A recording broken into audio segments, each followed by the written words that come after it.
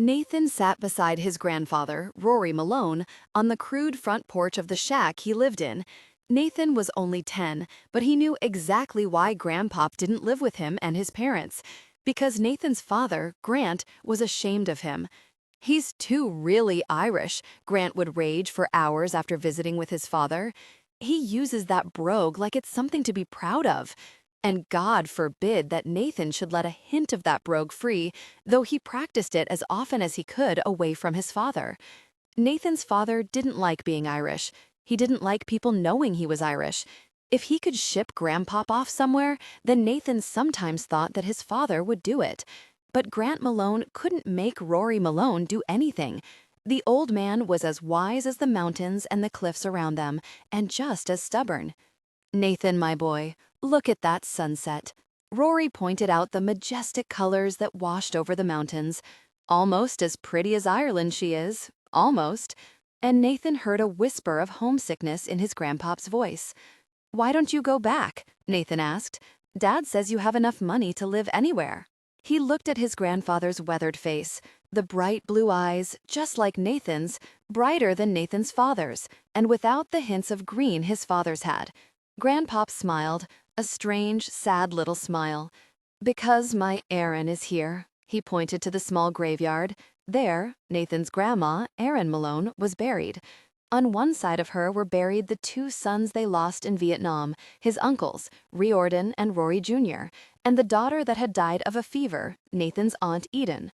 "Grandma wouldn't want you to leave?" Nathan frowned. His grandma was dead. What would she care? "Oh, now my Erin, she'd smile down on me no matter where I walked." Grandpop smiled that little smile again. "But I'd be separated from her, and I'd feel that separation in my soul, you see." Nathan shook his head. Grandpop sighed. "You have the Irish eyes, boy. One of these days you'll see from eyes not your own, feel with a heart outside your chest. Wild Irish eyes. Nathan, when you love, love well, and love true, and take care, lad, because those Irish eyes are windows into not just your own soul, but the soul of the one you love." Grandpop looked out at his Erin's grave. "And when you lose that heart, you can't leave the places where your memories are the best. And if I left her, I'd not be buried beside her." Grandpop stared back at him then, and Nathan felt his chest grow tight at the thought of ever burying his grandpop in the hard, bleak soil. "Wild Irish eyes," his grandpop murmured then. "My father gave me the same warning I give you now, boy. Don't lose the one you love. You lose a part of your soul when you do. The legacy of those eyes will ensure it." Nathan frowned. That didn't make much sense, but maybe he'd ask his Uncle Jordan about it later. Uncle Jordan still remembered his mother. He had been 5 when she died, just before Nathan's birth. But Uncle Jordan was in Houston right now on summer break with Nathan's older uncle Doran and his family. "So, my eyes are bad?" Nathan finally asked. "Not bad," his grandpop sighed. "Not bad at all, boy. You'll see one of these days. One of these days you'll see. Wild Irish eyes see what they shouldn't see, but even more." His grandfather stared down at him sadly. "The one who holds your soul, who holds your heart." He thumped Nathan's chest. "They see through you as well." "Dad doesn't have Irish eyes then." Grant's eyes had flecks of green. He always frowned. He always growled. Worry flickered over Grandpop's face. "Your dad is a good man." He repeated what he always said. "Is he, Grandpop?" Nathan thought about the baby sleeping in the house. The tiny baby that Grandpop said was his brother. The baby Grant Malone denied. Little Rory should have a dad too. Grandpop touched his head gently and said softly, "Nothing is as we think, boy. There are always layers and layers, shades of gray and shades of black or white. You gotta find why, not see what." "Because he doesn't love us," Nathan whispered, accepting it as only a child can. And Grandpop shook his head. "Layers, son, remember that. There's always what you don't know and what you don't see. And love doesn't always do what we think it should. Just remember that, and you'll do fine." And he grew. He looked for layers. He looked for shades of gray. Nathan Malone matured, became a SEAL, and the layers drifted from his mind. But they were there, always shifting, always moving. until the day he saw hell. And from the ashes of hell, he learned there were layers he never knew existed. 16 years later, Nathan Malone sat at his desk in the office of the garage service center he owned and watched the young woman talking to one of his mechanics. She didn't look happy. She looked frustrated. Sun-streaked blonde hair fell to her shoulders, a beautiful swath of waves that glistened in the sunlight. Nicely rounded, not too slender, she had an attractive figure beneath the black skirt she was wearing, and her top rose temptingly beneath a maroon blouse. Slender heels completed the outfit. He wondered if those were hose or stockings she was wearing. She looked like a stocking woman. Finally, she threw her hands up, looked around, and her gaze caught his. Her nostrils flared in determination, and she moved quickly past the protesting mechanic to the door of his office. He watched as the most amazing vision stalked across the floor and planted her hands on his desk, glaring at him. "Look, all I need is a wrench," she said forcefully. "Just loan me one, sell me one, I don't care.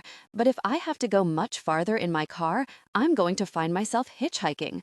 Do I look like I want to be hitchhiking today?" She spread her arms out from her body as she straightened, her pretty gray eyes cloudy, distressed, her pink lips tight as the mechanic moved in behind her. "No, ma'am, you don't." Nathan shook his head, his gaze moving over her appreciatively before he looked around her at the mechanic. "Is there a reason why we're not looking at her car?" he asked the other man. Sammy's eyes narrowed. "Garage bays are full, boss. I told her that." "A wrench," she ground out between her teeth. "Just loan me the very wrench." She was frustrated. Perspiration clung to her forehead, glistened at her cheeks. Then her expression smoothed with obvious control. "Look, really." Her voice softened, and he was enchanted. Right there, to the sound of a sweet southern bell, Nathan Malone lost his heart. "I really just need a little bit of help here, I swear. My job interview isn't going to wait for me. I promise I won't take long." She smiled, and he felt his world tilt on its axis.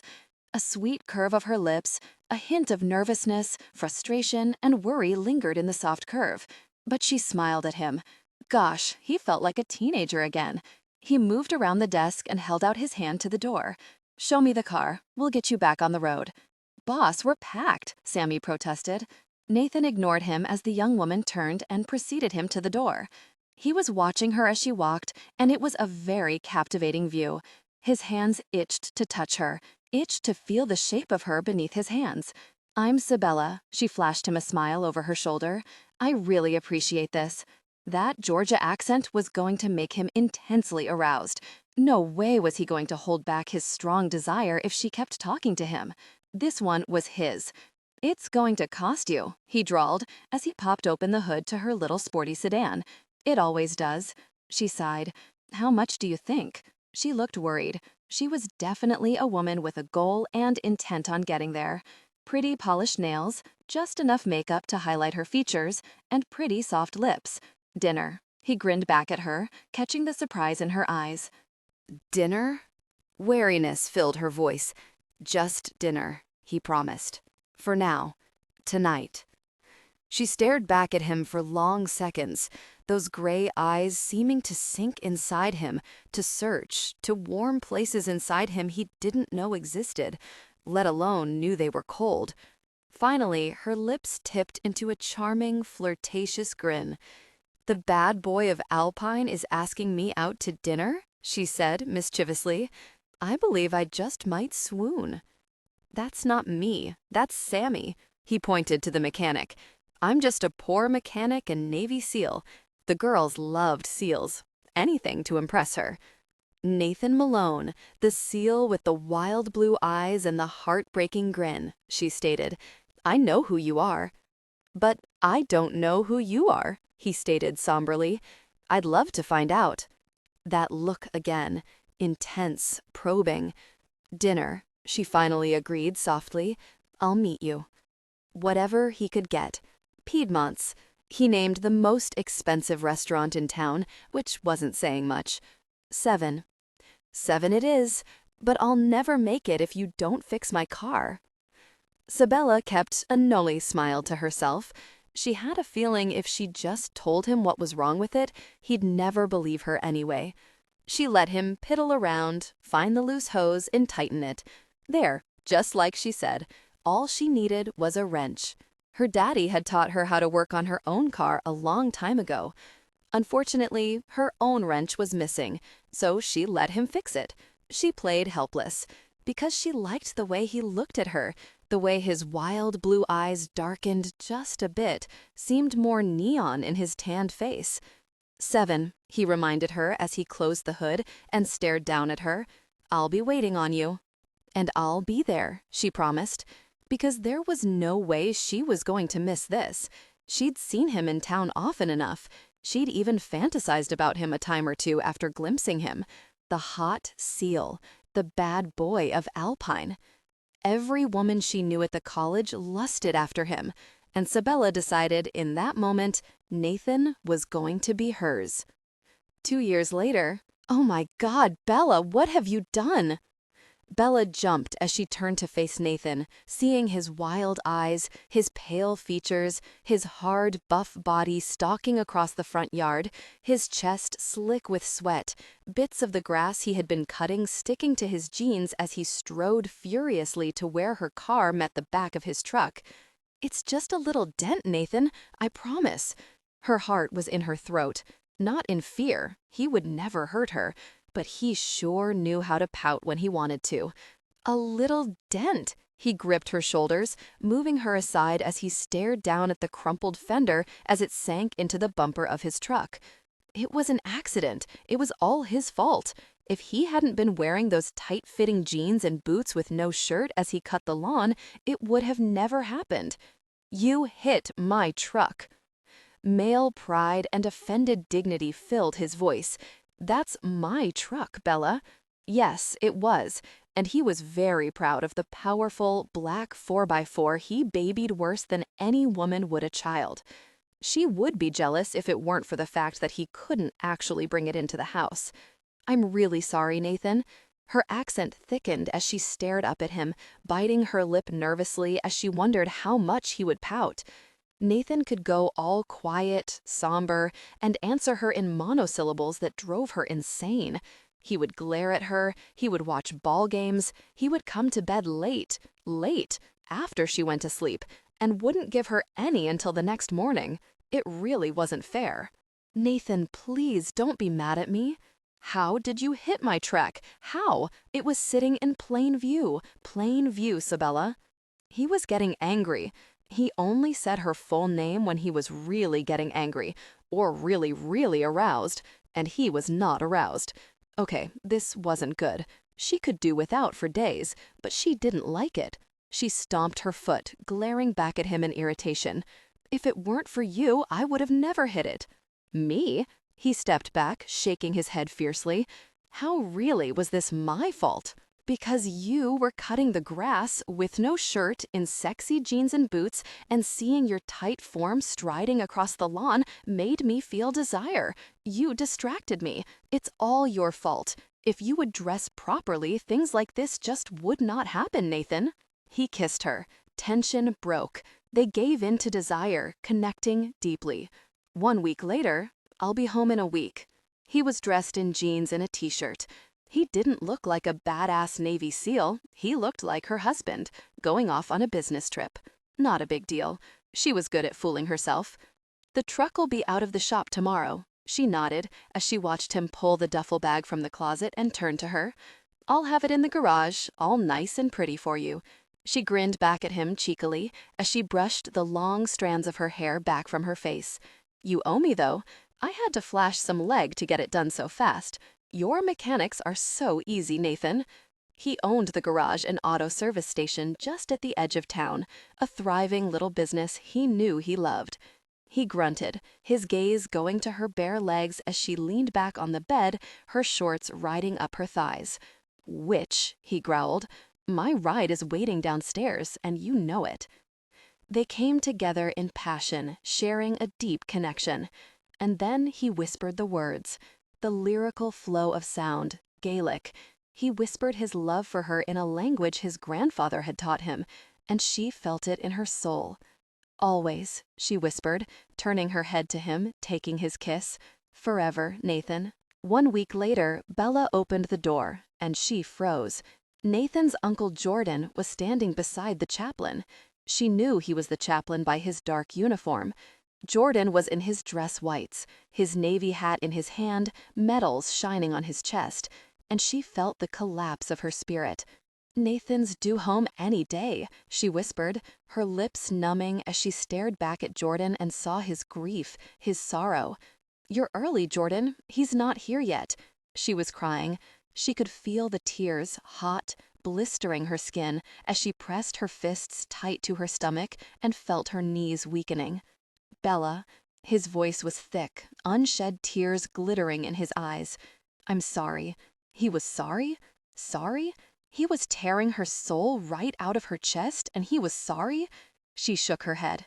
"Please don't say it, Jordan. Please don't say it." "Bella," he swallowed tightly, "you know I have to." He had to. He had to destroy her. "Mrs. Malone," the chaplain spoke for him. "Ma'am, it is my greatest regret to inform you." "No, no!" She screamed the words as Jordan caught her, dragging her into his arms and helping her into the house as the screams poured from her. They ripped from her chest like a knife, brutal, merciless. The pain dragged her into a pit of such deep, stark despair that she didn't think she could survive. "Nathan!" She cried out his name, screamed his name. She begged him. He swore he would always know when she needed him, even in death, because he had that gift. It was the eyes, he had said, and she had laughed at him. And now she wished it were true, because she needed Nathan, her wild Irish eyes. Oh God, Nathan. 6 months later, Bella came awake to her own sobs, her chest heaving as she searched the bed, her hands reaching across the distance, clawing at the sheets, the pillow, desperate to find him. He was bleeding. She could see the blood on his hands as though she were staring through his eyes. She could feel his agony, gut-wrenching, desperate, a ragged, gaping soul of unvarnished agony howling around her. It had to be a dream. Sobs tore from her throat as she ripped at the blankets, a guttural cry of raw agony tearing from her heart. "Nathan!" She screamed her name, her voice hoarse, raw from her tears, from the past horrific months. The funeral. They hadn't even let her see him. She fell forward, her tears dropping to the bed as she remembered, and knew it wasn't a dream. Nathan was really gone. Forever. They had closed his coffin to her. She hadn't been allowed to touch him, to kiss his beloved face, to whisper goodbye. There was nothing to hold on to, nothing to ease the agony breaking over her. There was only the emptiness of her bed, her life. There was only the horrible, aching hollow in her soul. It ate at her, burned into her mind, and reminded her every second, every day, that Nathan was gone. Nathan was gone. Forever. Except in her nightmares, where he cried out her name, where he touched her, then backed away from her, where he stared back at her with hollow grief, or when she felt the pain that tore through him. Unending, agonizing, so much pain. Then, as quickly as they began, as fast as she realized it was Nathan's pain, the dreams would shift, change. "I love you forever, witch."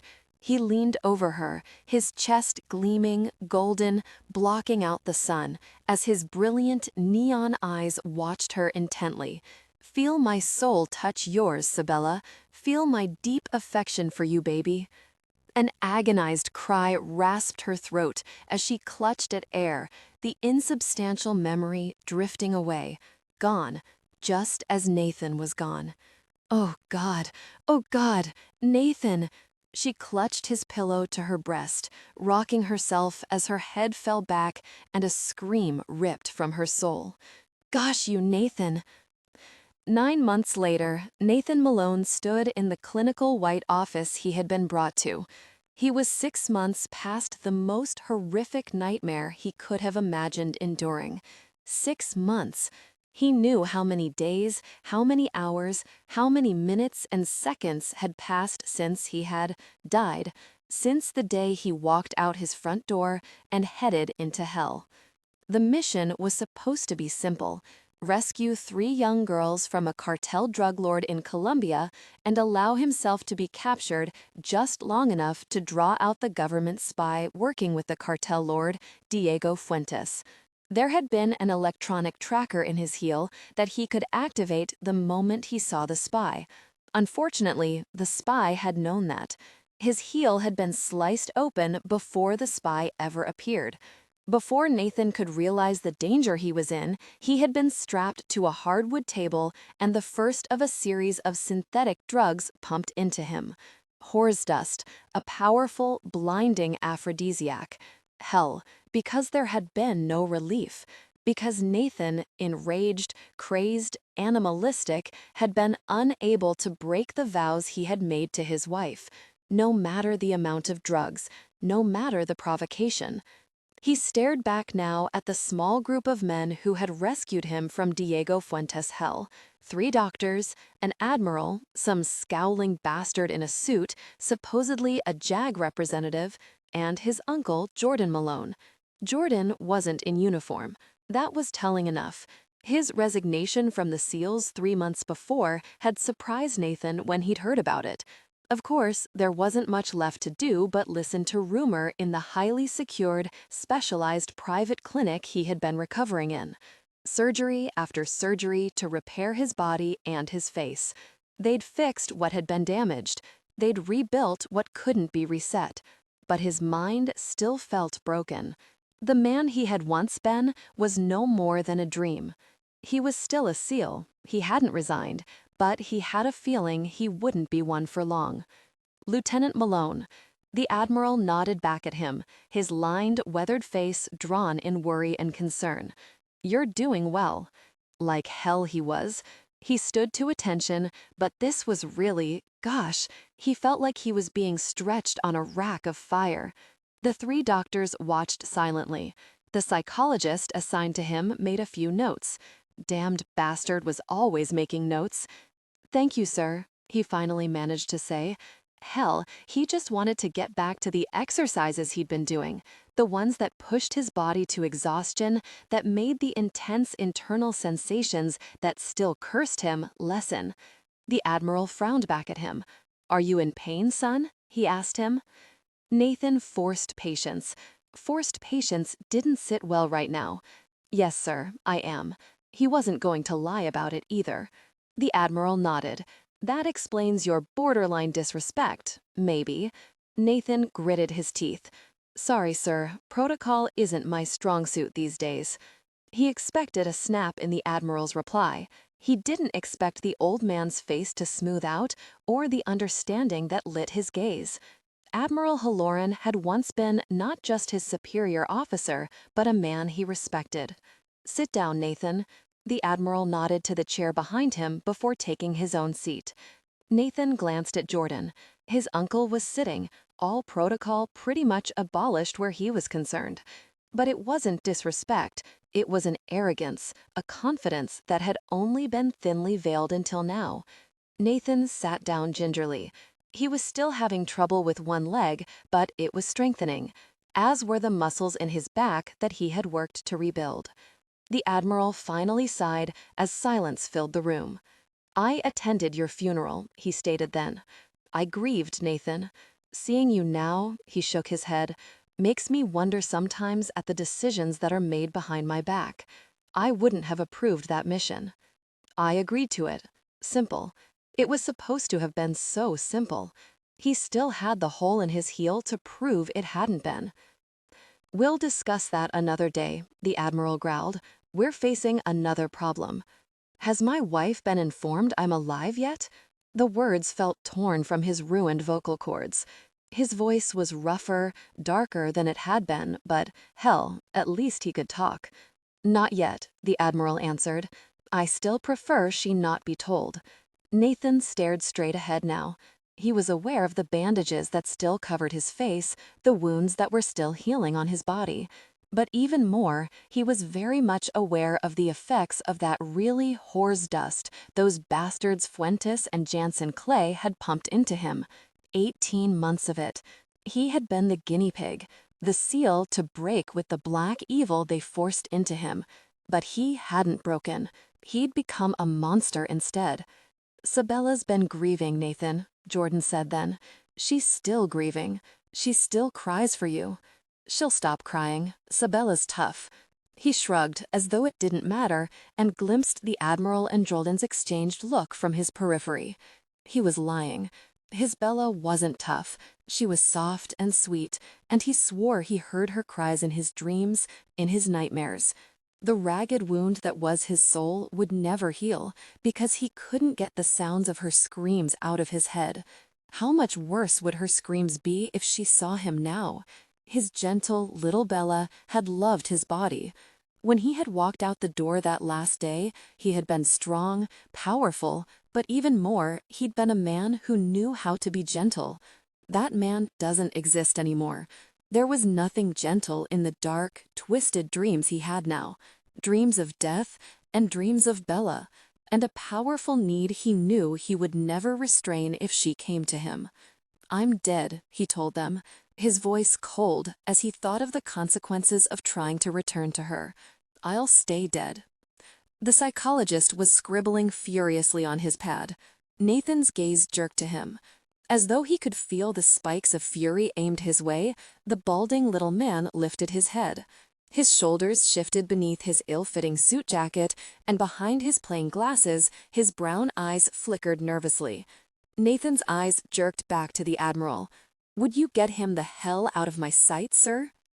Admiral Halloran stared back at him for long seconds before nodding to the doctors and jerking his head to the door. They all filed out quickly. None of them were comfortable in his presence. They never had been. Of course, they'd had to deal with an animal for the first 3 months that he had been under their care. Admiral Halloran sighed wearily and stared back at him. "Last chance, son," he said softly. "Let us call your wife. Send someone for her." He bared his teeth in fury. "No, sir." The "sir" was habitual. The growling rage in his voice wasn't. It was pumping through him, numbing his mind, filling his senses with the echoed images of his nightmares. "Enough," Jordan spoke into the silence. "I warned you he wouldn't change his mind." "Your respect has gone to hell, Jordan," Halloran snapped. "So has my patience," Jordan bit out. "I was given complete control of this unit, Admiral, and that supersedes even your rank." "If he changes his mind, then he can't go back," the Admiral argued. "Is that what you want for your nephew, Jordan?" "If he changes his mind, then that decision is mine to make, not yours or anyone else's." There was a hardness to Jordan, a bleak anger Nathan had never seen in him before. "He'll be transferred to the command center tomorrow, and the doctors there will work him with the others." "You haven't even asked him if he's willing," the Admiral was in Jordan's face now. The two men nose to nose, two incredible wills clashing. It would have been amusing if Nathan had been in the mood for it. He wasn't. He rose to his feet and headed to the door. "Nathan." Nathan paused before turning back to face his uncle. Jordan had once been not just family, but a superior officer, when they had both been SEALs, when Nathan had been a man rather than the animal he had turned into. He stared back at Jordan. "Make it quick. I have exercises to finish this evening." Jordan got to his feet. "There are other options than the SEALs." "Oh yeah?" Nathan arched his brows. "What's better than the SEALs, Uncle?" "Hell, been there, still take trips." Jordan nodded slowly. His brilliant blue eyes, wild Irish eyes, his grandpop had called them, stared back at him. "There are other options, Nathan." "Really?" Nathan stared between Jordan and the Admiral. "Yeah," Jordan nodded. "You walk out of here as a SEAL, and you walk out as Nathan Malone. You walk out with me, and Nathan Malone ceases to exist." The Admiral moved from his chair with a jerky movement and paced to the other side of the room. "You leave with him, and the SEALs won't exist for you anymore, Nathan. The only men you'll have contact with are those in your old team under Commander Chavez to retrain. You'll be dead forever. Nathan Malone will no longer exist, not for you and not for your wife." Nathan stared back at him, but it was Bella he saw. She hated a broken nail. She worried about wrinkles. How would she handle a husband who was little more than a monster? He turned to Jordan. So, where do I sign up? 3 years later, Jordan Malone stood in his office and stared through the privacy glass at the exercise room. His hands were shoved in the pockets of his jeans, a scowl on his face as he watched his nephew. Nathan, now known as Noah Blake to the world, was only 5 years younger than he was. Jordan had been a surprise to his parents, a shock to his older siblings, and he had been more like a brother to the man pouring with sweat beneath the weights in the other room. The change in Nathan over the past years was nothing short of miraculous. Hell, the first 6 months, the very fact that he had survived had been miraculous. It had been the first 3 years that had been the hardest, though. The nightmares and effects of the horror's dust in his system had nearly driven Noah insane. But had he survived? Sometimes Jordan wondered if the man who had taken that final SEAL assignment was the same one he was staring at now. His face was different. The plastic surgery had made it leaner, the bone and muscle more denned. Fuentes had done a job on Nathan's face while he was a captive. Bones had been shattered. The repairs had been extensive. The change drastic. No one who knew Nathan Malone before would guess at his identity now. His build was different. His body was leaner but more powerful, rock hard, and his will was steel. He was a cold, icy-eyed killer. He wasn't Nathan Malone anymore. He was truly Noah Blake, because Noah had made certain nothing of Nathan existed. Noah's training with Reno Chavez's unit in the past years had worried Jordan. Where once the Navy SEAL Nathan Malone had pulled his punches and killed only when he had to, now Jordan shook his head. Noah killed with deadly, silent efficiency. Jordan remembered the night they had rescued the man who had been Nathan from Fuentes' hold. Nearly every bone in his body had been broken at some point. He had been wasted away, nearly starved, and pumped so high on a powerful drug his eyes had glowed like a demon's. And he had fought. He had fought not to rape the girl locked in the cell with him. He had fought to protect her. And he had fought to walk out rather than be carried out. Jordan had been certain his nephew would never survive the withdrawal of the drug and the effects to his brain. He'd never imagined Nathan would come back, stronger than ever rather than broken.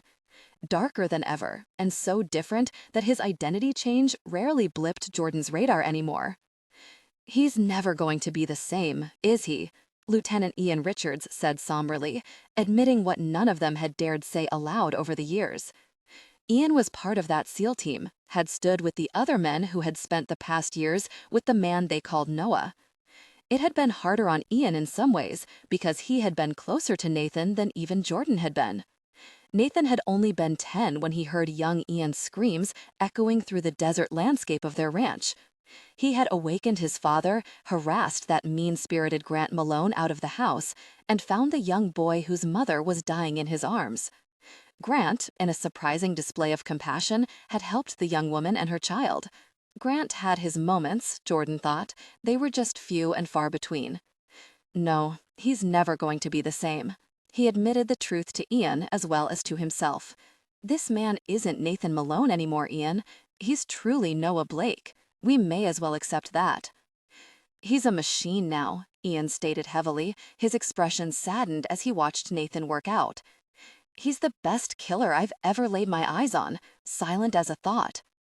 Jordan turned to Reno Chavez, the commander of the group. Reno shook his black head.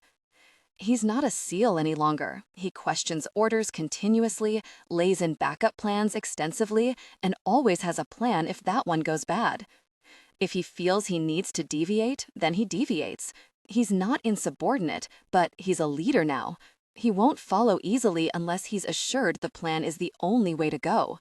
He's a Jordan, but he's a very efficient one, like a shark, cold-blooded, focused, and deadly." Jordan nodded. "Thank you, Reno. I appreciate the report." "You have my written report as well." Reno nodded to the file that had been laid on Jordan's desk. The monthly reports hadn't deviated in years. Nathan was barely a man any longer. He often reminded Jordan of a robot, little more. "Jordan, he's not going to survive like this. Ian said quietly, turning back to the window, watching the man that had once been his friend. He'll self-destruct. One of these days, he'll put a bullet in his own head. As though Noah had heard him, sensed him, he sat up on the weight bench and grabbed a towel. His gaze sliced past the two-way mirror and stared back at them. His eyes were darker, wilder than Nathan Malone's had been, searing navy blue in a dark, sharply defined face. His black hair was thick, long, nearly to his shoulders now. He refused to cut it. As he turned his back, Jordan glimpsed the black sun pierced by a red sword that had been tattooed on the left shoulder blade of Noah's back. The emblem of the elite operational unit was another reminder of how Noah had shed his past as Nathan Malone. He had signed his life over to a unit that at times could be little more than a suicide mission. He'll survive. Jordan kept his response cool, but what he felt inside was anything but cool. He's not finished yet. He just thinks he is. Nathan hadn't returned to his wife yet, and Noah, the man he was, hadn't forgotten that woman. He wouldn't find himself until he did. Jordan had pulled his nephew into this unit because he knew the man he loved like a brother would have never survived intact if he'd had to face the world after his release from the clinic, or if he'd had to face his wife. The psychologist had agreed. Nathan would have taken a walk one day and just never returned. He hadn't been ready. Noah might still not be ready either, but Jordan was going to end up testing him anyway. 3 years later, it won't be easy to get him to agree to it. Ian Richards warned Jordan as they watched the 6-man unit of the elite ops working out in the gym through the two-way mirror that looked into it. Noah was stronger than ever, lean, powerful, cold. He'll go, Jordan said softly. He'll not let her remain in danger. Ian blew out a hard breath as they stared at the man they all knew as Noah now. Would she want him back like this? He asked. Jordan had questioned that one himself. For 6 years, Sabella Malone had been without her husband. In the past 3 years, she had finally begun living again, dating again. There was a chance Noah could lose the wife he never admitted he had very soon to another man's arms. We'll find out, won't we? Jordan mused. We'll be your backup in the Alpine mission, Reno told him then. This small group of men had been assigned to the elite ops, partly privately funded, partly government-backed. The unit was a test unit, a group of dead men, of rogues. In the past years, they had become a highly advanced, specialized unit dealing in operations that other agencies couldn't touch either because of political sensitivity or the level of danger involved. Jordan nodded slowly before watching Noah once more. We'll meet up at the command center set up in Big Bend National Park, he told them. You'll receive your orders within the next day or so. Ian and Reno nodded and left quickly, heading out to prepare for the coming operation. All that was left was getting Noah Blake to go along with it. Jordan sat down at his desk, picked up the file he had on the mission, and called Noah into his office. Noah made him wait. When he walked into Jordan's office, his hair was still damp from his shower, his blue eyes cold, no emotion, no life flickering within them. Are we ready? Noah took the seat in front of the desk that Jordan indicated. Almost.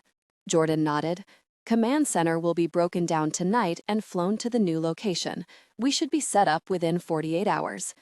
Noah didn't say anything. He just stared back at Jordan, waiting. His patience was seemingly endless now. But when he erupted into action, there was no one faster, no one deadlier. You're delaying, Noah finally drawled, that ruined voice scraping. That voice had once been flowing, deep. Now it was guttural, almost raw. First mission is in Texas, Jordan stated. Noah didn't respond. His gaze didn't even flicker, as though nothing in Texas concerned him. No family, no grandfather, brother, or father, no wife. Command center will based 40 miles out of Alpine. No. Noah's tone was icy. Jordan lifted the file and slapped it down in front of him. Read the file. You don't want the mission, then forget it. You can head to Siberia for all I care and babysit that scientist they had us kidnapped last month in the cold, but you will read the file first. Jordan stomped from the office, slammed the door behind him, and left Noah to the information they had gathered. Noah, he never thought of himself as Nathan anymore, stared at the file as though it were a rattler. He didn't want to read it. He didn't want to know. Siberia suited him just fine. Gosh, that scientist was a quiet little thing. She just liked working on her projects. She didn't like company. She would do. He got to his feet, then stopped. He stared at the file and almost turned away. Almost. A picture had slid from just inside the file, and he knew that chin. He picked it up slowly. The center of his chest was a hard, searing knot of agony as he pulled the picture free and frowned. And there it was. That familiar curve of the brow, those pretty, soft gray eyes. But he'd be surprised if he knew the woman they belonged to. She looked like Sabella. His Sabella. It was his Sabella. But she was so different. Her sun-streaked blonde tresses were darker, almost brown in some places. And her hair was longer now, well past her shoulders, thick and heavy. Her face was thinner, her expression was quieter. There was no smile on her lips. Unless she was angry, Nathan had never seen Sabella without a smile. The thought of her smiles, her laughter, her joy, followed him into his dreams sometimes. Sometimes they held the nightmares at bay. What would he hold on to now that he saw that smile was gone? He held the picture in one hand, staring at her. He had refused to read any of the reports he knew Jordan kept on her, refused to hear anything about her in the past 6 years. He had only 2 questions if her name came up. Was she alive? Was she safe? Jordan had always nodded, and Noah had always walked away. He opened the mission file. It didn't take long to read it, even less time for him to have to fight the howl of pure rage that burned in his throat. Sabella was smack in the middle of an operation that had already killed 3 SBI agents and the wife of a prominent politician. Gosh, he'd asked his father for one thing in his entire life. If anything ever happened to him, to watch out for Sabella, and that lying bastard had sworn he would. But he hadn't. Sabella was undefended. Only his bastard half-brother was trying to help at this point. The mission file was peppered with information on Sabella, his half-brother Rory, his grandfather Riordan, and the father he could feel himself beginning to hate now. And it was filled with danger. That danger could touch Sabella. He could see it. He could see the threads that, if pulled just the right way, would tighten around his wife's neck and put her in harm's way. Nathan's wife, he reminded himself bitterly, not Noah's. Noah Blake had no wife. But he couldn't erase the past that had once belonged to him, or the dreams of a wife that had been his, no matter how hard he tried. And now she's in danger, because he hadn't watched out for her. He sat down and stared at the picture. It was bad enough the man she had loved had died, but the haunted shell that was left hadn't even been able to watch out for her.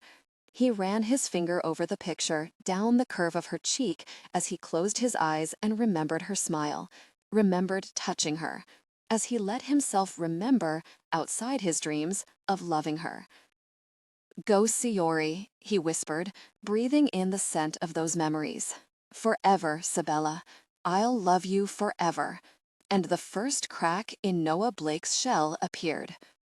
Nathan.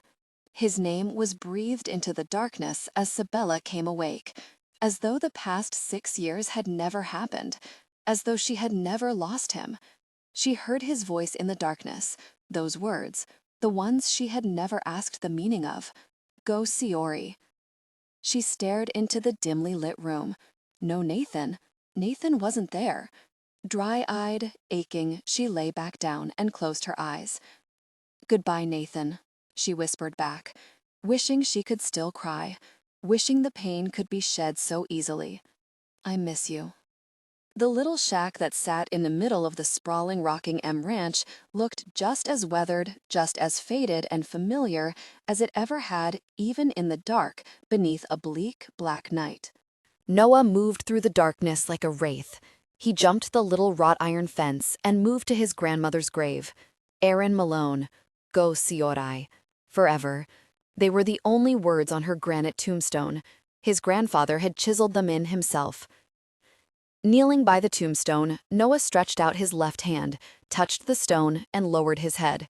His grandfather had always paid homage to their grandmother in this fashion. All her children had, except Grant Malone. And Noah did now. He wondered if his brother Rory did as well. He lifted his head and stared at the shack. It was dark, shadowed, but he knew his half-brother was there.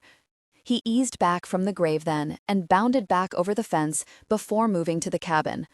Rory was quick. He was suspicious. He had known throughout the day that someone was watching the cabin, but Noah hadn't tried to hide it. He moved around the shack on silent feet. He flowed with the shadows, became a part of them, used them to his advantage until he stood at the end of the back porch and stared at the young man who sat in the aged rocker. Rory was 25, a man grown, and he looked too much like Nathan had at that age. He was broader in the shoulders and his muscles were heavier, but not as effective. Rory sat silently, his rifle resting across his thighs, his body tense. "I know you're here," his brother muttered. "If I haven't scoped you by now, I'm not going to. You might as well take the shot." Disgust lined his voice, filled his expression as his head lifted. Rory thought he was dead, just as everyone else did, and no one needed to ensure no one else suspected. Except Rory. Nathan would need his help. As silent as moonlight, he was over the banister of the porch, the rifle pulled from Rory's grip, the barrel across his brother's neck as the rocker tilted back to the wall. It wasn't a harsh grip, it was a warning one. He didn't want to wake the old man. He didn't want to add to Rory's grief or to his own shame. "Stay silent," Noah hissed in Rory's dark face. "I'm not here to hurt you." Rory's expression was frankly disbelieving, but Noah would have been surprised if he'd reacted any other way. "You have one chance to know what I know about your brother," Noah warned him quietly. "One chance. Blow it, and it will never return." Rory's eyes narrowed, startling blue eyes, true Malone eyes. "My brother's dead," he bit out quietly. "What could you tell me about him that my uncle couldn't?" Noah leaned closer. "Bretair, what could I tell you that you want to know?" Then Noah leaned back again slowly. Rory was shaking. His dark face, Gaelic dark, paled as he stared back at the shadow hovering in front of his vision. Noah moved back slowly, still gripping the rifle. "Come with me." He jerked his head to the shed at the edge of the house yard. "Does he still keep the shed lit?" There was no answer, but Rory was following. They stepped into the shed, and Noah closed the door carefully before flipping the light on. Rory collapsed on the old chair in the corner and stared back at him. His gaze was dark with pain, anger. "I thought you were my brother," he whispered. "Gosh, I hoped you were." Noah watched as his brother rubbed his hands over his face and shook his black head. Noah removed the night vision glasses he wore, a new toy the unit was playing with, one he had taken advantage of. He stared back at Rory, realizing the color of the eyes he saw every morning in the mirror was wilder, bleaker, much darker, and more dangerous than his brother's. Rory blinked. "Do you still sneak in here to smoke?" Noah asked, remembering how his brother used to slip a cigarette when he thought no one would catch him. Only he and Rory had known that. Rory's hand shook. He gripped the arms of the old chair and stared at Noah as though he could force himself to see what he needed to see. "Who are you?" Rory finally breathed out painfully, his voice filled with more disappointment than Noah had expected. "And what in the world do you want?" Noah shook his head. "I don't have time for games, Rory." "You're not Nathan," Rory whispered. "I'm not the Nathan you remember." He moved to the wardrobe in the back of the shed, opened the small door in the bottom, and extracted the bottle of whiskey he knew his grandfather kept there. He hid his spirits from his Aaron. He would always grin when he slipped a sip. Even though his Aaron was dead, his grandfather continued the tradition. Uncorking the fine imported Irish spirit, he tipped the bottle to his lips and took a healthy drink. He didn't grimace as it went down, he savored it. Recapping it, he returned it to the drawer and turned back to Rory. The boy was staring at him now as though he had seen a ghost. "No one knows about Grandpa's stash," he whispered. Noah nodded shortly. "You knew. I knew. Grant never knew." Rory breathed out roughly. You stopped calling Grant Dad after you found out about me." Noah lifted his shoulders in a shrug. He couldn't be your dad, then he was no dad of mine. Rory shook his head as though to shake the confusion clear. Nathan almost felt sorry for him. He didn't have time for pity, though. He grabbed an old wooden chair and pulled it to him. Straddling it, he stared back at his brother. "You're not making sense," Rory said, his voice forceful. "You're not Nathan, but you know the things only he knew." The younger man's gaze looked him over desperately. "Who are you?" "Nathan's ghost," he sighed. "I'm Noah Blake, Rory, and you can't ever forget that. From this second on, believe Nathan is dead, because that man is long gone. Only Noah exists." And still, Rory was trying to find Nathan within him. Noah watched the desperation in his brother's gaze, felt it lashing at his soul. "I need your help, Rory." "My help?" Rory shook his head again. "Gosh, I don't even know who you are." "You wouldn't have known me even 5 years ago," he told him. "Gosh, happened. Death happened." "Sabella?" "Doesn't know." Noah's voice hardened. "And no one's telling her. I wasn't joking, kid. Nathan Malone stays dead." Rory stared everywhere but at him for long, tense moments. "Gosh." The boy got to his feet, anger churning in his face now. "You jerk. You're not Nathan. And you know how I know you're not Nathan?" Noah stared back at him remotely. Pushing the emotion back was the killer. Gosh, he'd thought it would be easier than this. He had told Jordan a walk in the park. This wasn't the park. It was a bleak nightmare. "I'll tell you," Rory snarled. "You're not Nathan because Nathan wouldn't be here." He stabbed his finger at the floor of the shed. "He wouldn't be here with me right now. He'd be taking care of his wife before someone else decided to do the job for him." Before Noah realized the lack of control festering inside him, before Rory could guess his intent, Noah lifted him by the throat from the chair and threw him against the wall. Pinning him there, he snarled back in his face. Rory looked as Nathan had once looked. He was built as Nathan had once been built, or as Noah had. They could have been twins at one time. They could have been born into the same mother and father rather than different mothers. Rory was a younger Nathan, and Noah bet he remembered how to laugh. "Have you touched her?" Ice seeped inside him. It filled his voice, filled his soul. "Did you comfort her?" His hands tightened around Rory's throat. He could see it, Rory touching her, holding her, as Sabella whispered Nathan's name, whispered forever. His hold became tighter. His Sabella, sweet, soft, warm, forever whispering in his ear. She had promised him forever. Was she giving it to Rory instead? "Nathan?" Rory was choking as he stared back at him in shock. Tears filled the boy's eyes, darkened them. "Nathan," he wheezed. Oh God, you're alive, you jerk." Noah deflected the kick, the fists to the kidneys, and the younger man's choked curses. He released the hold on his neck, twisted his arm behind his back, and flattened his face to the table next to the wall. "Did you touch my wife?" "I should have," Rory cried, half sob, half enraged bellow. "I should have, you difficult person, you difficult person. You're just like him, just like that heartless little bastard that made you." Rory laid his head on the table as Noah released him, and his shoulders shook. He kept his forehead pressed into the wood, and a sob tore from his throat. Noah flexed his hand, staring at it, his jaw tightening until he felt it would crack as he stretched his fingers and realized they had been wrapped around his brother's throat. "Get out of here!" Rory straightened, keeping his back to him. "Get out!" "I can't do that, Rory." He turned furiously, his eyes blazing as he sneered back at Nathan.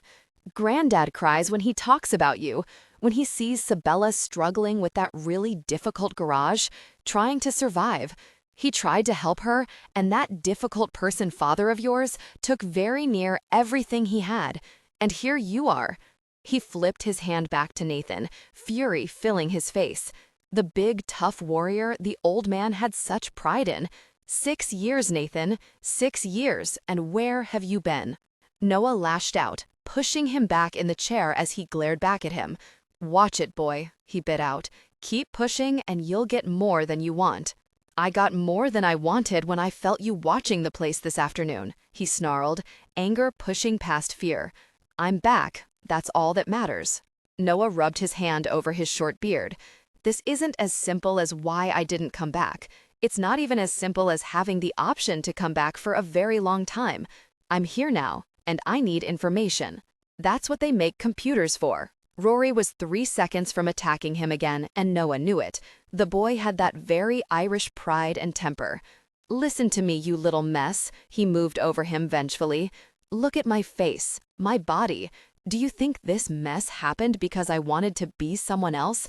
Because I wanted my life completely ruined? Look, Rory, look at the scars. You want to see my back? How about my legs? You want to see the hole they cut in my foot? Will that help? He jerked back, furious, enraged. So much for control. He hadn't let his control snap in more than 5 years. He inhaled roughly. He wasn't going to let it snap now, not any further than it had already. He turned back to his brother and pushed back the emotion. The horror in his brother's eyes wasn't what he'd wanted to see. Belle's not the same without you, Rory whispered. She's sad all the time. All she does is work. All she does is close herself off. She's not even the same girl anymore, any more than you're the same man. Noah clenched his jaw, his fists. He couldn't talk about Sabella. Not now, not yet. Tell me about the black-collar militia. Rory blinked. BC, he snorted. I stay out of that mess. I remember the whipping you gave me before you left, okay? I didn't ask if you were still stupid, he growled. Tell me what you've heard. Rory licked his lips and looked away for a second. 2 of Belle's mechanics are BC. Low level mostly. No one knows what's high level. The little twits like to brag sometimes. Mostly they run errands, crap like that. Noah straddled the chair again. When did they start working for Sabella? Rory narrowed his eyes at him. You always called her Bella, Nate. Rory, don't piss me off again, he sighed. Answer my questions. And you call me by that name again and I'll bust your head. My name is Noah Blake. Rory flinched before tensing and shaking his head. Gosh, he breathed out roughly. A year or so ago, maybe. All the guys working for you left that first year. Belle was in bad shape for a long time. When she finally came out of it, she was on the verge of losing the house and the garage. I couldn't keep it running. His expression twisted painfully as he stared back at Noah. I tried, he whispered, but I couldn't keep it going. He shrugged. And Belle? She's a really good mechanic, but she doesn't have good people skills, you know? Getting things back up and running has taken all our time. Sabella, a mechanic? Noah held back his total disbelief. That one he would have to see to believe. And no people skills? Who had kidnapped his wife and replaced her? Just tell me about the militia, Noah growled. Rory pushed his fingers through his hair. I simply don't know much. He shook his head. I'm pretty sure Mike Conrad associates with them. I know he's hot for the garage since news came you were dead. He's made Belle an offer a few times, but she refuses to sell. Sometimes Mike gets a little drunk, and when he does, he'll run his mouth. But he hasn't spouted off about anything dangerous yet. Sheriff is a badass. He could be in it, but with him, who knows? There's rumors the BC are involved in some of those deaths in the national park, but like I said, rumors. Gosh, Noah, I've been so very busy just trying to keep the wolves away from Belle that I don't have time for that crap. Noah nodded. He hadn't expected Rory to know a lot. You're giving me a job at the garage. You hired me tonight. You met me last month when you were at that bar in Odessa. Rory gave him a surprised look. You know about the bar? And the barmaid, Noah grunted. I showed up this afternoon, found you heading back here and stopped. We chatted. You offered me a job. Rory stared back at him. Confusion? And Belle? Won't know who I am, he told Rory quietly. And if you tell her, Rory, if you even hint it to her, you'll disappear until all this is over. You understand me? He stared back at his brother. There was no anger now, no emotion. The ice was falling back into place. But Bella's your wife, Rory whispered painfully. You almost stayed away too long, man. I'll take care of Sabella, my way. He rose from the chair, staring down at Rory with hard eyes. Do you understand me, Rory? My way. Rory nodded hesitantly. Stay here tomorrow. Sleep off that drunk you're going to tie on tonight. Don't show up until you can get a handle on this, Rory grunted. Then I guess I'll see you next lifetime. Noah stared back at him silently for long moments. Fine, day or two, his brother shrugged. And you don't tell Grandpop either, Noah warned him. Rory shrugged. I won't tell. Doesn't mean he won't know. You know Granddad. Unfortunately, he did. Riordan Malone always seemed to just know things. It had been creepy when he was a kid, comforting as he grew older. And now it was just worrisome. Why, Noah? Rory asked the question Noah couldn't answer. Why the name? And why are you back here for the BC and not your family? Bitterness filled his brother's voice, his expression, and Nathan was certain he could blame him. I'm back because the BC threatens my family, he stated, his grating voice harsher, darker than it should have been. As for the name, his lips quirked. It's Irish. Now keep your eyes and ears open. I'll tell you more as I can. Rory gave him a mocking sneer. Really, man? You know, you're right. Belle doesn't need to know who you are. She has a second chance now. Maybe this time she'll get a man that will stay home a while. Noah froze. He didn't even blink. Meaning? You should have checked things out a little before you came back and accused me of touching what's yours. It's not me you have to worry about, Noah. Try worrying about your good friend Duncan Sykes. She's been seeing him since his divorce a year ago. Rory's smile was mocking. If I were a betting man, I'd bet she'll be letting him drive your truck soon. Noah pushed back the demon rising inside him. Long of fang, sharp of claw, it tore at his brain, threatened his control, his ability to think. Duncan Sykes. No, it hadn't happened. Bella hadn't been with another man. No other man had been intimate with her. No other man would dare, because he would kill him, and he would have known. Noah slipped back into the night as silently as he had come in. He made his way back around the house, moving quickly, staying in the shadows until he reached the canyon where he'd left the Harley, more than a mile away. He was aware of Rory trying to track him, but the kid wasn't experienced enough. He'd lost sight of Nathan seconds after he left. But there were other eyes, old eyes, tear-filled eyes, that watched every stride he took with pride, love, and fierce, exultant joy. Dawn wasn't far away, but rather than returning to the command center to catch a few hours' sleep and report to Jordan, Noah pointed the Harley home instead. He couldn't get it out of his head. Sabella was seeing someone? Was she intimately involved with his old friend Duncan Sykes? He had to know. He had to see her for himself, feel her, know she belonged to him even though he knew he couldn't have her. 6 years. He couldn't be reborn. Nathan Malone was dead in more than just name. The man he had been was dead. The man Sabella had loved was dead. Had she found someone to replace him? He couldn't consider it. Over 6 years without her touch, without the soft scent of her, he couldn't take another woman. He couldn't bear the thought of it. His vows held him. Sabella's soul held him. He couldn't have her, but he couldn't have anyone else either. Could he bear to know she was in another man's arms? He turned down an old back road and pulled the Harley into a shelter of trees, turned the ignition key, and swung off. He began the short hike that would take him to the back of the house. The 2-story brick house sat at the edge of town. There were no neighbors close enough to see him if he came in on the lower edge of the property. He just wanted to stay a minute, he told himself, as he moved through the pre-dawn light, keeping to the shelter of trees that bordered the backyard. He had nearly stepped into the yard before he stopped, came to a hard, freezing stop, and just stared at the vision that stepped out on the back porch. His reaction was like a fist to the gut, threatening to double him up.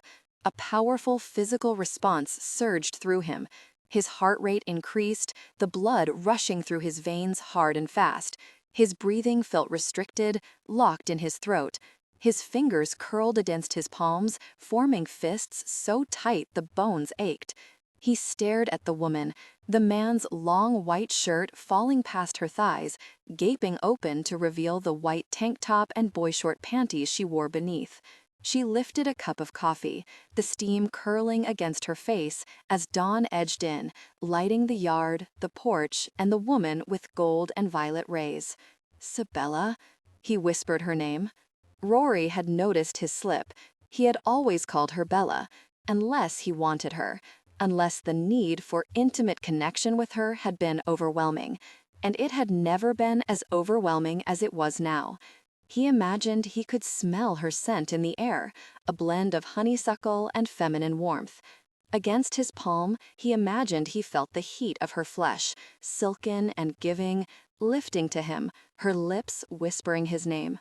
He remembered several times, many in fact, that they had shared intimate moments on that back porch. Passion had peaked between them there. Agony pierced his chest and bit into his soul like an animal's fangs. And that was how he wanted to bite her. He wanted to grip her neck between his teeth and hold her in place like an animal. He wanted to hold her close and feel her respond to him with primal intensity. But her responses would be far different than when she had once given herself to him, he thought. The man he was now, the dark hungers that filled him, would terrify her. But still he watched her, watched as she enjoyed that first cup of coffee, the almost sensual pleasure in her face as the heated liquid passed her lips, and he let himself remember when that sensuality had once flowed over him as well. He remembered her laughter and her smile. He remembered touching her, holding her, and he had to restrain the need to remember sharing dreams with her. Once they had had such dreams, simple dreams, a dog and a kid, maybe a pool in the backyard. And now here he was, hidden from view, watching as his wife's too somber face lifted to the dawn, and he swore he felt her whisper his name. A few more hours, he thought. He would check in with Jordan, shower, and change clothes before heading to the garage. When he had first gone back to Texas with the other members of the elite operational unit he had joined, Noah had told himself he would do the job and leave. That simple. As he stood staring at his wife, he had a feeling it wasn't going to be that simple at all. Today, he would step back into her life as another man, a man whose hungers were so dark, ran so deep, that sometimes they made him pause. A renegade. He would come to her not as Nathan Malone, but as Noah Blake, and he would come into her life as nothing she could ever imagine. 3. Hey, Belle, Mike Conrad just called about his car, and that very motor hasn't come in yet. He's on his way here and he sounds drunk again. There's some intimidating person waiting in your office for Rory, who called in drank this morning, and you're making me crazy having to talk to your legs. Get out from under that car. This wasn't good. Her receptionist gopher was sounding less than pleased and more irritated and harried than first thing in the morning should be calling for. She stared up at the innards of the vehicle she was working on. Grease and grime and years of neglect met her inspection. It almost reminded her of her own life, she thought with a grimace. Answer me sometime today, Belle. Toby was sounding more harried by the minute. Look, this dude is a major difficult person. He's going to crush my head and shove it in my pocket like a very baseball if you don't talk to him. Her lips almost twitched. Toby, with his gangly, too tall body and intensity, sometimes reminded her of Nathan's brother Rory when she had first met him, and he could be just as melodramatic as Rory had once been. Sabella pushed tiredly against the underside of the motor, sending the creeper rolling across the cement until her head was free, leaving her to stare up at Toby, the young man she had hired to take care of the office. His shoulder-length light brown hair was pulled back in a low ponytail, his brown eyes filled with anxiousness, as his forehead creased into a frown. Gosh, she didn't have time for this. I told Mike the motor would be ready tomorrow, not today. She heaved herself upright, sitting with her jean-clad legs spread over the narrow, hard plastic device used to maneuver beneath the vehicles as she lay back to work beneath them. She propped her arms on her knees, staring up at him in exasperation. She wiped her grimy fingers negligently against the side of her jeans before brushing the loose strands of her dark brown and blonde-streaked hair back from her face. We're not hiring, and Rory will be here when he gets here. That's all I know. Now take care of it.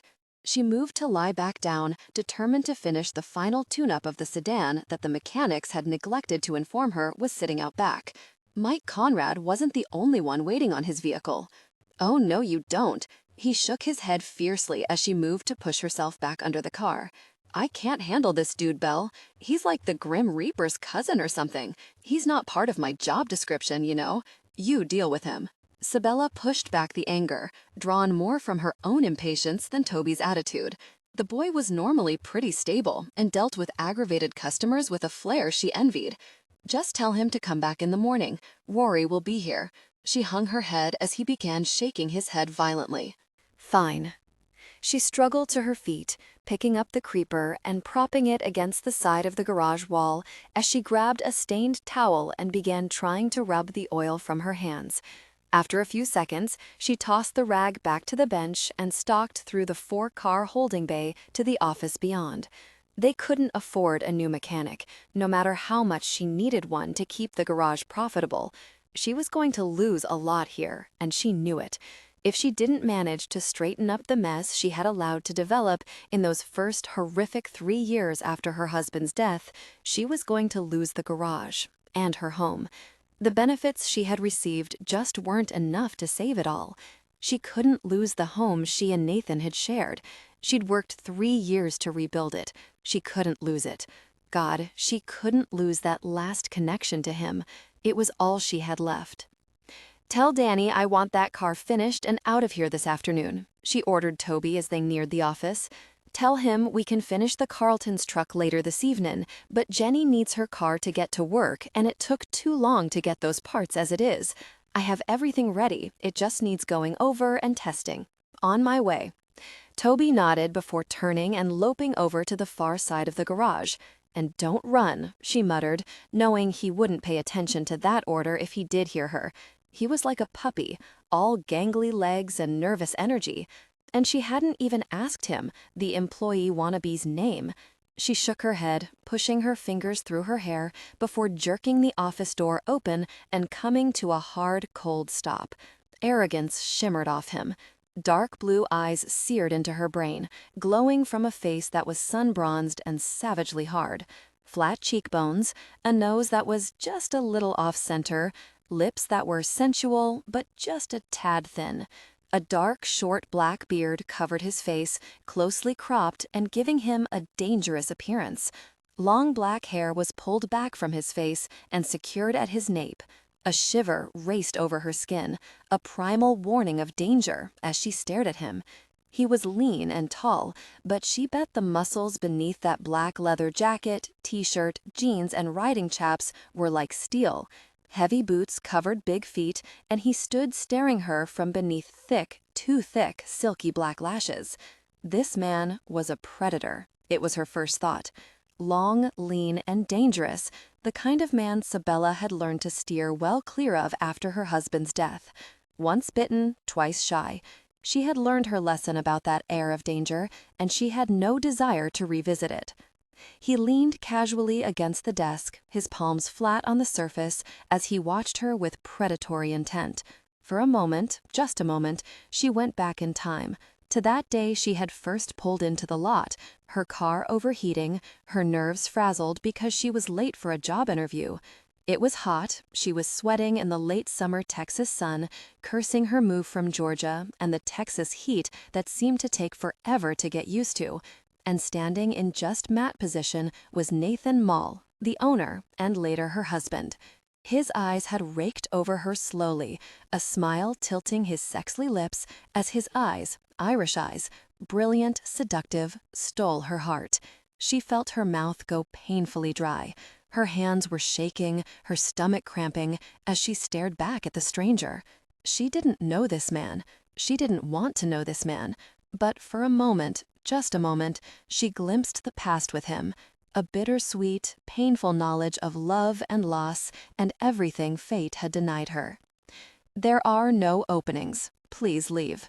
Okay, so that was really rude, but she was really busy too, and she didn't need the headache she knew would come with this man.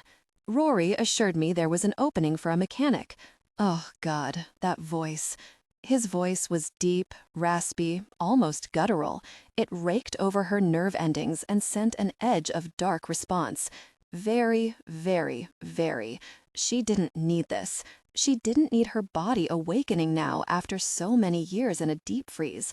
She sure as anything didn't need it awakening for a man more dangerous and likely a very great deal harder than any other man she had ever known. His voice was cool and filled with purpose, but the undercurrents were dark, hungry. She had never heard that in her husband's voice, had never seen it in his eyes. She turned back slowly, forcing herself to stare at his chin, the short, clipped beard and mustache blurring his features. Were those scars? No, she didn't want to know. She didn't care. Rory isn't here. She had to force herself to speak, nearly wincing at the raw sound of her voice. And he doesn't run the place. I do. There are no openings. He shifted. As though fascinated, Sabella glanced down, seeing the powerful, lean thighs covered in faded denim and leather, the hard abs beneath the thin cotton shirt he wore. Boots covered big feet, a sturdy base for at least 6 feet 4 inches of hard mail. As her gaze moved back to his face, she watched as his eyes moved to the wide windows that looked out on the gas space and parking lot. Several cars sat deserted beneath the hot, midday sun, awaiting attention. The gas pumps were empty, the black-topped lot cracked and sporting several lumps of hardy grass. Yeah, so the place wasn't looking so good, she thought, pushing back her frustration, her pain. But she was doing her best, and it looked a very great deal better than it had 3 years ago when she had dragged herself out of her grief enough to realize what she was losing. You're doing a good job here, but if you want to survive, you need someone willing to do the job right and to get the best out of the men working under you. His gaze swung back to her, the blue of his eyes threatening to steal her breath again. His voice was quiet, reasonable, but it sent a flare of fury racing through her system. How dare he be here, ruining the fragile balance she had found in her life with his blue eyes, his raspy voice. She lifted her chin defiantly, hating it, hating his eyes, and the weariness that seemed to fill them, and she refused to let herself care. "I'm doing just fine all by my lonesome, mister," she assured him mockingly. She drew herself stiffly erect. "You're a stranger. Ma'am, I'm stating a fact." Oh, God, she wanted to scream at him, to beat at him for stealing her peace, for taking the fragile calm she had finally managed to build around herself with the unexplained response she could feel roiling inside her. "All I need is the job Rory promised." He flashed a hard smile. "He is your partner, isn't he?" "That's not the point," she snapped. "Look, mister. Noah Blake. Noah. Irish. Go Siori. I love you forever." For a moment, the slightest wish whispered through her mind, and she thought of Nathan. He hadn't loved her forever, though.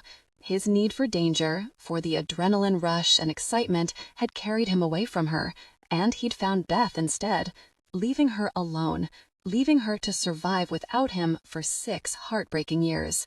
Now another Irish wild man was stepping into her life, trying to take it over? She shook her head. No, never again. No man would ever connect with her so intimately, ever own her as her husband had. It wasn't possible, and she wasn't going to give this one the chance. She opened her eyes, lifted her head, and stared back at him as the old, driving fury consumed her once again. She straightened her shoulders and lifted her chin defiantly. "I said no. Now leave. I have work to do, and I just don't have time for you." She turned on her heel and stalked back into the garage, stemming the hollow pain that beat at her throat and moistened her eyes. She was finally forgetting. She didn't need to be reminded of Irish eyes, soul-stealing kisses, or promises broken. Her husband was gone. He was dead, his body sealed in a government casket and lowered into a dark, open hole. She had watched them cover it, watched each shovelful of dirt as it sealed a reality she had fought to reject. God, how she had loved him, his laughter, his voice, his big body, and his temper. She forced herself to breathe through the memories, to place one foot in front of the other, and to walk away from her response to the man who uncovered those memories within her. Belle Malone. A furious male voice sliced through her thoughts as she headed for the sedan she had been working on earlier, bringing her to a stop as she turned slowly toward the open garage doors and bit back a curse. Ladies didn't cuss, she reminded herself, no matter the provocation. And she was being provoked. God, why hadn't she just stayed in bed this morning? Mike Conrad was a bull of a man. He'd been one of her husband's friends, but now he was becoming a real nuisance. Mike, we're working on it. She lifted her hand in greeting, praying he hadn't been drinking. I'll have it ready in the morning. That's what that little jerk Rory has said for 2 weeks. He stalked into the bay, ignoring the sign that warned customers to stay behind the dingy yellow line. You said 2 weeks, no more. Sabella bit her tongue and reminded herself she couldn't afford to anger him too much.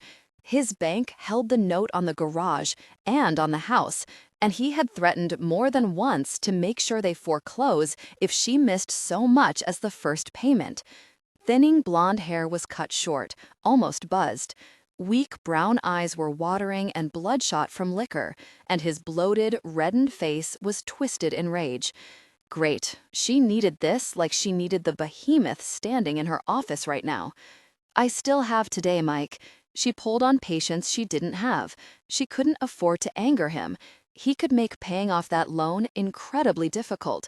Besides, he had been Nathan's friend. Kinda. Like anything. His voice was surly, his broad, pitted face flushed ruddy red as he neared her and the smell of liquor hit her in the face.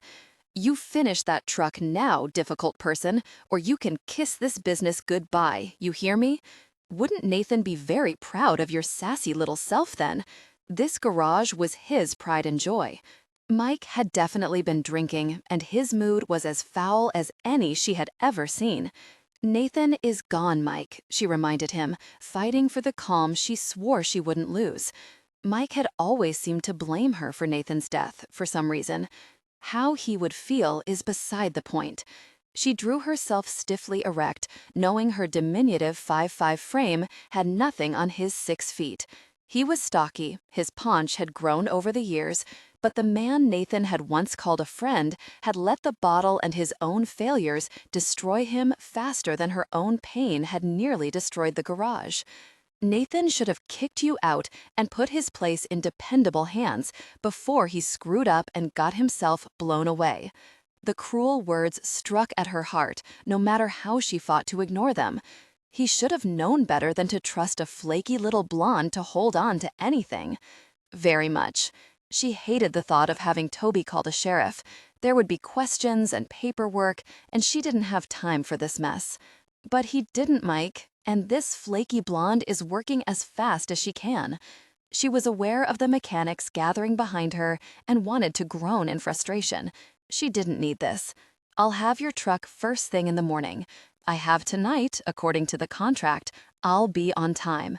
She couldn't afford not to be. His bloodshot brown eyes raked over her insultingly. He married a flashy woman, I have to give him that. Sabella's eyes narrowed as she tensed and ground her teeth to hold back a retort. This was going to be bad enough once gossip circulated. She didn't need to make it worse, she reminded herself. Mr. Conrad, Miss Malone said, in the morning. Toby stepped to her side, his voice vibrating with anger at the insult. It will be ready. Mike's gaze whipped to the boy as his lips titled in a snide little smile. Are you intimate with her too, kid? A prime woman like that needs a... He never finished what he had to say, and not because Toby jumped for him. Before the younger man could cover the 3 feet of distance, a shadowed blur moved past them. Mike Conrad was jerked off his feet and literally thrown from the garage. Sabella stared in shock at the stranger, Noah, seeing the fury pulsing in his face as he picked Mike up from the blacktop, only to toss him against the convertible BMW he had driven into the lot. One big hand latched around Mike's bulging neck, and, icy cold, murderously, Noah Blake began to squeeze. Stop! Sabella forced herself to move, to run to the pair, her hands locking around Noah's wrist as she stared into those cold, merciless eyes in horror. "You'll kill him. He's just drunk. Very. I said stop." Rage glittered in the dark blue depths, the promise of death shadowing and darkening the unusual color as his fingers tightened further, his lips twisting into a snarling grimace. "Have you lost your mind?" She jerked at his wrist, screaming at him, desperate now as she heard Mike strangling behind her. Sabella glared up at the stranger, seeing the predatory promise of death in his eyes as he stared down at Mike Conrad. "Touch her again." His voice was a gravelly sound of rage as he stared into Mike's eyes. "And I'll kill you." She felt his wrist relax as she saw the rage darken the brilliance of his gaze as it locked with hers. A muscle pounded heavily at his jaw as his lips flattened, his eyes flicking over her shoulder as Mike groaned heavily. The sound of Mike collapsing in the car was easily heard in the silence of the parking lot. Rory said the apartment over the garage was available. His voice was guttural, low. "I'll store my gear and finish this bastard's truck myself. Or I can kill him now. Your choice." And he meant it. Sabella shook her head in confusion as the BMW started up behind her, the tires screaming on its exit from the lot. "Why?" she finally whispered, her voice hoarse as she tried to make sense of it all. Why this? Why now? Why had fate thrown someone in her path guaranteed to destroy her just when she was finally rebuilding her life? Choose. She released his wrist, realizing she was still gripping it with a strength she hadn't known she was capable of. Finger by finger, she forced herself to let him go. She couldn't answer him. She couldn't choose. But when she got her hands on Rory, she was going to kill him. Ignoring the shocked and surprised faces around her, she turned and moved slowly back to the garage. She had a job to do. She wouldn't let this interfere. She didn't need this. She sat back down on the creeper and let it roll her back beneath the car she had been working on. A few more little tweaks and it should be finished. Just a little bit more. She picked up the wrench on the cement floor beside her and went to work. If tears rolled from the corners of her eyes and into her hair, then she ignored them. If the pain tightened her chest until it felt as though her heart were being ripped apart, then she ignored it. Today, there was work to be done. When everyone else was gone, she'd pay Noah Blake for the day and send him on his way. It would hurt. She needed the money, and the bank payment was due next week. If she had to, if there was no other choice, then she would sell some more of the jewelry her mother had left her to cover the rest of the payment. One thing was for sure, Noah was going to have to go. She couldn't handle this. She couldn't handle her instant response to him, and she couldn't handle the conflicting emotions that raged through her at the sight of him. There was something familiar, and yet something too dangerous about him for her to get a handle on. Something about him that had made her feel again, something more than the regret she had resigned herself to 3 years before. She had finished grieving 3 years ago. Sometimes, now, she just regretted. She didn't notice the sob that tore from her chest at the thought, but the man standing by the car heard it and hated it. Noah could still feel the rage coursing through him, burning through his mind like a haze of red. The sight of Mike, the sound of him, the vicious words that had poured from his lips when he spoke to Sabella. Noah had lost his mind. Even now, he wanted the other man dead. A lifetime of history, of friendship, was over that quickly. As far Noah was concerned, Mike was living on borrowed time. He glanced down at the ground, and the sight of Sabella's legs bent, feet braced on the floor, knees raised against the fender of the car, sent another sort of fury surging through him. She had no business under there. No matter how very sexy she looked, with her jeans stained with oil and a smear of it on her chin and her cheek, she was killing herself. Noah hadn't missed the dark circles under her eyes, the weight she had lost, the haunted depths of her misty gray eyes. This wasn't the woman he had left behind. There was no makeup on her surprisingly youthful face.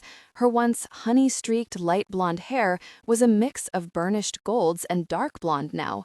He hadn't even known she colored it. How had he not known that his wife dyed her hair? He brought to mind the memory of her body. How he had loved her body, curvy and warm, fitting against him perfectly. He had no idea what the natural color of her hair should be. And God, she looked young.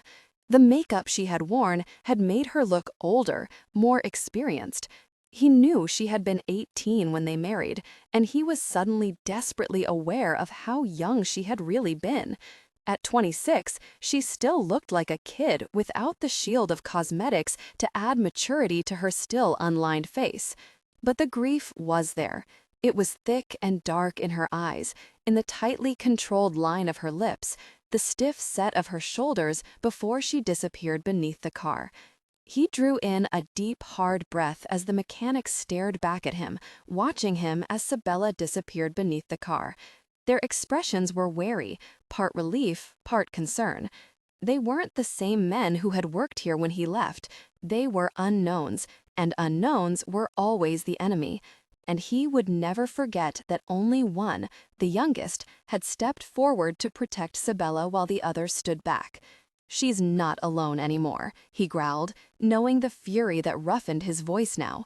"Get yourselves in there and finish the work now, or get your stuff and get out. I want every vehicle in that very bay finished before any of you go home tonight, or the only one I want to see in the morning is this one." He stabbed his finger imperiously toward Toby. "And you belong in the office, if I'm not mistaken." Toby swallowed tightly, his brown eyes flickering in indecision toward the garage where Sabella had disappeared. It was obvious he was more concerned about leaving her undefended than he was about his job. "Go, boy," he snarled. "We'll discuss details later." His gaze swung to the other men, watching as they shifted nervously, their oil-streaked expressions and wary eyes staying trained on him. "Make your choice now," he snapped, "and make sure you make the right one." He didn't wait for their decisions. He made for the garage, striding straight to the line of clipboards on the workstation and grabbing the first one. It was time to get to work. He wasn't fooling himself. After the others had left, Sabella would let that temper he knew she had erupt. He'd only seen it once before in their marriage, the day he had made the mistake of telling her she couldn't do something. She had taught him fast and hard exactly what happened when he tried to control her. Control came naturally to SEALs. It was a part of who they were and what made them so efficient. So it wasn't unexpected that the night she had arranged to meet some of her girlfriends for drinks and dinner, he had told her she couldn't go. He wanted her home with him. He'd been full of desire, and he wanted his wife. He didn't want her at the local watering hole together with a bunch of women and the men there desiring her. She'd stared back at him silently for long moments, then continued to inform him where she would be and when she would be home. "Very it, Bella. You can stay home tonight, with me." He'd barely ducked in time to miss the salt shaker that had been aimed a little too close to his head. Then his sweet, soft-spoken little southern angel had erupted. Flushed, furious, she had proceeded to lay down the law regarding their relationship, and by time she stalked out of the house, body twitching beneath her jeans like an enraged little hen, he'd had his tail tucked between his legs, despite the fact that he had informed her to just stay the night with her very friends. He'd be fine without her. 2 o'clock that morning, he'd driven around town until he found her car, parked at the house of one of those friends. He'd carried his tipsy little wife out of the house, put her in his truck, and driven her home. And he'd never made that mistake again. And now, after hearing that muted, smothered little sound from beneath the car, coming from the woman he wondered if he had even known as his wife, he realized that there was a chance Sabella had held as much back from him as he had held back from her. Because he hadn't had nearly enough of her before he had died. He hadn't touched her in the ways he'd wanted to, even then. The darkness that filled him had always been waiting for an outlet, he realized, and now it was focused on one tiny, too independent little woman. A woman who deserved far better than she was about to get. It was closing on 7 that evening. The brilliance of the sun was fading and easing over the mountains as the mechanics left, staring back at Noah as though afraid to leave her there with him. At least the sheriff hadn't shown up, which meant Mike wasn't pressing charges. Yet. His truck had been delivered to the bank while he was still there, and if luck was on her side, she wouldn't have to deal with him again for a while. Noah Blake, on the other hand, she was more than ready to deal with. The blood had pumped furiously through her veins all day, leaving her nerves heightened, a feeling almost like excitement, digging sharp claws into her chest. He had worked hard, steadily, and kept the other men working faster. But she didn't need him there. She didn't want him there. She didn't need him interfering with the structured, ordered existence she had created for herself. And she didn't want the excitement or the feeling of tension she could feel tightening inside her. The men working for her would accept taking orders from her eventually, or she would do as she had done the past 3 years, fire their difficult people and hire others. She'd fired plenty of them since taking over. Another here and there didn't make a difference to her. Toby delayed as long as he could, until Sabella had to push him out the door before turning to face Noah. She jerked the money bag from the desk and shoved it in her purse before slinging the leather bag over her shoulder and glaring back at him. This was it. He could get the hell right back out of her life now, and she could stop feeling so alive. "When you see Rory, tell him I want to talk to him, immediately," she snapped. "And if he isn't back to work tomorrow, then as far as I'm concerned, he doesn't have a job any more than you have one. I won't have a maniac working in my garage and attacking my customers." She held a hand up as he started to speak, whether they deserve it or not. He stared back at her, his eyes raging, wild, twisting with color, in an expression that could have been carved from stone. His gaze flicked over her body and she flushed. She could feel a growing tension within her, and she hated it. She hated feeling that, and she hated him for making her feel it. Her gaze flickered to the parking lot as a vehicle pulled up, and she almost grimaced. She'd forgotten about Duncan. Nice, safe, easygoing Duncan Sykes, with his dark blonde hair, brown eyes, and steady smile. He wasn't dangerous. He didn't have the power to destroy her sanity or her self-control. "I'll be here in the morning." His lips thinned at the sound of a car door closing. "With Rory." Sabella smiled at the thought of getting her hands on Rory. Oh, her brother-in-law was in some serious trouble. "You do that," she told him, softly as Duncan approached the door, a frown on his face. "And be ready to ride out the same way you rode in. Now, thanks to you, I'm late and I'm not ready for my date. You deserve to be fired for that alone." She put a smile on her face as the door opened and Duncan stepped in. And of course, she compared the two men. Not that there was much comparison. Noah was hands down harder, tougher, sexier, more vibrant and imposing than Duncan would ever be. "You're not ready." Duncan grinned, amusement dancing in his eyes despite the curious glance he flicked to the other man. "Why did I have a feeling you'd forget our date if things got busy?" "Because you know me," she grinned back, aware that her amusement was more faked than she would have liked. Her gaze flicked back to Noah. "New employee?" Duncan asked, turning to Noah as though he weren't a rabid maniac on the loose and holding out his hand. "I'm Duncan Sykes. I own the electronics store in town." A shiver of foreboding raced through Sabella at Noah's smile. It was the chill in his eyes, the flash of teeth, that warned her he wasn't nearly as friendly he was pretending to be. "Noah Blake," he introduced himself. Duncan glanced back at Sabella. "It's good to meet you." Duncan nodded, then smiled back at Sabella. "We're going to be late if you don't hurry and get dressed. Do you need me to lock up?" Oh, she really didn't think so. "Everything's ready. I just have to lock the door behind us." She turned to Noah, her eyes narrowing as he continued to stare at Duncan. "Noah, I need to lock up." A flash of dread raced up her spine as he turned back to her. His eyes were flat and cold, his lips unsmiling, his expression too still, too calm. "Have a nice night," he told her quietly, before leaving the office and moving to the black, wicked Harley parked outside the garage. Sabella was barely aware of the breath she had been holding until it released silently, and she turned back to Duncan. "You'll have to enjoy a glass of wine while I get ready. Time got away from me today." "You're always worth waiting on," he told her, as they stepped from the office and she locked the doors. "Besides, we've been seeing each other long enough, Belle, that I know to build in time when I make reservations." Sabella grimaced. She was always late. She had never been late for anything until her husband's death. It seemed as though she had been running late ever since, trying somehow to go back rather than forward. As she slid into the passenger seat of Duncan's car for the ride up to the house, she couldn't help but notice that Noah was still there. He was bent next to the Harley, fiddling with something, no doubt being nosy, because his gaze wasn't on the bike, it was on them. "I'm going to assume Rory hired him," Duncan stated as they drove past the Harley. "You assume right," she breathed out roughly. Rory was always pulling in strays. Thankfully, they never seemed to stay long. She had a feeling she was going to have trouble getting rid of this one, though. Nothing else was said as they pulled into the driveway in front of her house.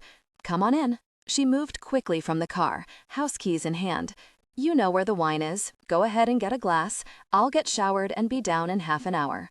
She opened the door and rushed in, making for the stairs at a quick pace. "I'm timing you," he said, laughing. $20 says it will take an hour." "You're on." She threw him a quick smile, but ducked her head, knowing that smile wouldn't reach her eyes. She couldn't stop the feeling that somehow, some way, she was being unfaithful to the husband who had died more than 6 years ago. She had fought that feeling for a year, ever since the first date she had accepted with Duncan. The first time she had promised herself she was going to get over Nathan's death. Each time she and Duncan left the house she had shared with Nathan, she had felt the queasy, sick feeling that she was betraying the man she loved, the man who had loved her. It was insane. She had to assure herself daily that Nathan would have wanted her to be happy, that he wasn't staring down from heaven, feeling hurt and angry because she had turned her back on what they had shared. She hadn't turned her back, she told herself as she stepped beneath the shower. He had been a warrior, and he hadn't returned home. He was dead and gone, and she was still alive, wasn't she? Noah had a meeting to go to, an operational briefing that he knew he should already be heading to. Instead, he was standing in the tree line outside the home he used to share with Sabella, a pair of military binoculars in his hands, staring at the house. No matter how much he had bitched while they were married, Sabella still left the blinds and curtains open until dark. They were open now. Duncan Sykes was in the kitchen, and, but he was opening a bottle of wine. His lips tightened. That was his wine, no matter who he was or wasn't. He'd spent years building his collection of wines, rarely opening a bottle, enjoying the sight of the little wine cellar in the basement as it filled up. Now that son of a difficult person was opening one of his best bottles and pouring a glass. By God, if he caught that jerk in his bed with his wife, there would be murder. He blew out a hard breath. Wasn't his business, he reminded himself. The hell it wasn't. Jagged, forked spikes of pure fury buried themselves in his brain as he felt the control he had built over the past years beginning to crack. If Noah saw Duncan touch her, he wouldn't be able to control the rage. Noah was aware of Rory coming up behind him, following the order Noah had given him when he called from the garage. His brother wasn't happy, and that was just too very bad, because Noah had never in his life been further from happy. "How long has this gosh been going on?" he bit out, keeping his eyes on the house rather than glancing at Rory. "What gosh?" Rory eyed him warily. Noah flicked his hand at the house. "Sykes." "'Bout a year." Rory flopped down at the base of a tree and yawned as though he were safe. Noah flicked a look down at him. "And you didn't stop it? Why?" Rory looked up at him in surprise before scratching his cheek thoughtfully. "Hell, probably because he's the only one of the men she's gone out with that I actually like." Noah's jaw clenched. How many have there been? Other men. Not just one man. Other men had gone out with his wife, stared at her smile, lusted after her. He couldn't imagine one of them touching her, or he'd have to kill them all. "Just a few," Rory shrugged as though it didn't matter. "They never last long. A few dates here and there. Then she'll get all guilty feeling, wear her wedding band for a while, and bury up here in the house when she's not working before she forces herself to try again. She hasn't worn her wedding band in over a year now, though." Rory picked at a blade of grass as Noah went back to watching the house. Sykes was still in the kitchen, probing around, looking through drawers. The jerk straightened a cup on a hook and paced to the far window to look down on the garage. There was a look of pending ownership on Sykes's face, as if he were already imagining exactly what he intended to change in Bella's life. Yeah, no one knew him well. Duncan hid his strong will from most people, but he was no one's fool. He'd been seeing Sabella for a year. Then he was serious about it. He had every intention of owning everything Noah had once possessed as Nathan Malone. "You left her," Rory stated with a hint of anger. "It wouldn't be any of your business if she had really been with half the town anyway." He didn't say anything, because Rory was right. He had left her. He had taken that mission knowing there was a chance of failure. He had failed, and he hadn't come back. "What happened with Grant?" he asked Rory. "He tried to take the garage and the house after promising he would take care of her if anything happened to me. Why?" "Same reason he ended up with Grandpop's stuff, I guess," Rory sighed. "Because that's just how he is. Grandpop still excuses him, says Grant is doing what he thinks will protect her. Grandpop always excuses him, though, calls it layers. Layers upon layers, he had always told Noah a lifetime ago. Nothing is as it seems. With Grant, Noah couldn't imagine how it could be anything less than total selfishness. And Mike Conrad?" Rory snorted. "That pig. He's upset because Sabella wouldn't be intimate with him or sell him the garage. He seemed to want both. He chased after her for over a year until she had to threaten to sue him for harassment. Then he started getting ugly. He wanted the garage worse than he wanted her, though. Tried to turn the town against her for a while, but that didn't work out too well. You had too many friends. Once she pulled herself out of grieving for a man that just didn't want to come home, she threw herself into the business and pulled it back up. She does good now." "Keep sniping at me, Rory, and you're not going to be able to walk for a while," Rory snorted. He was quiet for long minutes before saying, "Grandpop went to your grave today. Usually he just walks out and talks to Grandma, but today he went to your headstone and just stood looking down at it." Noah didn't want to hear this. He pushed the rage and pain back inside himself and continued to watch Duncan prowl the kitchen.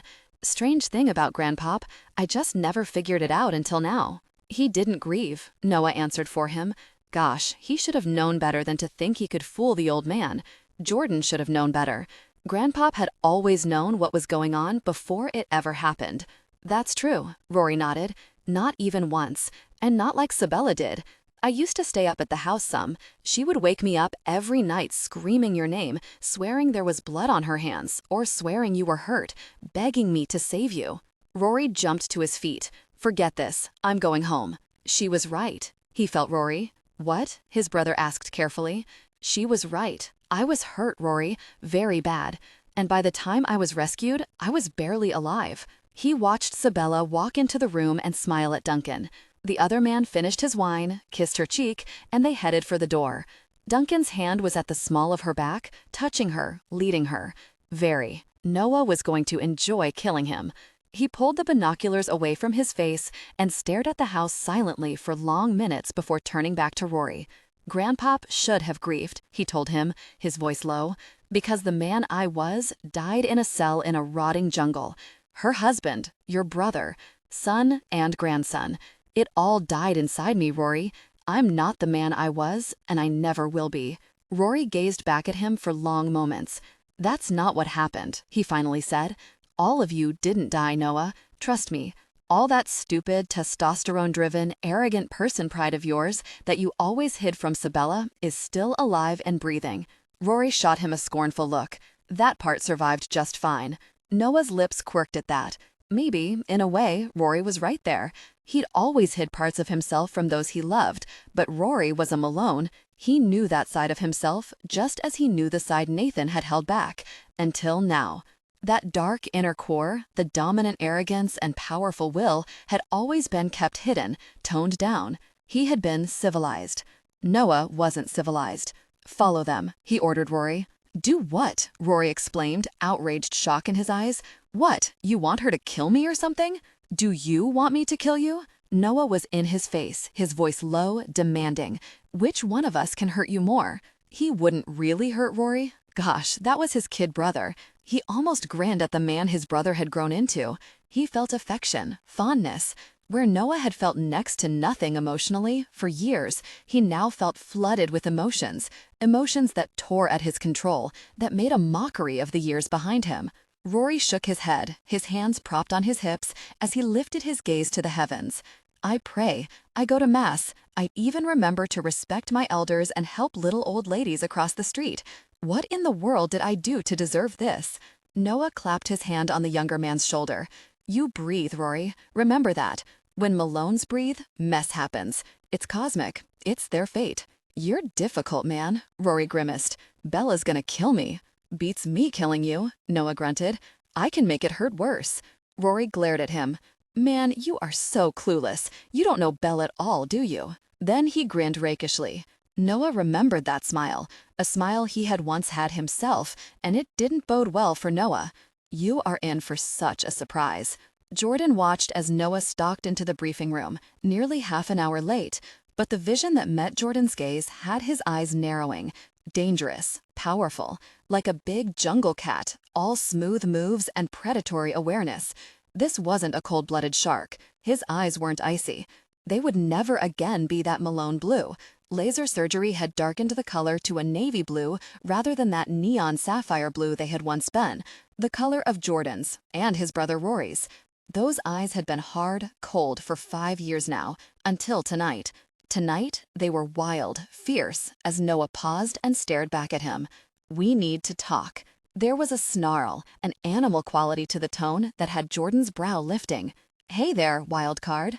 Taya chose that moment to move behind Noah and pat his rear. Jordan knew what the other woman had done, but he didn't expect Noah's reaction. Taya had been patting Noah's rear for years, mostly to upset Jordan himself, and Noah always ignored her. This time, he caught her wrist, loosely, and stared down at her. Don't. He said the words softly, gently enough, that Jordan came slowly to his feet. Taya's impudent smile was enough to make a man grind his teeth. Oh, all that testosterone. She pretended to shiver. Watch it, Noah. I'll start thinking you're claimed or something. Or something. Jordan sat down as the minx carried the stack of files to the briefing table and winked back at him. The others will be up in a few minutes. Ian and Kira were running late as well. As she moved through the door, Noah turned, closed it softly, and locked it, as Jordan leaned back in his chair, propped his elbows on the arms, and steepled his fingers in front of him. You have a problem, Jordan asked. Noah turned back slowly, and those eyes raged. You knew she was dating, Noah stated. Jordan contained his smile as he nodded. It was in the report I give you every month. You know, the one you toss in the trash can after simply asking me if she's safe and if she's alive. Noah paced closer. Danger surrounded him. Fury pulsed inside him. She's dating. His lips pulled back from his teeth furiously. Jordan tilted his head and stared back at him. And this is your business how? Nathan Malone is dead, wildcard. Remember? Noah flinched. He jerked back as though stung, his expression instantly closing. Unlock the door, Jordan ordered him coolly. We have a briefing and a mission to complete. He turned his attention to the files Taya had brought in. Noah? Jordan lifted his head, staring back into those furious blue eyes. Her husband didn't want her. Did you think she'd wait on him forever? Perhaps that was exactly what a part of him had believed. Noah took his seat slowly, forcing back emotion, forcing back the rage. He'd worked too many years at putting his past behind him, but somehow, in all those years, he'd never imagined Sabella allowing another man to touch her. Likely because Noah had never been able to touch another woman. He had sworn himself to her, heart, body, soul. All he was, all he could ever be, belonged to that woman. The man that had been born from the ashes of Gosh in no way resembled Nathan Malone. He had known that the day he found some clarity in his mind, months after his rescue. He was no longer the man Sabella had married, but the man he had become still claimed that one part of Nathan Malone's life. Noah Blake claimed Nathan's wife. As the others filtered into the room, Noah stared at Jordan Malone. He'd even forced himself to forget the fact that this was his uncle. that Rory was his brother, that Grandpop had been his base all his life. He'd let go of everything but the wife. Okay, here's what we have. The lights dimmed as Taya passed out the files, and Ian and Kira Richards stood to the side of the large-screened LCD monitor that hung on the wall across from the briefing table. 5 dead men: American, Russian, Israeli, Australian, and English. They were the elite operational unit, codenamed, marked by the sign of rebirth and of death, a black sun and a scarlet sword. Dead men. They had signed their lives away for the chance at vengeance. Jordan and Ian commanded the group. The rest of Durango team, Reno, Kel, and Macy, were their backup. They knew who he was, what he had walked away from. The black-collar militia. The first of the photos began to flash. Angelina Rodriguez, the wife of a Mexican-American Texas Senate hopeful, killed, their brand on her hip. BCM was indeed branded on her slender hip. Emilio Rodriguez dropped out of the senatorial race when his wife's body was found, and a message indicating that his twin daughters would be next. The FBI covered the murder to allow an investigation into the BCM. Stated cause of death was accidental due to the fact that she was found in her vehicle in the bottom of a ravine not far out of Odessa where she had been visiting. The photos glared back at them from the screen. The woman was pretty. Long black hair, dark brown eyes, a generous smile in life, a grimace in death. Added to her death. More photos, these of illegal Mexican aliens found throughout Texas and New Mexico. Victims, no one knew, of illegal hunts. The BCM brand was buried on the flesh of their backs, some on the buttocks. "We have a dozen hunts and deaths," Jordan stated. "We have 3 dead FBI agents sent to investigate the information that BCM is based in Alpine. 2 men, 1 female.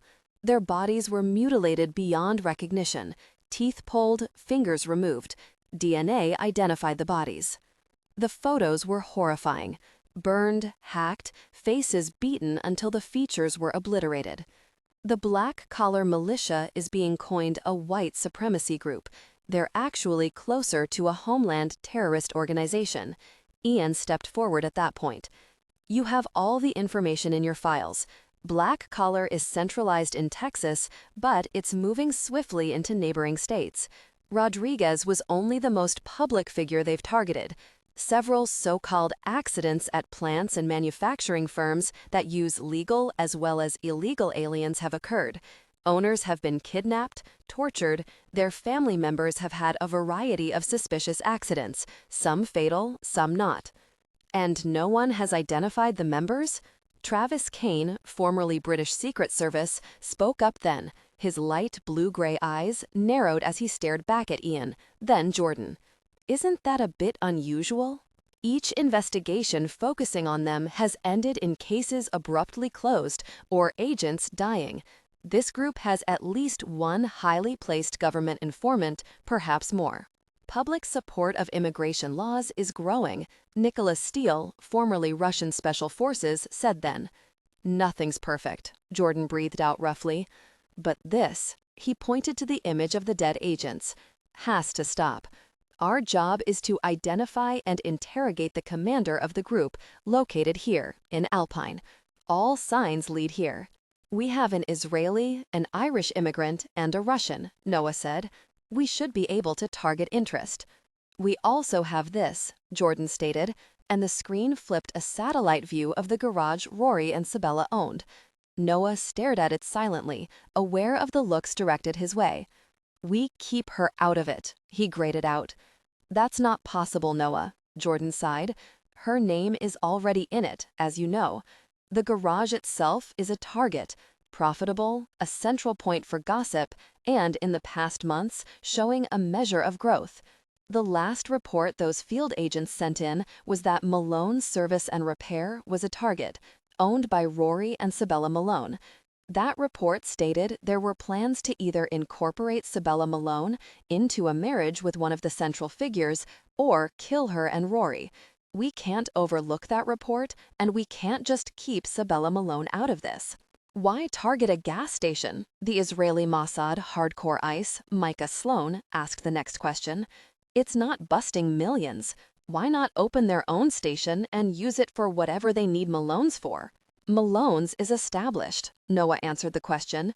Started by Nathan Malone, a man most people in that town either respected or feared. It would be above suspicion for the movement of arms or the laundering of funds. Bingo! Ian stared back at him coolly. Several suspected BCM members have tried establishing relationships with her. The only one to have shown progress is this man. Duncan Sykes's picture showed up on the screen. Duncan Sykes, owner of a profitable electronics business in town, never hires aliens, illegal or otherwise, known to have been a close, personal friend of Nathan Malone's before his death. Sykes, as well as Mike Conrad, another friend of Malone's, were mentioned in that final report, which, I should point out, disappeared within days of transmission to the DC office just before the agent's disappearance. High level, John Vincent murmured.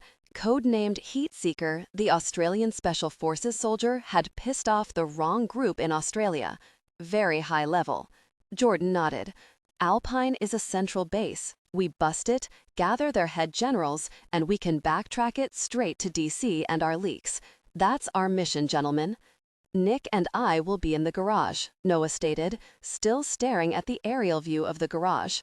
Initial information is that 2 of the mechanics are BCM. If Malone's is one of their primary targets and Sykes is a general, then we'll see how they like being screwed back. Sykes was gone.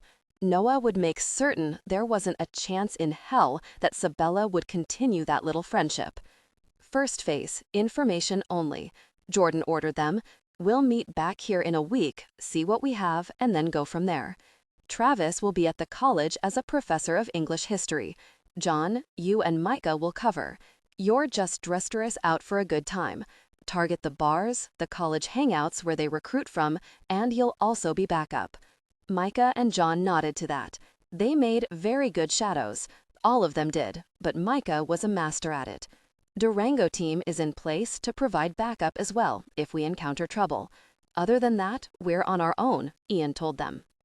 We have 6 weeks to complete this mission, because in 6 weeks we have this. The screen changed again.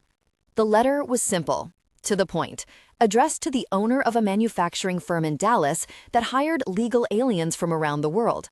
The message was clear. He had 6 weeks to ensure his firm hired naturally born Americans only, or he'd pay the price. The owner of this firm is who? Micah asked.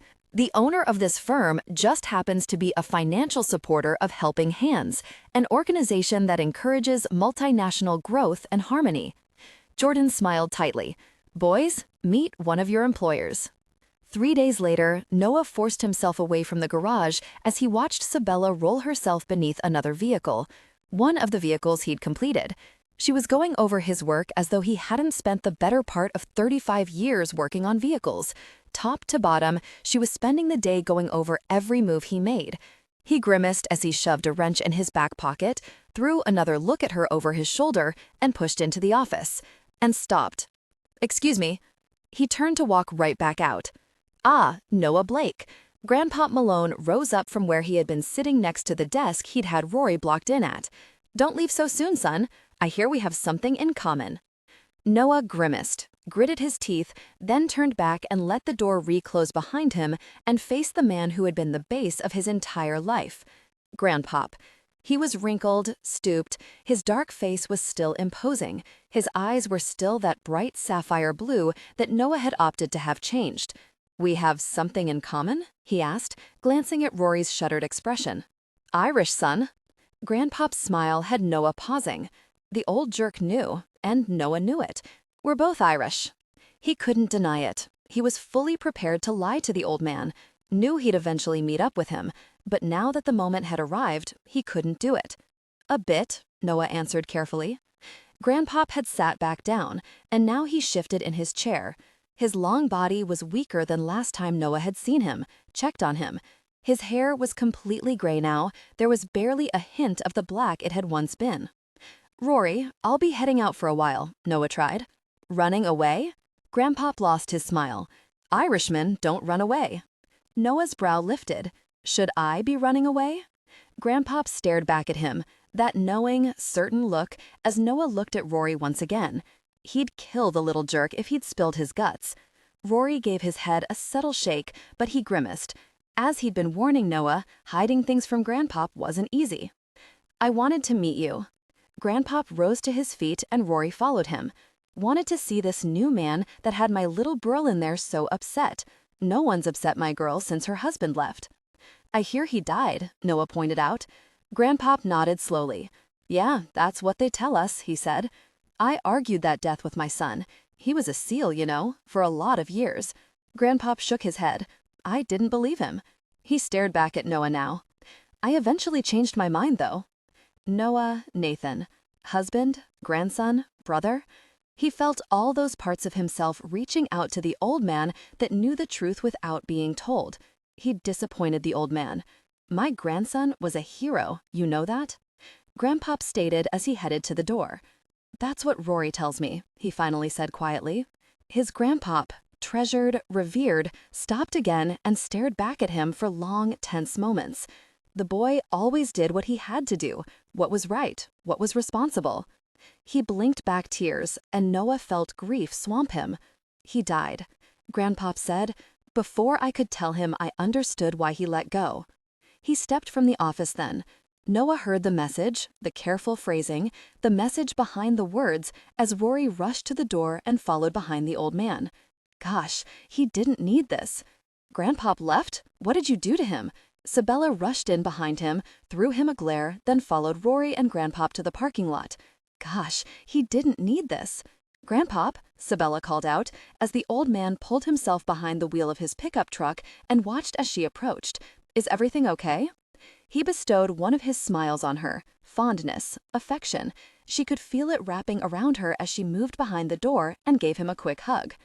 You didn't wait to say hi to me. Grandpop always said hello to her before he left. Just stopping by to meet your new man. Grandpop smiled back at her. Us Irish have to stick together, you know? He's not my new man, she muttered. He's Rory's. She glared at her brother-in-law because Rory refused to fire him. 3 days she had fought him, argued with him, and now he was talking about hiring another mechanic. Some big blonde biker that she knew had to be associated with the arrogant troublemaker trying to take over her garage. And he was standing firm, refusing to back down. Of course, in the last 3 days, there had been more business, but only, she suspected, because everyone was curious about the new mechanic. Grandpop just smiled back at her in that patient, wise way of his, then patted her shoulder with his gnarled hand. Irish boys will keep you on your toes at night, he told her with a rascally wink. I've had my wild Irish boy, she told him softly. No other can replace him, Grandpop. Nathan had been her soul, and in too many ways he was still so much a part of her heart that she compared every other man against him. Unfortunately, there were times she forgot to do that when Noah was around. Follow your heart, not your head, child, Grandpop told her gently. He'd always told her that. And come see me soon. I miss you. She moved back as he closed the door and seconds later watched as he drove away. Rory, what are you up to? She turned to her brother-in-law as Grandpop pulled into traffic. Rory's expression was too innocent and reminded her too much of when Nathan had hidden things from her. Same expression, the same set of his broad body. You're too suspicious, Belle, he sighed.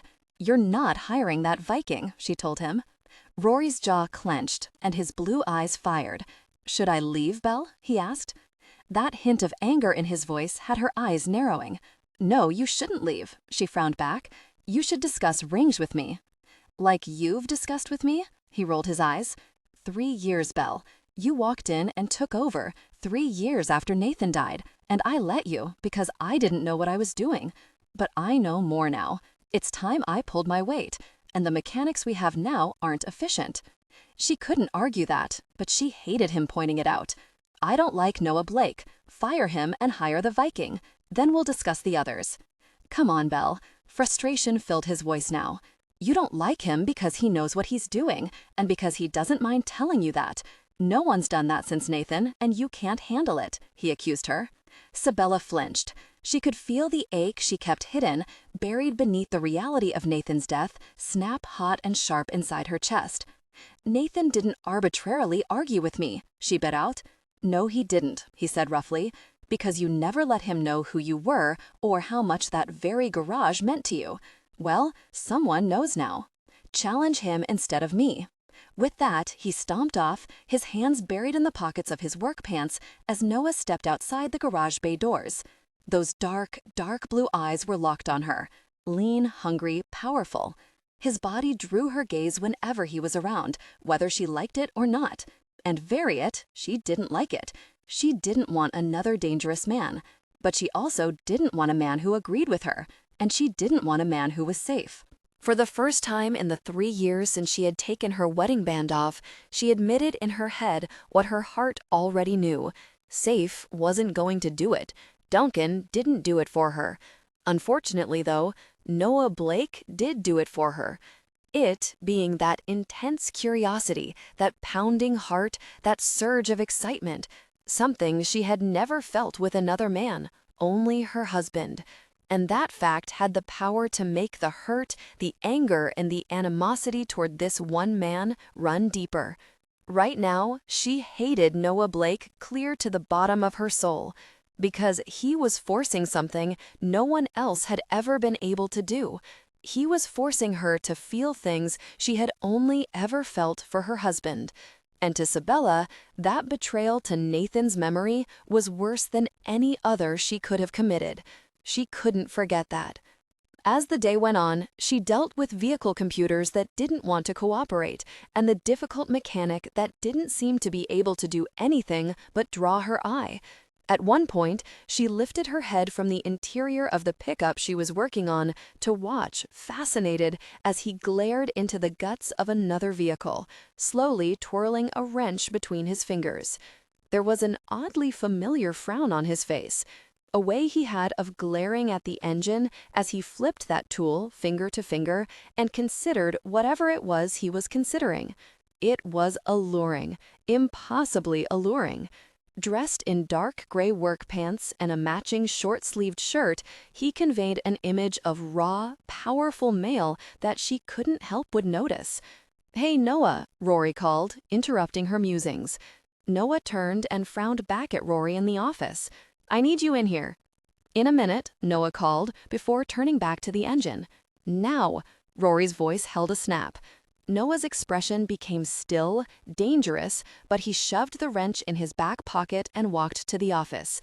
Prowled to the office, maybe. There was something dangerously predatory and frustrated about him now. The door closed quietly behind him as Rory lowered the shades to the windows that looked out to the garage. Sabella's eyes narrowed. She dragged the oily rag from her back pocket and wiped her hands, before moving to the office. Gripping the doorknob, she tried to turn it, only to find it locked. Locked out of her own office? My, how interesting. She could feel her face flushing with anger as she jerked the keys out of her pocket. She was set to unlock it as the door jerked open. Guy talk. Rory's grin was stiff, his blue eyes brighter, though more with concern than anger.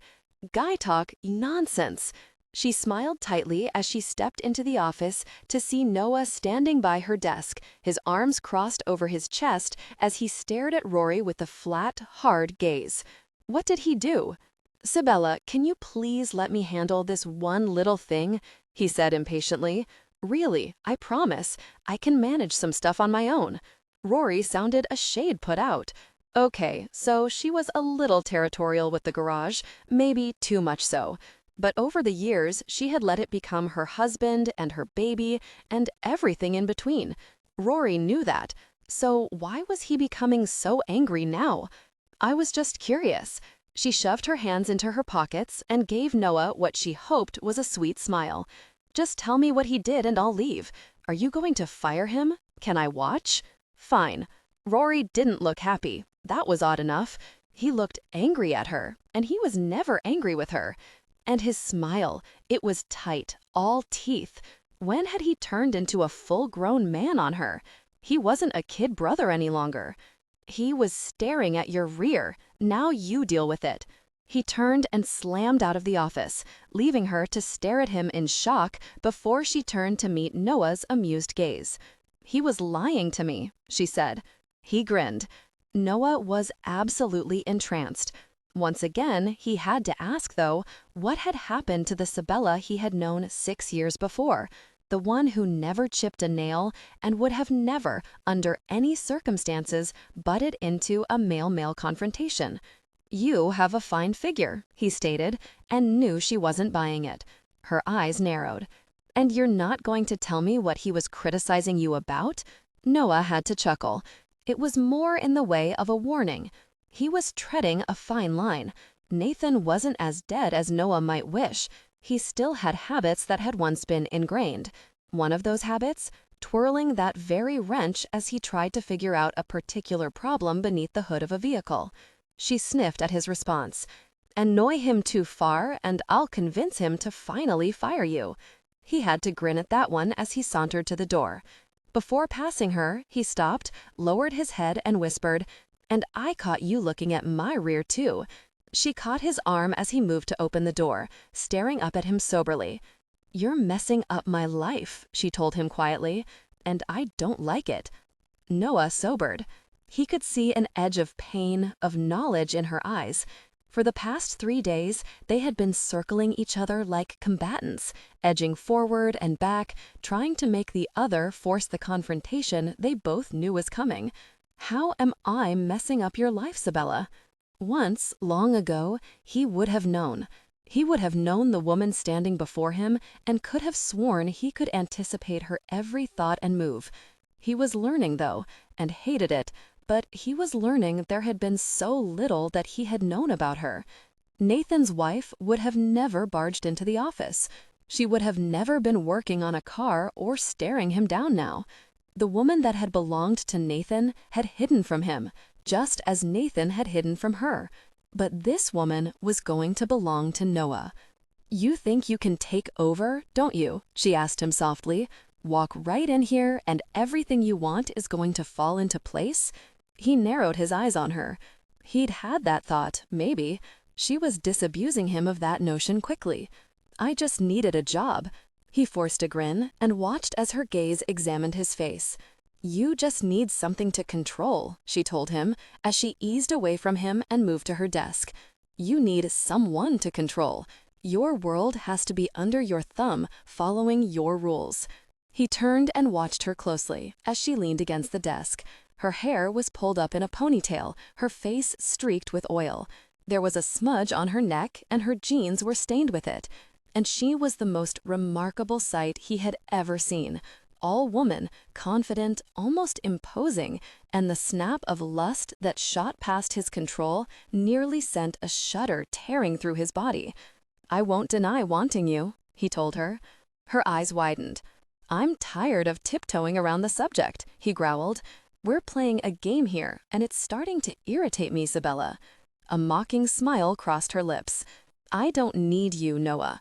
If you didn't notice several days ago, I have one relationship to keep me busy. I don't need another." "You don't sleep with him." He moved to her then. Anger lit the depth of her gray eyes then. "And you know this how?" "Because you're visibly affected right now," he bit out, glancing down at the points pressing against her bra. "Because you're doing everything you can to annoy me and get close to me at the same time. Because you feel the heat between us just as much as I do." Sabella inhaled sharply. She wished she hadn't, because beneath the scent of oil was the scent of the man.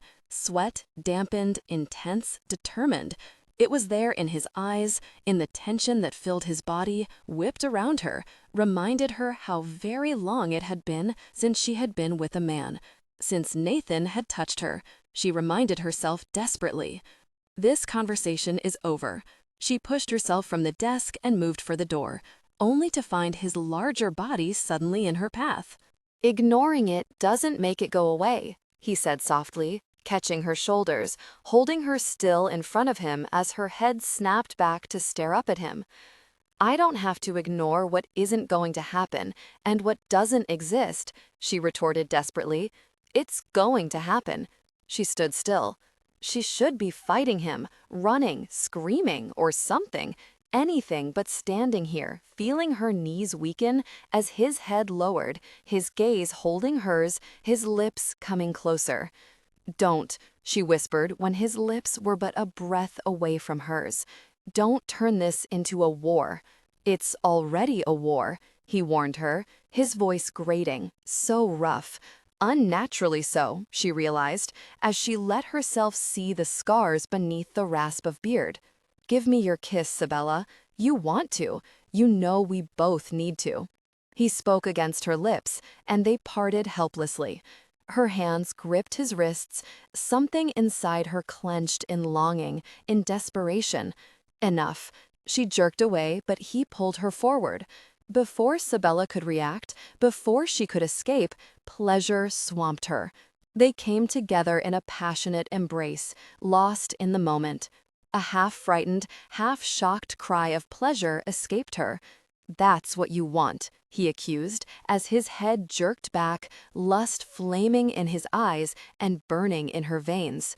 "You want it, Sabella, just as hot and just as wild as I do. Be careful, sweetheart. Very, very careful, or you just might get it before you're ready for it." Sabella felt pinned before him in shock. Pleasure was coursing through her. The dark, dominant power of that kiss had awakened something she knew she didn't want to face, something she wasn't ready for. She pulled back slowly. "Tell Rory I'll see him at closing." "Running?" he growled, as she turned and headed for the entrance to the door that led outside. Sabella turned back, her gaze flickering over him, seeing his intense presence, the hunger in his eyes. "Stay away from me, Noah," she told him bleakly. "I don't need you. I don't want you. All I want is for you to be gone." Lies. All lies, and she knew it as she pushed through the door and almost ran the distance between the garage and the house on the hill. The house she had shared with the only man capable of doing what Noah had just done, the only man who had ever awakened a desire she couldn't control, one she couldn't combat. If she didn't get away from him, and get away from him now, then Sabella knew she was looking at nothing but more pain, more loss. Noah wasn't the staying kind. He wasn't the loving kind. He wasn't her husband. Sabella managed to avoid Noah the next day, and the day after that. She could feel his gaze on her as she worked in the office. When he came into the office, she escaped to the convenience store. If she worked in the garage, she worked far enough away from him that she could almost ignore the rough rasp of his voice. Something had happened to his voice. It grated too deep. It was too rough, too gravelly. The scars on his face, the fine web of them beneath the hairs on his muscular arms, made her wonder at the hint of them that she had seen peeking beneath the collar on his shirt. What had happened to him? It would take a lot to scar a man that powerful, in such a horrible way. No matter where she moved, she could feel his gaze on her, though, and she could feel that kiss that had burned through her and left her shaking and weak for hours. She could feel the tension ratcheting up the next evening in the garage. Each time he tried to speak to her, each move he made in her direction, she went the other way. She didn't want to deal with this. Her life was fine without him in it. She was fine alone. A date every now and then was okay, and though Duncan was pushing for more, it hadn't yet reached the point where she was going to have to break the relationship off. She enjoyed the companionship, she enjoyed his laughter, and she feared Noah's intensity. She almost escaped him one more day, until closing. Rory left, and the others followed close on his heels, closing down the garage and leaving Sabella alone in the office as Noah entered. "We need to talk," he told her as she shoved the money bag in her purse and felt her heart rate accelerate. "No time," she told him. "I have a date tonight. That means I need to get out of here on time." "No, you don't." He stomped to the door, twisted the locks with a snap of motion that had her flinching at the savagery in it. Then, before she could evade him, he snagged her wrist and pulled her to the stairs that led to the apartment above. "What in the world?" "Stop cussin' at me, Sabella," he growled, pulling her up the stairs. "We're finishing this, here and now." "Finishing what?" She jerked at his hold as he pushed her ahead of him and into the apartment she had once shared with Nathan. She should be screaming. She should be trying to kick him, punch him, not let him drag her, with only minimal struggle, into the large apartment. A leather duffel bag had been tossed on the couch. There was a box on the cabinet, evidently some groceries. He was moving right in, taking right over, she realized. Here, where she and Nathan had first shared intimacy, where he had proposed to her, shared intimacy with her that first time. Suddenly, the thought of another man here was intolerable. Move right back out. She turned on him, shaking at the sight of another man's possessions in Nathan's space. Now, get out now. A haze of heat was flooding her, fury. She told herself it was fury and nothing more. He snorted at that. Rory was nice enough to stock me up with groceries while I was working very hard on those cars downstairs, he said. No way I'm leaving. I don't want you here. Get out before I call the sheriff. She was furious. He was staring back at her as though he owned the apartment, the garage, and her.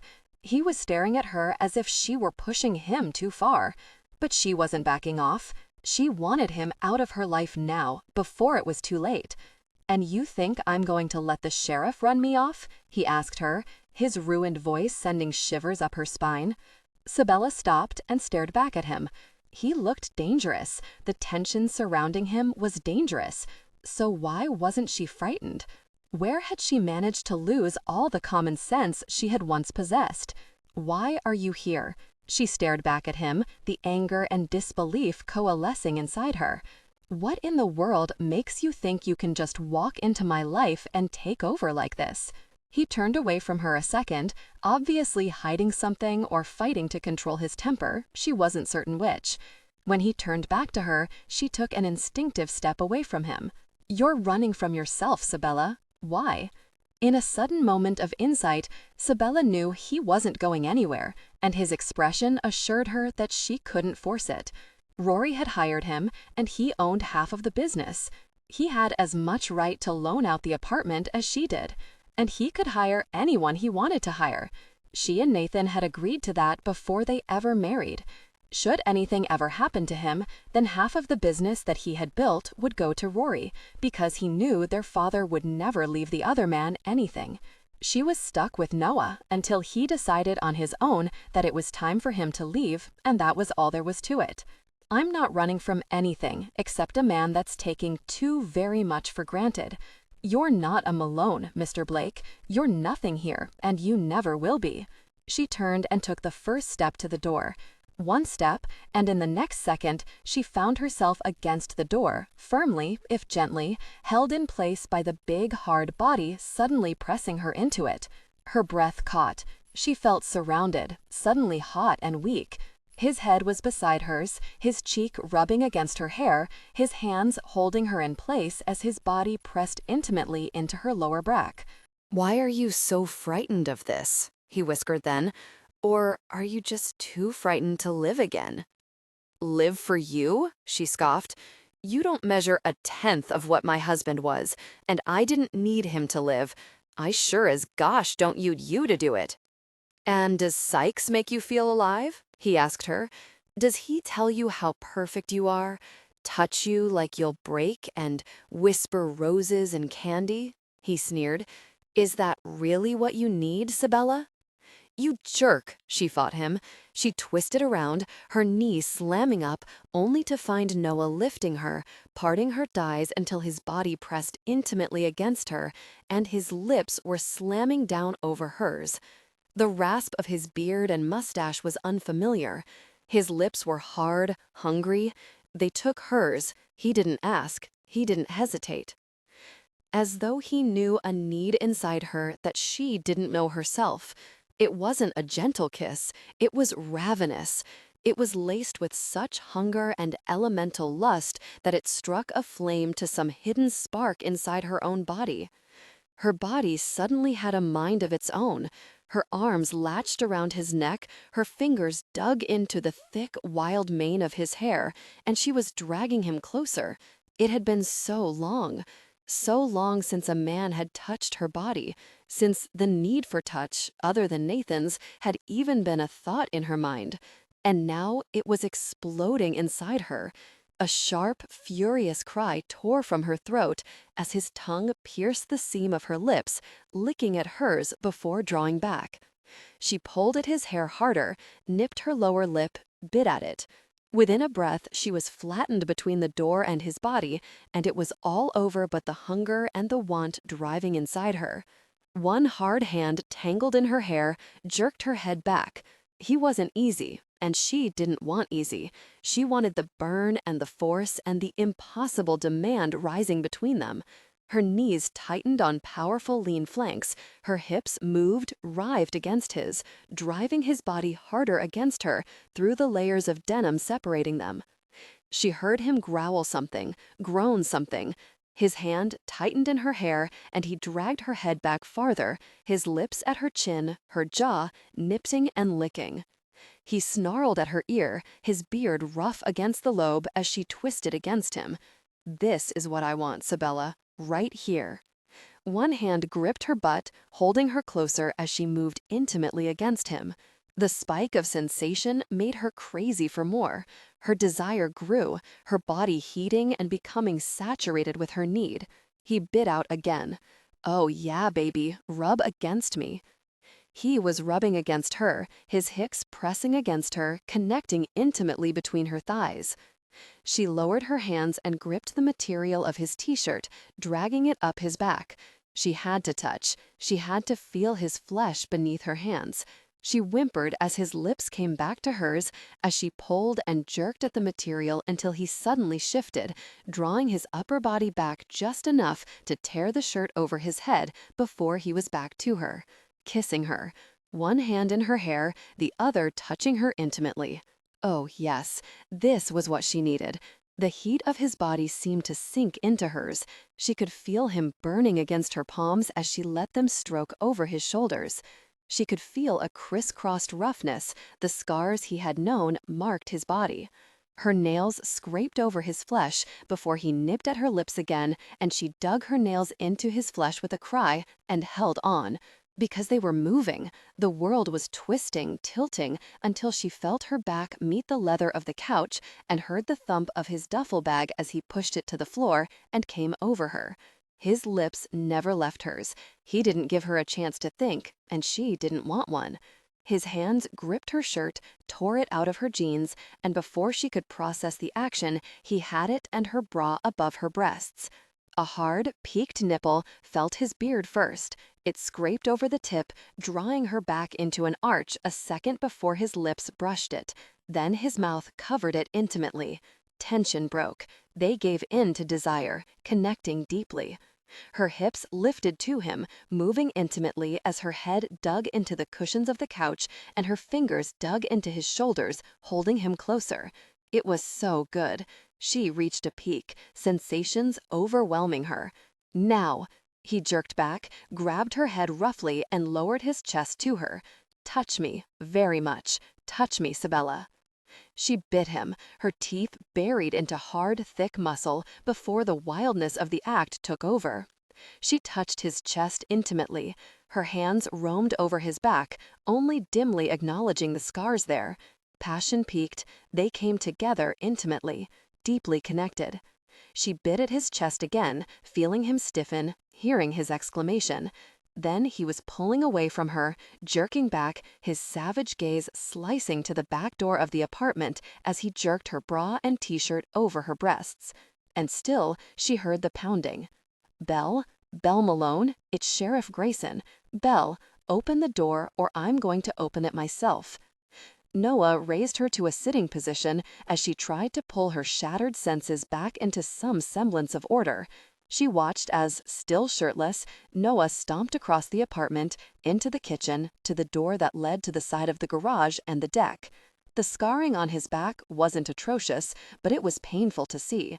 On his left shoulder was a tattoo, a black sun pierced by a scarlet sword. It looked as tough and sexy as the rest of him, and just as dangerous. She could feel a chill washing over her now. icy reality flooding her system as Rick Grayson stepped into the kitchen, his brown gaze finding her immediately as he kept a careful distance between himself and Noah. "You okay, Belle?" His eyes were narrowed, his hand resting carefully on the butt of his gun as Noah closed the door carefully. Sabella stared at Noah. His eyes were wilder than before, almost lighter, terrifying, lit with an inner fire that had her heart racing in excitement and in panic. "Belle, why don't you come outside with me? Talk to me for a bit." Rick's eyes hadn't left Noah. Sabella shook her head before pushing her fingers through her hair and giving a hard, mocking laugh. Rick had talked to her like that at the funeral. "Just let me and Sienna hold you here, Belle." He and his wife had stood on each side of her as she swayed next to Nathan's casket. "It's gonna be just fine here, Belle. See, it's all good, honey. We're just going to stand here a minute and then it will be over with." Rick was her best friend's husband. Sienna had stood with her, cried with her, hurt with her, and Rick had talked to her just like that, like a child that needed a careful hand. "Rick, meet Noah Blake." She waved her hand to Noah as he skid against the kitchen counter, his arms crossed against his bare chest, his back turned away from her. Rory hired him. Rick watched her carefully as she forced herself to her feet. She didn't want to move. She wanted to curl herself into a ball and rock away the pain rising inside her. "Belle, honey, your chin looks brazed," Rick stated. "You come outside with me for a minute now, okay?" Belle rubbed at her chin and frowned before moving to the mirror hanging on the wall. She brushed her fingers over the little bruise, then to her neck where the faint redness and another mark was now showing. "He has his own bruises then," she said, turning to Rick. "He bit me, and I bit him back."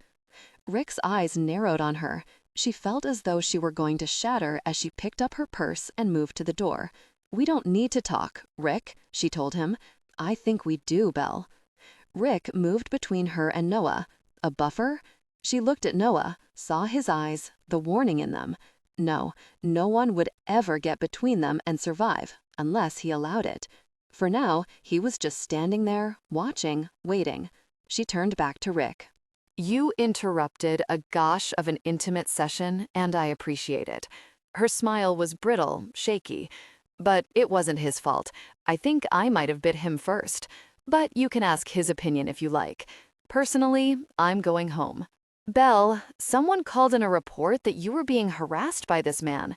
Rick caught her arm as she moved to pass him. "I have my deputies outside that door. You're protected here, honey. You know that. Do you want me to make this man leave?" She stared back at him in shock. "You what?" "You heard him, Sabella," Noah drawled. "He thinks I'm harassing you and wants to toss me in jail for it. Do you want to give him the chance?" "Shut up," Rick rounded on him, his expression tightening angrily. "Mister, I don't know you. All I know is you've already caused trouble with one citizen of this town, and I don't care who you are, but you won't be harassing Belle." "He's not harassing anyone or anything but my patients," Sabella snapped. "For God's sake, Rick, use your eyes instead of your suspicions. Look at his shoulders." She gripped the doorknob and shot Noah a cold, hard look. "Arrest me for the bloody scratches there, but he hasn't done anything you need to know about." This was between the two of them, her and Noah. She knew that. She wouldn't make the mistake of drawing others into it. Not now. As the door closed behind her, Noah turned to the sheriff and wanted to smile mockingly. Rick Grayson was a very good man. Former Marine. He believed in the law, believed in the county he worked to protect.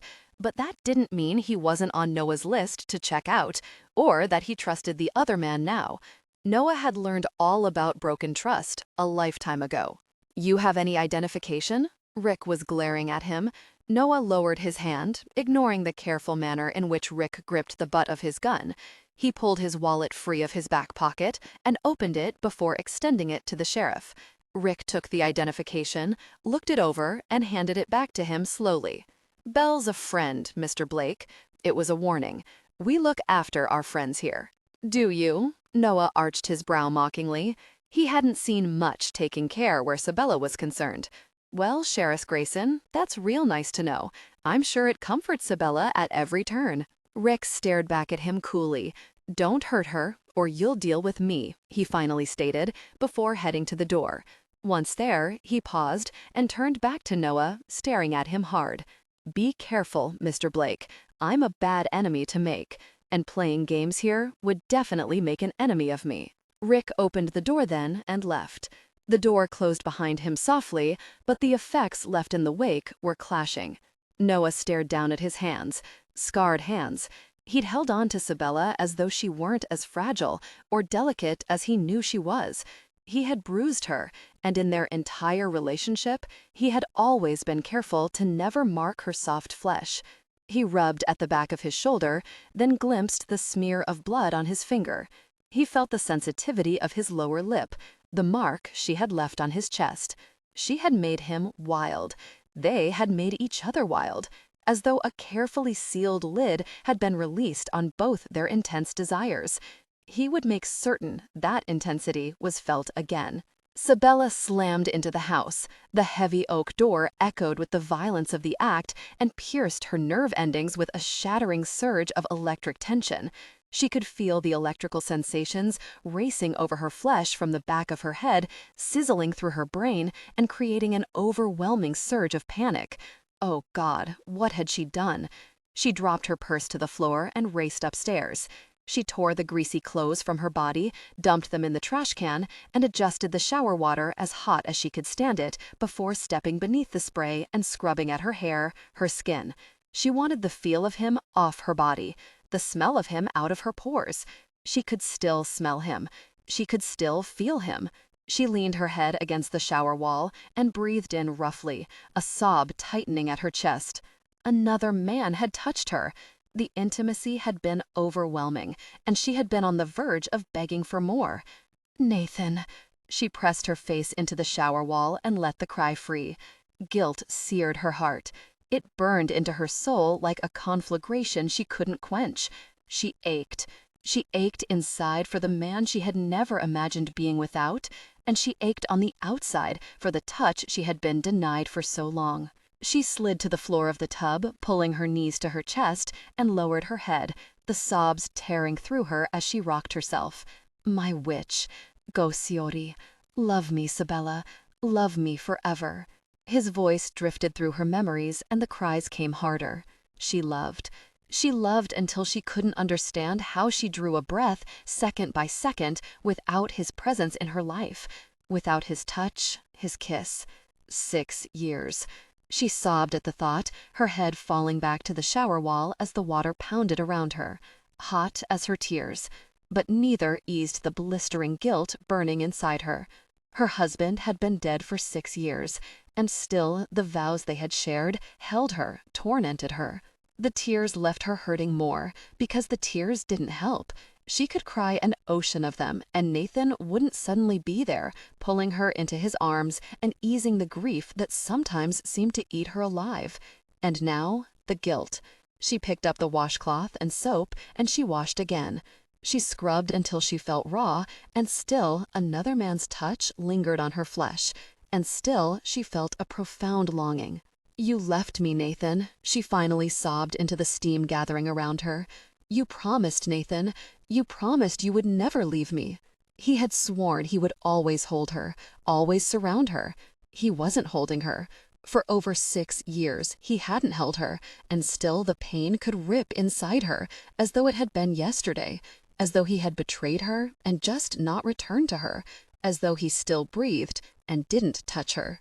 And the tears poured, like rain, like sorrow, like the need for the touch, the kiss, and the comfort from another man. When no more tears could be shed, when the water grew cold and she knew she had to move, Sabella dragged herself from the floor of the shower. She wrapped a towel around her and stepped onto the thick, fluffy rug that covered the floor. She moved to the mirror and looked into it. She saw then why Rick had stared so hard at her face, the reddened rasp on her skin from Noah's beard. There was the faintest hint of blue where he had bit her. The thought of that bite sent a surge of sensation pouring through her. She licked her lips and stared at her neck, and her knees weakened. She carried his marks down her neck to her breasts, faintly red, little brands from his touch, his kiss. She hadn't wanted gentle, she had wanted intensity. She had wanted to loosen the dark, furious need she hadn't even known had been building inside her. She had wanted it expressed, and he had allowed it. It was more than obvious she was canceling her date with Duncan tonight.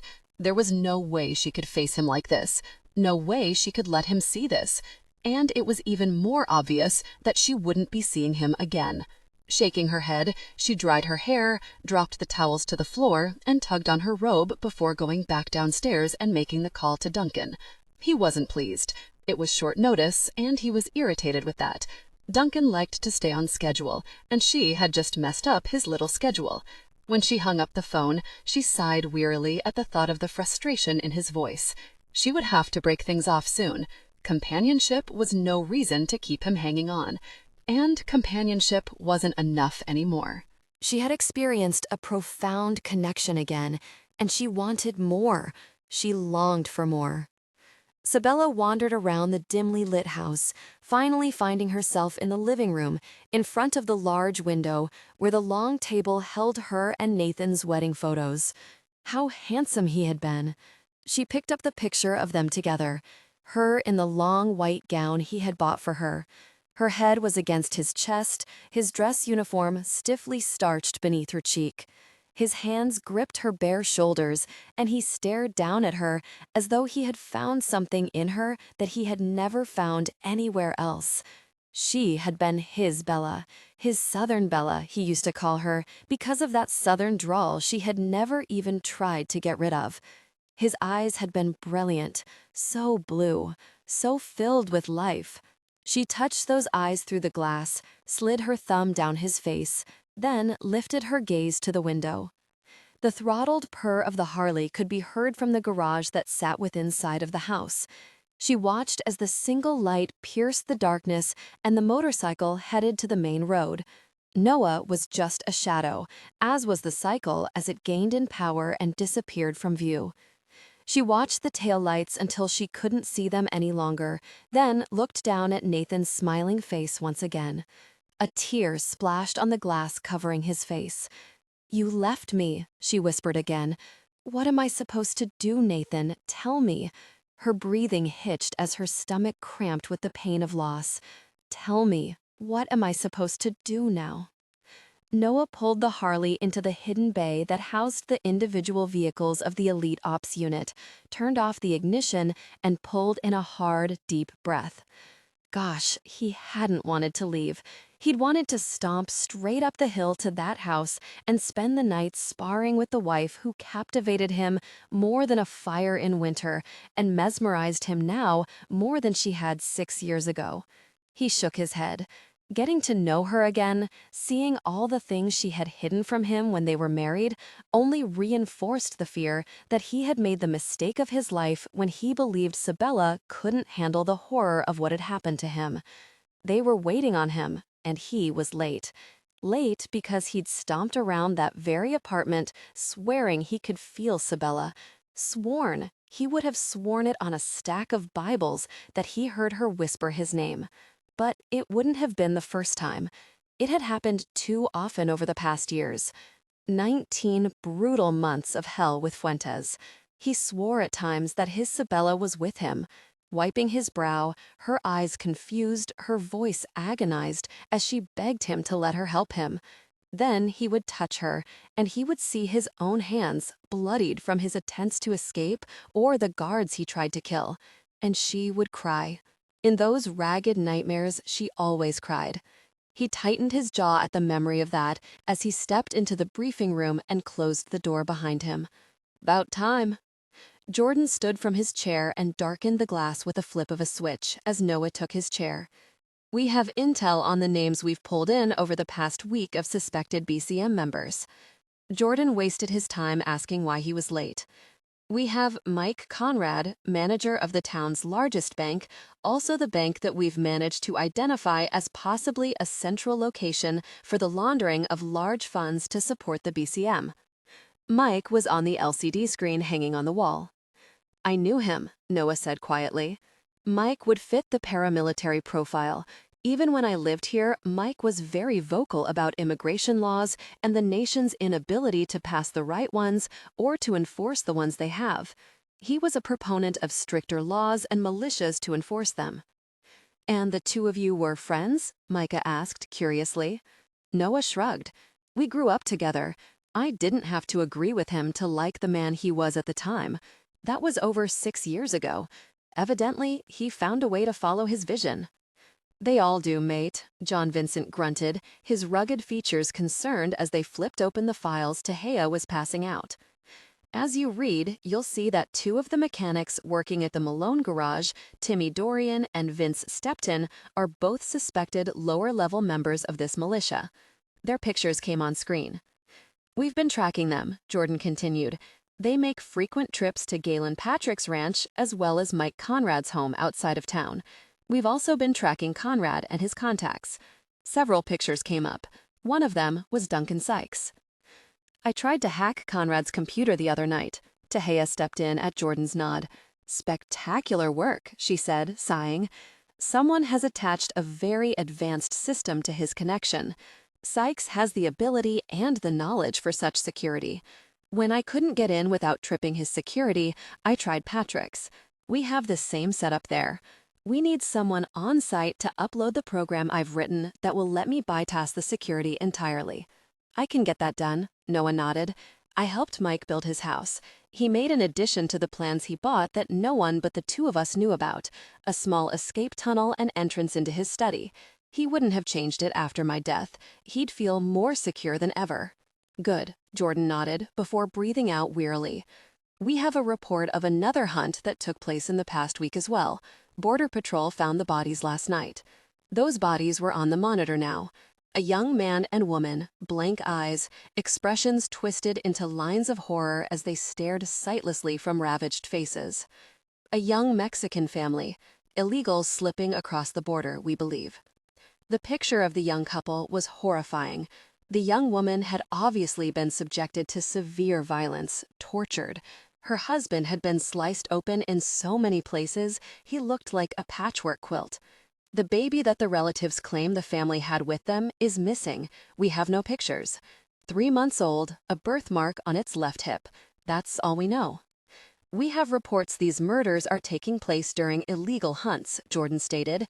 "Several couples, legal and illegal, that have gone missing between Dallas, Houston, and the surrounding area have turned up here in Big Bend National Park, showing signs of flight and of having fought their attackers.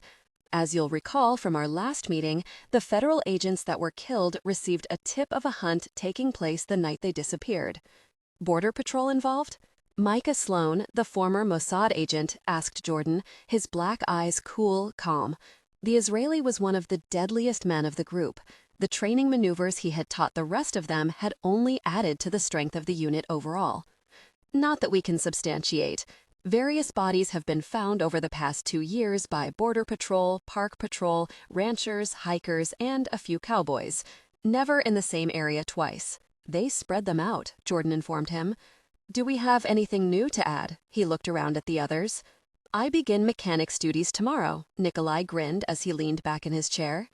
"It would seem Rory Malone has finally managed to get his co-owner to agree to a trial period of work." Noah snorted at that. Rory had fought Sabella tooth and nail for it. That boy was more stubborn than Noah had suspected. "I've stayed pretty much to the shadows," Micah informed them. "There's a lot of rumor. I put that in my report. A lot of talk, but nothing conclusive yet." "No gosh, mate," the Australian quipped. "Those bars and hangouts I've made my way through are a waste of my frickin' time. Nothing but a bunch of 2 curious little girls and 2 drunk cowboys." From what I've seen of the few I suspect myself, they meet, then leave to discuss whatever they have going. "Watch the accent and the attitude, John," Jordan told him coolly. "Micah, stay in the shadows. See if you can't follow some of those walking conversations. We need to determine who our main points of interest are and who are just lower-level glory soldiers." "Those hunts are professional," Nikolai said. "Those aren't glory soldiers. My guess would be those soldiers may know of them, but they aren't high enough for involvement. A lot of those glory soldiers, as well as Duncan Sykes, make a habit of showing up at the garage and finding time to talk to both Timmy and Vince, the BCM mechanics we have there," Noah told them. "You're blonde and look American enough, they might talk to you." Nikolai grunted at that. "Have you made many contacts?" Jordan asked Nick. The big Russian shook his head. "First name as Nick only. A few drinks, no heavy conversations with anyone. My American accent seems to be working well enough." But Noah knew Nikolai had had practice with that accent a long time before he came into elite ops. "Nikolai, you'll be going by Nicholas Steele. You're a California native," Jordan informed him before turning to Teja. "Get his papers together, do a family tree back to the frickin' Mayflower. Let's give them an impoverished blue blood son of America." Teja grinned as she winked at Nick. "I'll have it before you leave, Nicky." He grimaced at the playful nickname. Jordan looked back at Noah sharply. "Are there any other issues at the garage?" "None I didn't anticipate," he shrugged. "I intend to have Rory fire the mechanic Timmy just to shake things up some." The mechanic was ineffectual, and even worse, he didn't know a wrench from Jack. Why in the world Rory or Sabella had hired him, Noah hadn't figured out yet. Jordan nodded at that. "Our mission parameters are simple. Identify, capture if possible, contain if captured, until they can be extracted by the Bureau and taken care of. If all else fails, we eliminate. That's a worst-case scenario only. We need information on this one. We need top-level names and organization leaders. This militia is spreading, and we need it contained. To contain it, we need information. See if you can find a way in and get what we need. Let's take care of it." The files were opened. Another 2 hours were spent going over scenarios and ideas. Jordan sat back, listened, and commented when he needed to. The group worked well together. Noah was confident this mission would proceed just as the others had in the previous years. Dangerous, bloody. They were trained to work alone until they had to work together. Trained to disassociate or come together as needed. In this case, disassociation would work best, with the exception of Nick in the garage. There was no doubt in Noah's mind that someone was trying to sabotage Sabella and Rory's business. Rory had admitted the previous night that before Sabella took over, vehicles were going out not quite finished, sometimes dangerously so. She had taken to going over the finished repairs herself and checking for any anomalies before signing them out. Noah's neck itched whenever he thought of the problem she'd had with the garage. He couldn't help it. It had been itching ever since Mike Conrad had shown up. Drunk, insulting, violent. He hadn't seen Mike like that since they were teenagers, and the fact he had abused Sabella with it had shocked him. But Sabella had never liked Mike. He should have, rusted her instincts rather than the lifetime he had spent being pushed in Mike's direction by his father. The Conrads were friends of the Malones. Mike and Nathan were the same age, had been raised together. They had hunted together, fished together. Noah had always thought that they would raise their families together as well. He'd have to ask Rory if Mike's father and Grant Malone were still friends. Teja and Macy are running communications and electronics here at the bunker. I'll be at the Malone Ranch for a while today and part of tomorrow. I'm hoping I can get some information there. Keep your cell phones secured. Micah and John, you'll stay on backup. Right now we have Durango team, except for Macy, in the park watching things there. Their last resort only, Jordan stated. The Elite Operations Unit was specially designed and trained to run bare bones. The fewer who knew who they were and what they were doing, the less likely the leaks, the better the chance they remained dead. The lights came back on as the meeting drew to a close. Noah didn't waste time. Sabella had claimed to have a date tonight, and he intended to make certain she got home without getting pawed by that jerk Duncan. "Noah," Jordan caught him as he was swinging his leg over the Harley, his fingers on the key, ready to turn it. Noah watched his uncle approach, wondering, not for the first time, why Jordan had chosen him specifically for this unit. "I had a call today," Jordan announced. "Yeah?" "Rick Grayson, the sheriff." Noah stared back at him. "Grant gave him my number. He said there's a stranger in town." Jordan's lips quirked. "Working at the garage. He said that stranger was manhandling Belle, and he thought someone from the family should check him out." Noah twisted the key in the Harley slowly, never breaking eye contact with Jordan as he kicked it in neutral and eased the cycle back until he could turn around, kick it back into gear, and ease it from the parking bay into the little canyon that ran for over a mile in 2 directions. Big Bend National Park was filled with canyons, gullies, cliffs, and mountains. He kept the headlight off. The brake lights were set in a switch that allowed him to ride, totally dark, as long as he needed to. Once he reached the main road, he flipped the lights on and headed back to the garage. The house that sat on the rise above it was dark and shadowed. There were no lights, nothing to indicate life. But Sabella wasn't sleeping. She was watching. He could feel her. And Duncan's car wasn't there. That meant Sykes had obviously not been asked in for a drink. He parked the bike, swung off it, and stared up at the bedroom window. Their bedroom. Their window. She would still sleep in their bed, he knew. Did she still hug his pillow to her, or had she laid it aside? Shaking his head, he moved up the steps of his apartment, knowing even before he turned off the cycle who waited for him at the top. "You're already causing trouble," Rory accused him as he stepped to the deck. His brother shifted in the plastic chair that sat next door, rising and staring back at Noah with a scowl as he unlocked the door and stepped inside cautiously. It was silent, empty, just as it should have been. The cobweb-thin string was still stretched between the doorframe, and at the other door he caught the faintest hint of the piece of toothpick that still stuck from the doorlock there. He eased inside carefully anyway, feeling Rory move in behind him silently. They checked the apartment out before meeting back in the kitchen. "Very, I need more than a beer," Rory sighed as he pulled 2 from the fridge and tossed Noah one. "Duncan Sykes called. He's blaming me because you're somehow responsible for Belle breaking their date tonight." Noah let a satisfied grin curl at the edges of his lips. "I'll take care of her." He twisted the cap from the bottle and tossed it to the garbage can before taking a long, cold drink. "That's what you said the other night," Rory bit out, his blue eyes firing in ire. "Gosh, I had to watch her cry every time she saw me for almost 2 years. She couldn't stand to look at me. And now, just when she was starting to get her life back together, you have to show up, and instead of telling her who you are, mess her life up worse." "Don't make me angry, Rory." Noah didn't want to hear it. "What in the world are you doing here tonight?" Rory snorted. Granddad threw me out for pacing the floor. When I went outside to pace, he told me he was going to shoot me. Noah almost grinned. That sounded like Grandpop. "Use the spare room." Noah shrugged. "By the way, you're firing Timmy in the morning. Take care of it first thing." Rory stared back at him, the irritation growing in his eyes.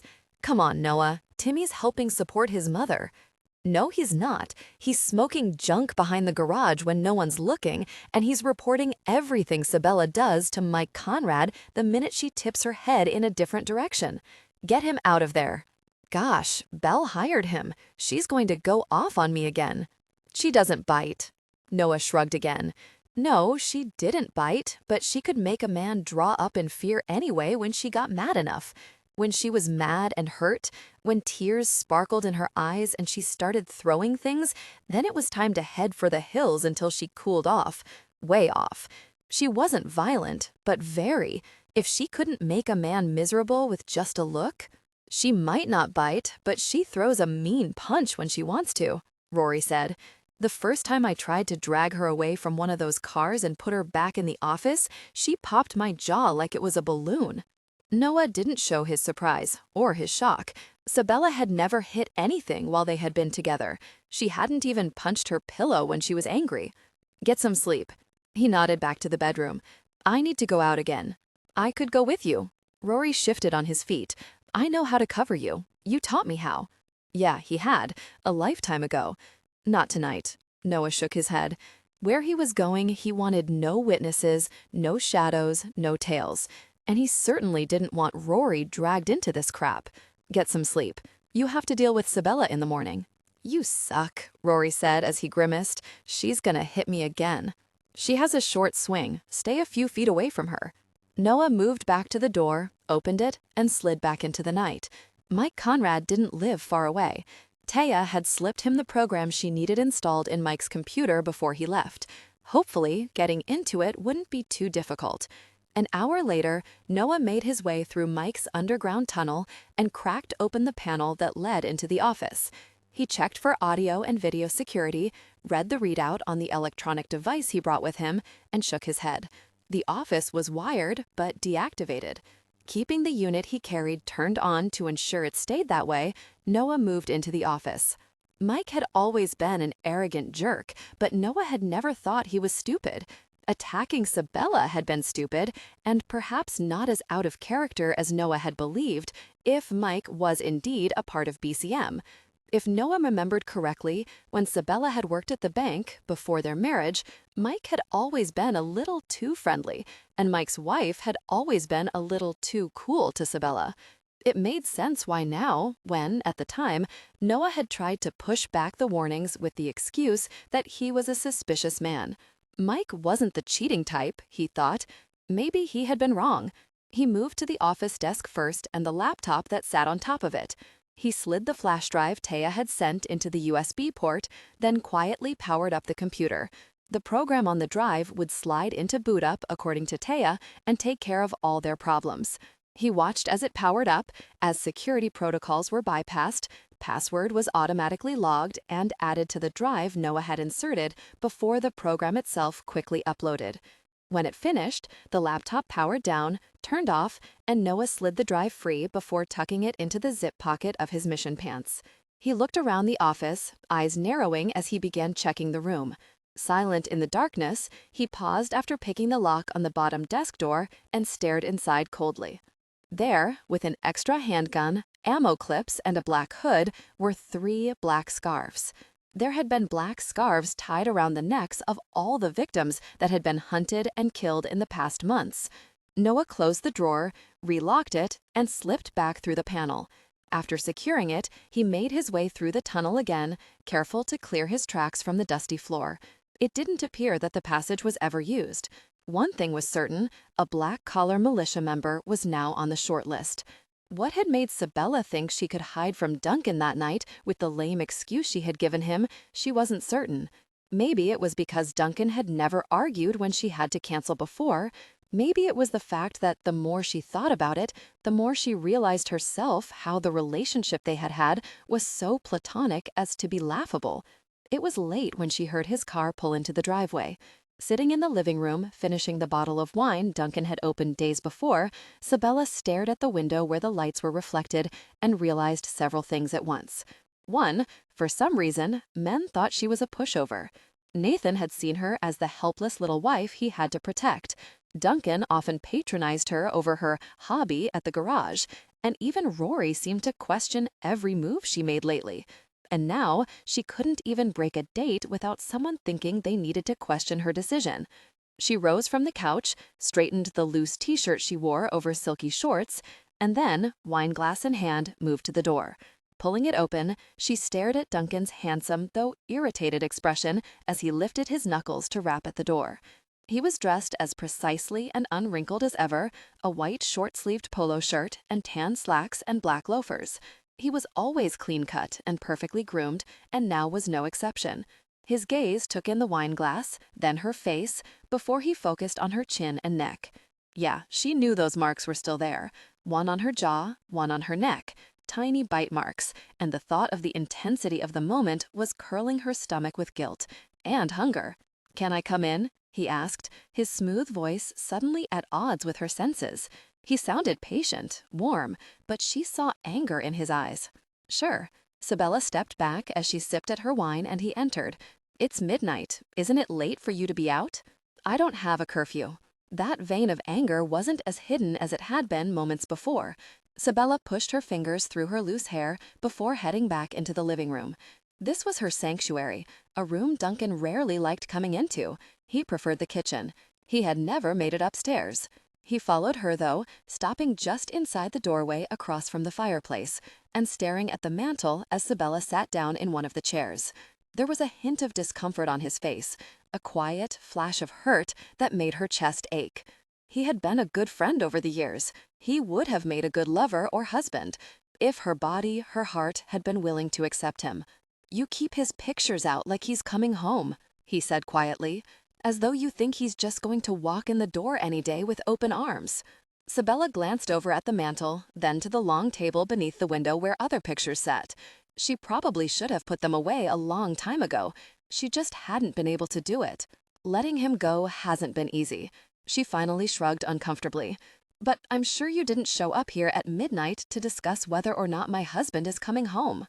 "Nathan's dead, Belle," he said roughly, impatiently. "You've never accepted that. It's why our relationship never worked, isn't it? Because you can't accept he's gone." It had taken her 3 years to accept that Nathan was indeed forever gone.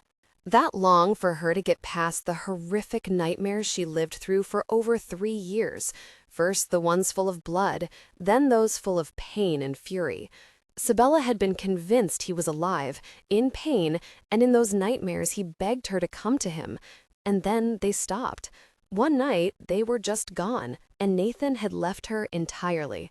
"Yeah," she finally nodded. "I've accepted that, Duncan. And I warned you when we started seeing each other, I'm not looking for love." His lips thinned angrily. "Or sex," he bit out.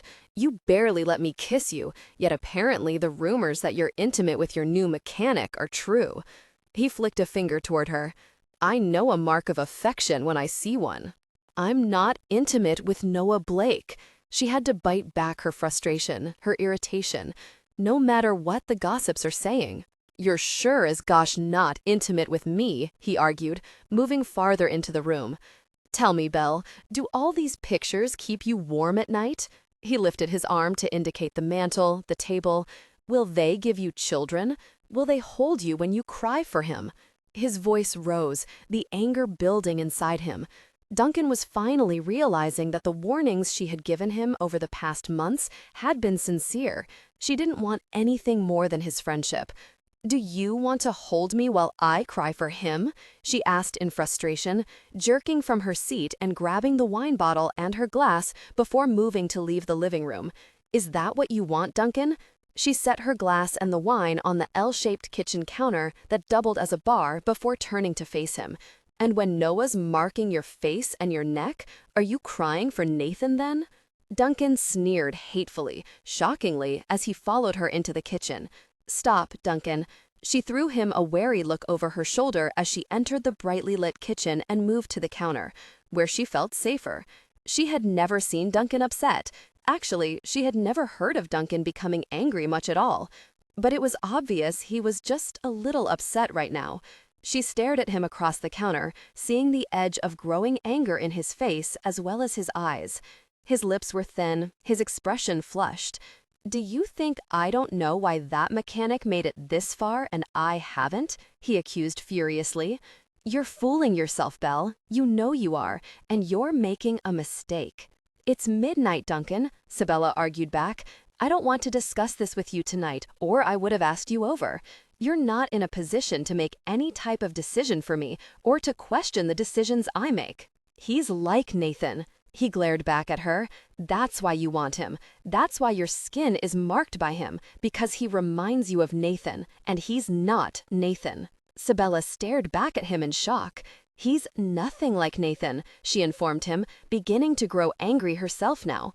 "Nathan was nothing like him. Nathan loved me, Duncan."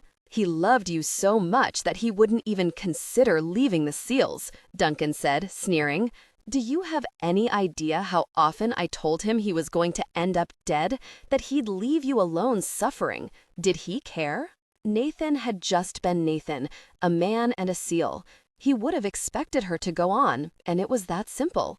"You could end up dead climbing those very cliffs you enjoy so much," she shot back.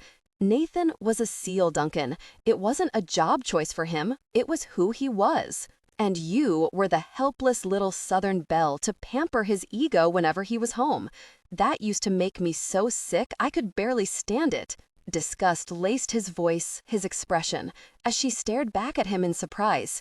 "I was his wife," she said, confused now by the direction of his fury. "I gave him what he needed, just as he gave me what I needed, Duncan. That was none of your business, nor was it your place to judge it." "Oh, Nathan, the oil in the car needs changing," Duncan mimicked in a high-pitched, furious voice. "Oh, Nathan, could you check my tires?"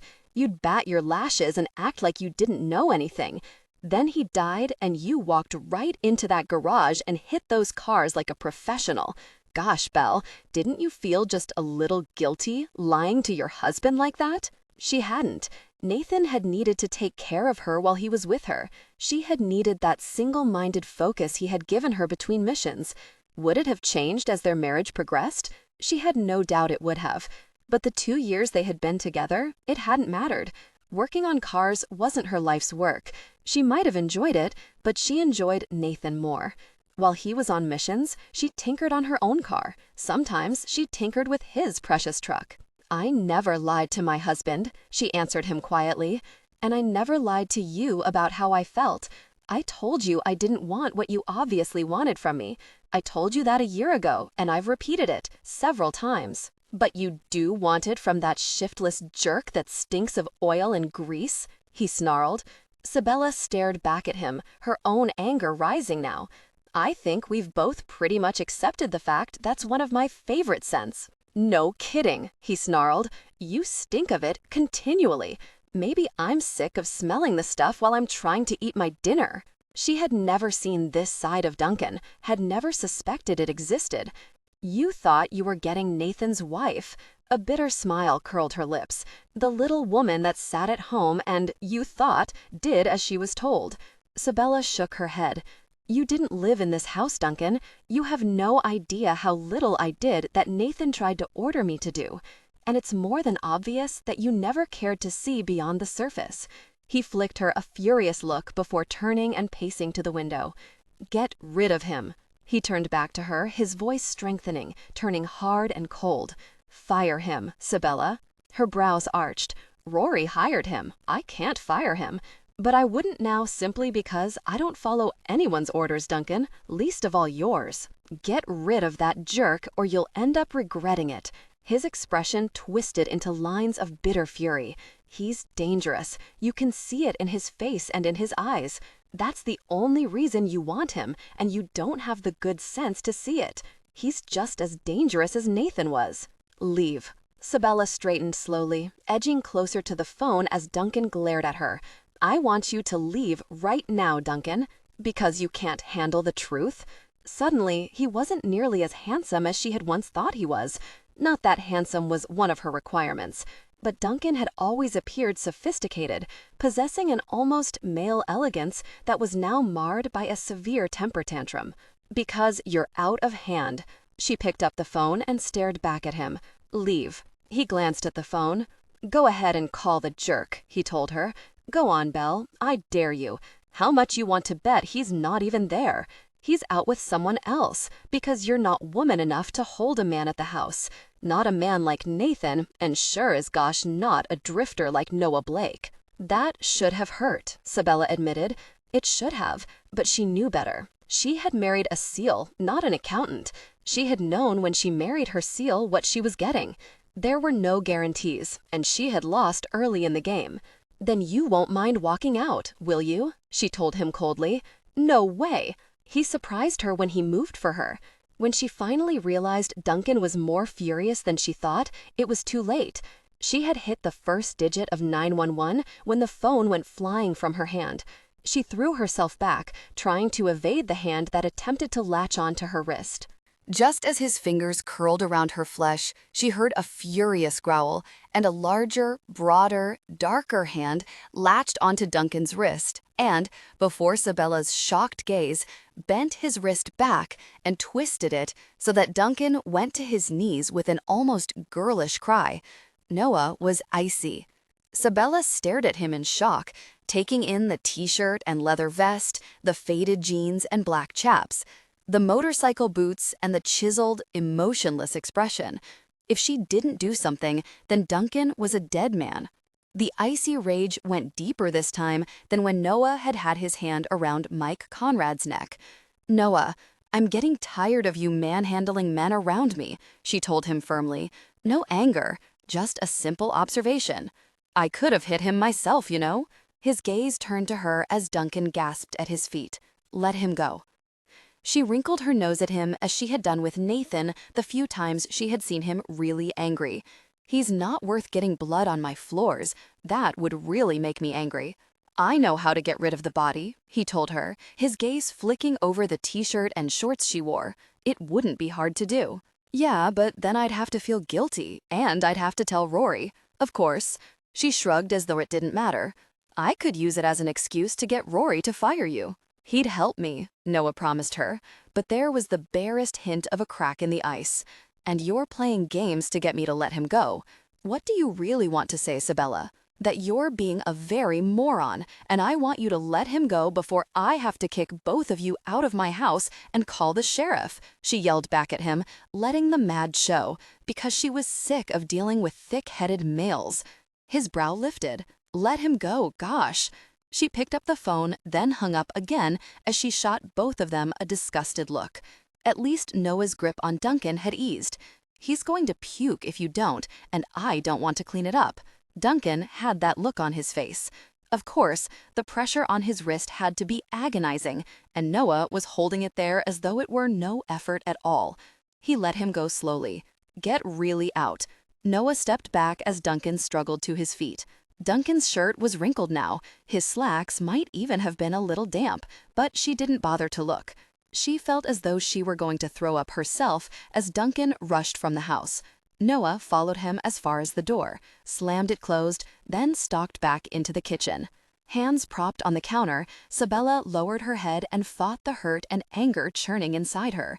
Gosh, she'd liked Duncan, and she could have sworn she had discussed all those irritating little subjects like love and sex and her reasons why she wasn't ready. You should have never let him in the house. Noah stopped in front of the counter. For God's sake, Sabella, I thought you would know better than to confront that son of a difficult person while you're carrying my mark. She kept her head down. How many times had she laughed at Nathan when he had said something similar, when he had been irritated with her, or was just being a man? She should have known better than to go four-wheeling with Sienna that first year they were married, without him. Because when she wrecked, she wrenched her ankle, and he hadn't been there to make sure she was okay. She should have known better than to try to fix a busted pipe in the basement on her own, because she'd ended up drenched and the basement had gotten wet. So many instances, and she should have always known better. She lifted her head. Now you can leave. You should know better than to anger an already angry woman. She should have known better than to give Rory a say in the hiring. Sabella, sweetheart, look at me. His voice roughened.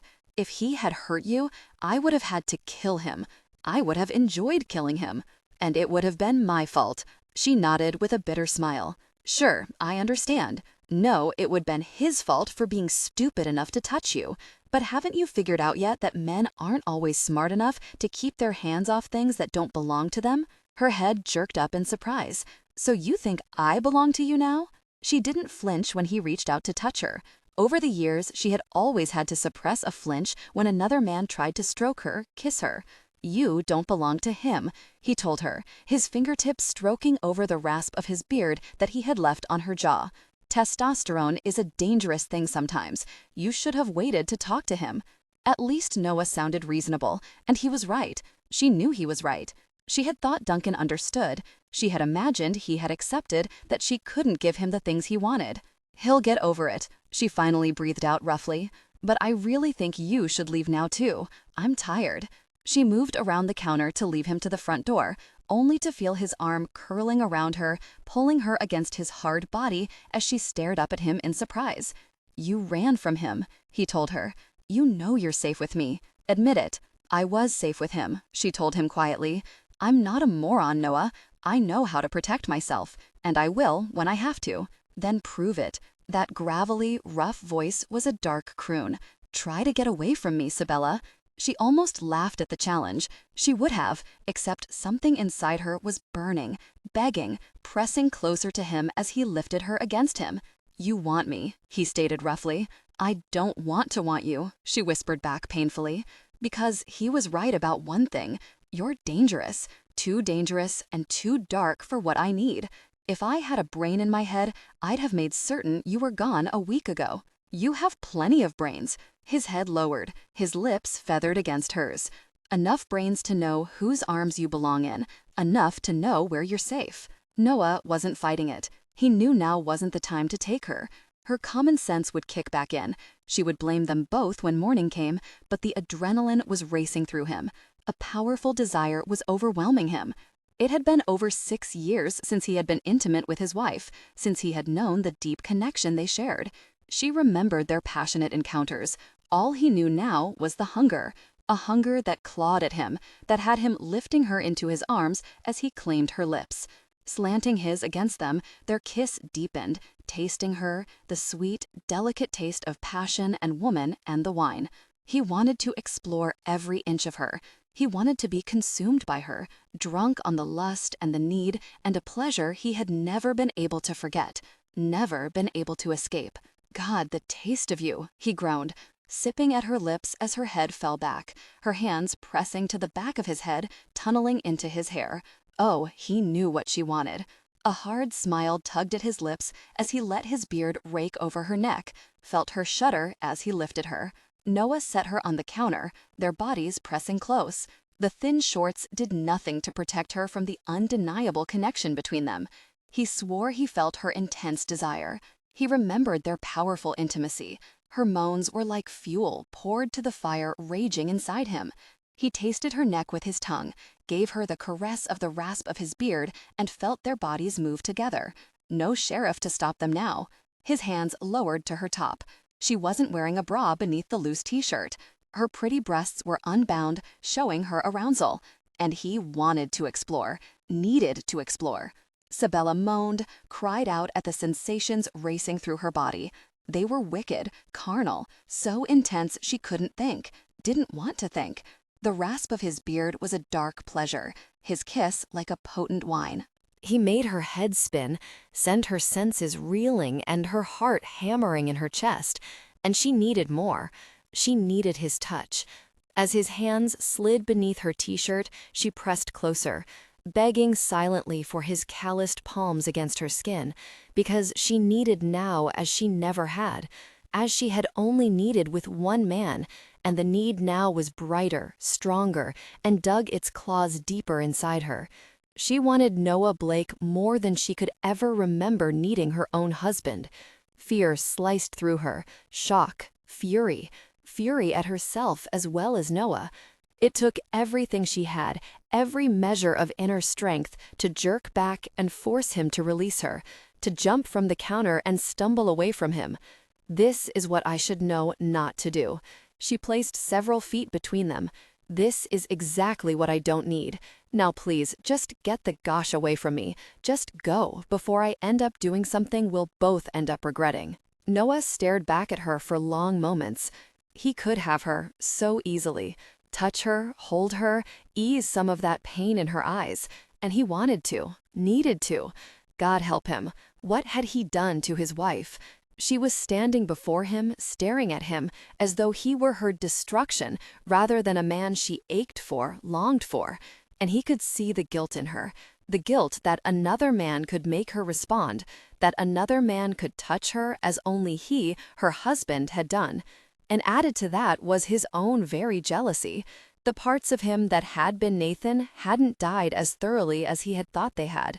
The man that was Noah, darker, more dominant, more arrogant, hated the man he had been as Nathan, because it was Nathan she ached for, and it was Noah who was left living to hunger for her. "I'll see you at the garage in the morning," he finally told her, shaking his head at his own thoughts as he turned and left the house.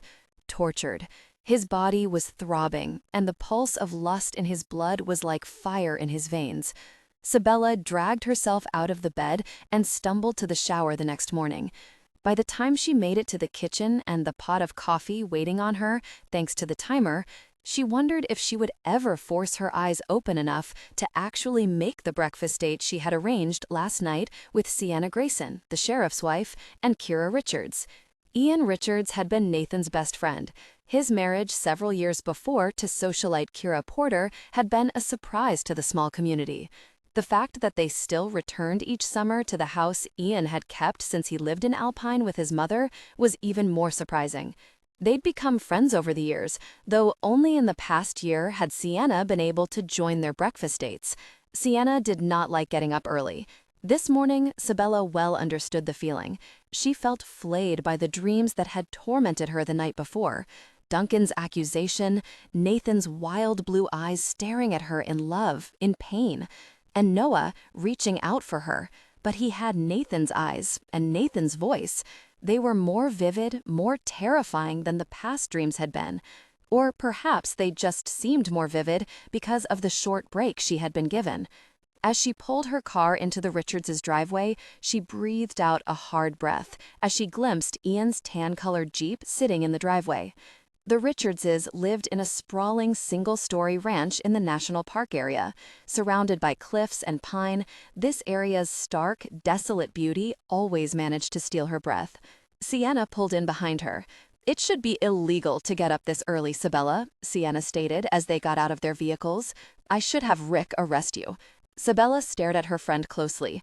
Despite the perfect makeup, Sienna had dark circles under hazel green eyes and an edge of worry at her brow. "I have to work this afternoon," Sabella told her.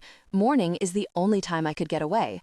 She frowned as she gave her friend a quick hug and felt that Sienna had lost weight in the past weeks. "Are you doing okay?" "Me?" Sienna gave her tired smile. "I'm fine. Rick's been busy, and you know how grouchy he gets when he can't solve a case. Those deaths a few months back are driving him crazy." "The black-collar militia," Sabella muttered. "Difficult people. I knew that girl they killed. She was an FBI agent," Sienna sighed as they walked to the house. "I couldn't believe it when I read that in the newspaper. Of course, Rick had known, but he hadn't told me." Sabella knew Sienna had raged at Rick for years because he refused to tell her about the cases he worked, or when he was close to breaking a case. There were times Sabella knew it strained their relationship. "He's not allowed to tell you, Sienna," Sabella pointed out gently, "just as Nathan couldn't tell me about his missions." "Yeah, but you didn't have to live with Nathan while he was on a mission," Sienna snorted. "Some nights he doesn't even come home," she said softly, sadly. "I hate it when he does that." There was nothing Sabella could say. She could see Rick's point of view. Although Sabella had understood that Nathan was a SEAL, Sienna had never been able to understand Rick's dedication to being a sheriff.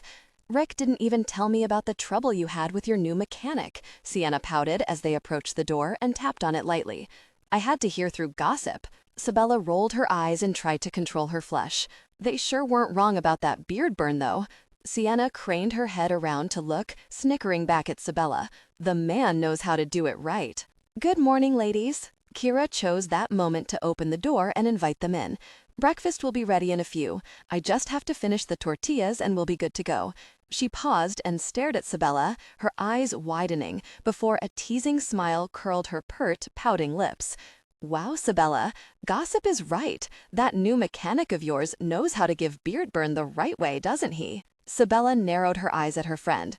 "We're not talking about the new mechanic." "The new mechanic?" Ian chose that moment to walk into the room. "Belle, could you let him know I have to bring the Jeep in?" He stopped, stared at her jaw and neck, lifted his brows, and stared back at Kira. Kira smirked. "The new mechanic. Great.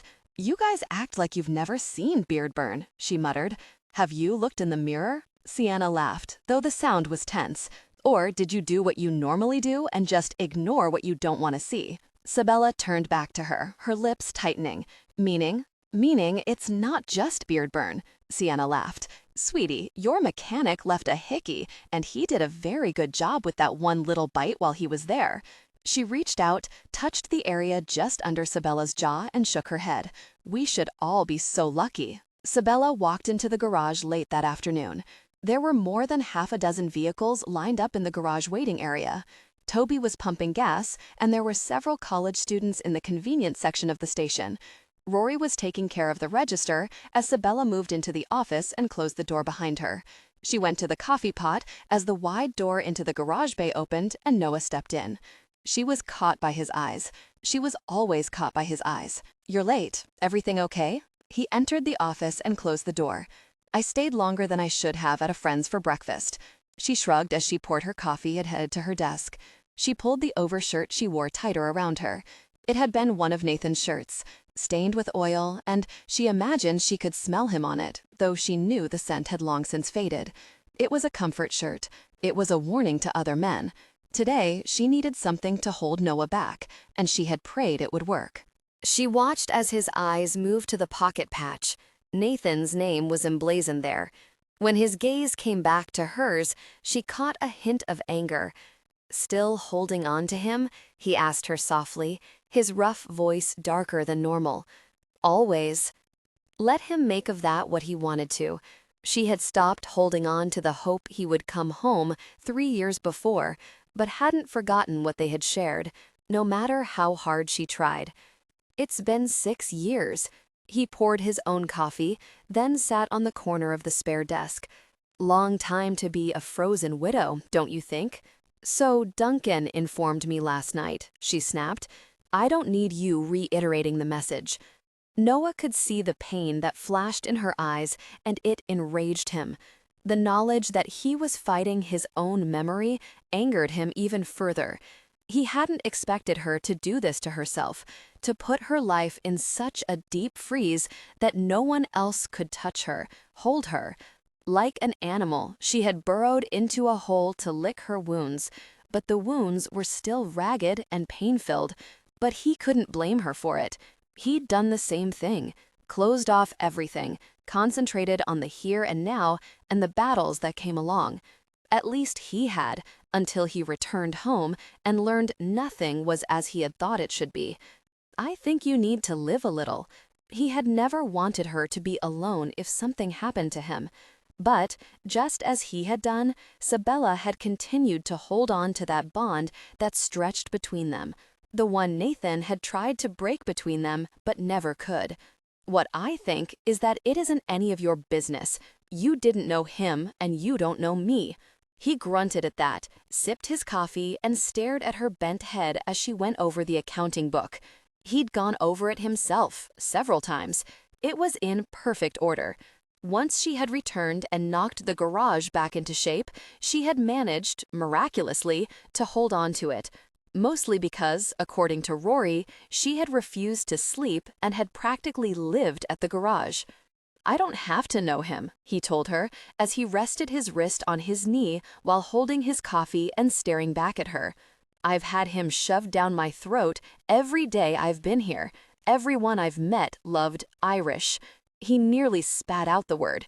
He was so sick of hearing about himself, he could barely tolerate it. When in the gosh had people in this town decided he was larger than life and no other man was going to compare? Nathan had a lot of friends. She shrugged, her fingers picking at the edge of the accounting book, her expression tight. Friends that let his widow suffer, he reminded her.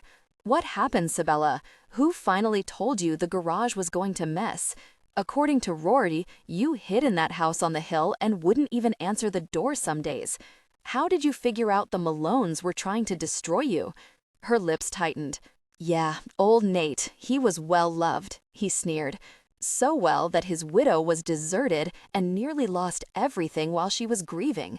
What in the world happened with that one, Sabella?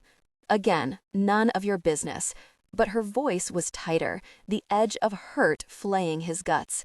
He knew what had happened. His family had turned against her. Mike Conrad, it was rumored, had offered to help her out if she would be so kind as to be intimate with him. Noah had to force the violence down. And once the Malones and the bank had turned against her, then finding anyone willing to help hadn't been easy. Only the fact that Nathan Malone had indeed had friends who were still willing to use the garage had saved her. Friends who didn't have power, and there were too many of them for Grant Malone or Mike Conrad to be able to strike out effectively. He knew what Mike Conrad had wanted. The garage was the perfect setup for laundering money and was centrally located for the militia members to congregate. With the apartment upstairs, the reputation of the garage, and Nathan Malone's good name to fall back on, it would have worked. The sheriff and his wife had stood by her, though it was rumored the friends Mike Conrad had in the local government were pressuring the sheriff to choose sides, Mike's or Sabella's. No one knew Rick Grayson, if he wasn't part of the BCM, was at least a suspect. Hopefully the program Noah had slipped into Mike's laptop would give them the proof they needed to bring that jerk down, him and his friends. The mayor, one of Grant Malone's boyhood friends, had taken the city's contract from the garage, illegally. Rory was checking with a lawyer in Odessa about suing for that one. What they had done to Sabella was unconscionable and wouldn't be tolerated any longer. The gossip and rumors that filled small-town life were there for anyone willing to listen, and Noah listened each time a customer got nosy enough to question him regarding the talk now circulating that he was taking the place of the man they had nicknamed Irish. He listened, picked through the gossip to find the truth, and the truth only managed to annoy him more. "I'm making it my business," he finally warned her. The battle he faced would have been amusing if it were anyone else. He was going to have to steal his wife's heart back from his own memory, a very difficult position for him to find himself in. He watched as her gaze lifted, just her eyes, and she stared up at him, and he could have sworn he felt a primal warning. He had only seen that look one time in the 2 years they had been together. Her lips parted as the door from the convenience store opened and Rory stepped in. Noah's gaze sliced to him, his demand to leave clear. Rory grinned back, then his gaze moved to her neck. She was getting sick of that. The surprise, the look of shock that a man had marked her neck. What, did everyone suddenly think she really wasn't woman enough to draw a man's passion? She curled her lip angrily before getting to her feet, moving around the desk and jerking open the door to the garage. She stepped into the garage bay and slammed the door closed behind her. "Jerk," Rory muttered, as Noah stared at the door she had gone through. Noah turned to look at him. "Take care of that firing you've been putting off today. Your new mechanic is showing up tomorrow." Rory grimaced. "Yeah, just get her all annoyed at me now." "Do it," he growled, before rising to his feet and making for the door to the garage. "And stay out of my way for the next little bit." He pushed through the door and found Sabella standing next to the mechanic's counter, going over the roster. She was frowning. Then she glanced in the direction of the mechanic Rory was about to fire. Before she could say anything, he surprised her, and everyone else, by pulling the clipboard from her hand, slapping it to the table, and pulling her back to the office. "How have you lost your mind?" she yelled as the door closed behind them. "Why isn't Timmy's name on the roster? He's standing out there twiddling his very thumbs on my time, and I want to know why." Rory took him off. He took the easy way out. He's firing him. Her eyes narrowed. "Did Rory know he was doing this before you told him to?" Sweet southern rage brewed in her voice. Noah crossed his arms over his chest and glared down at her. Rory agreed he's not doing his job and made the decision. Sort of. He did not. She was in his face, her gray eyes dark and thunderous, her face flushed, her little fists clenched at her side. My garage, my employees, my decisions. Her jaw was so tight he was afraid it was going to crack. Her lips tightened, moved. He could see the fury burning hot and wild inside her. Fury and a growing desire. It burned in him too. It set a spark to the darkness he tried to keep under control, to the hunger he fought not to reveal to her too quickly. "Rory has never done anything with asking me first," she bit out. "You made him do this." Noah shrugged. "I merely made the suggestion. You jerk. Call me another name, Sabella, and you're going to regret it," he warned her. She had never cursed him during their marriage. She had rarely cursed. She bared her teeth at him. "You arrogant, very misfit." That was it. He dipped his shoulder, threw her over it, and turned for the stairs Matt led to the apartment. He ignored the little fists beating at his back, the shrieks of rage, her attempts to kick out of his hold. Sabella didn't curse. She had never cursed. She had given him that haughty little good girl look every time he said "very" and asked him if he really wanted their future children to hear that dirty word coming out of his mouth. She had nearly broken him from cursing in 2 years. Now, if she wanted to handle the cursing, she could deal with the consequences. Because it made him feel a strong desire and made him wonder what else he could convince her to say if he used just the right persuasion. He slammed the apartment door behind them, locked it, then let her slide to her feet. He caught her fist as it slammed toward his face, then caught the other one and glared down at her. Enough. Something flickered in her gaze, some shred of trepidation as he released her wrists and stepped away from her. "You are not firing Timmy." She jerked that very shirt around her like a shield. "Rory is firing Timmy, and as of today, you'll be back in the office where you belong," he snapped, turning back to her in time to catch the sudden, overwhelming hurt that flashed in her face. "No, I won't be." She squared her shoulders and faced him with a defiant lift of her chin and rage burning in her eyes. Neither you nor Rory can enforce that one, Noah. I'll burn this garage to the ground before I'll let you take me out of it." Her expression was fierce, furious, and reminded him of the night he tried to force her to stay home rather than go out with her friends. He frowned back at her. "Gosh, Sabella, you're killing yourself out there. It's hard, very dirty work. There's no sense in your having to labor like that. You could go to the spa, get your nails done. Wouldn't that be nice?" Sabella fought to hold back the fury strangling her. She wanted to hit him. She wanted to scream at him and slap that arrogant, condescending expression off his face.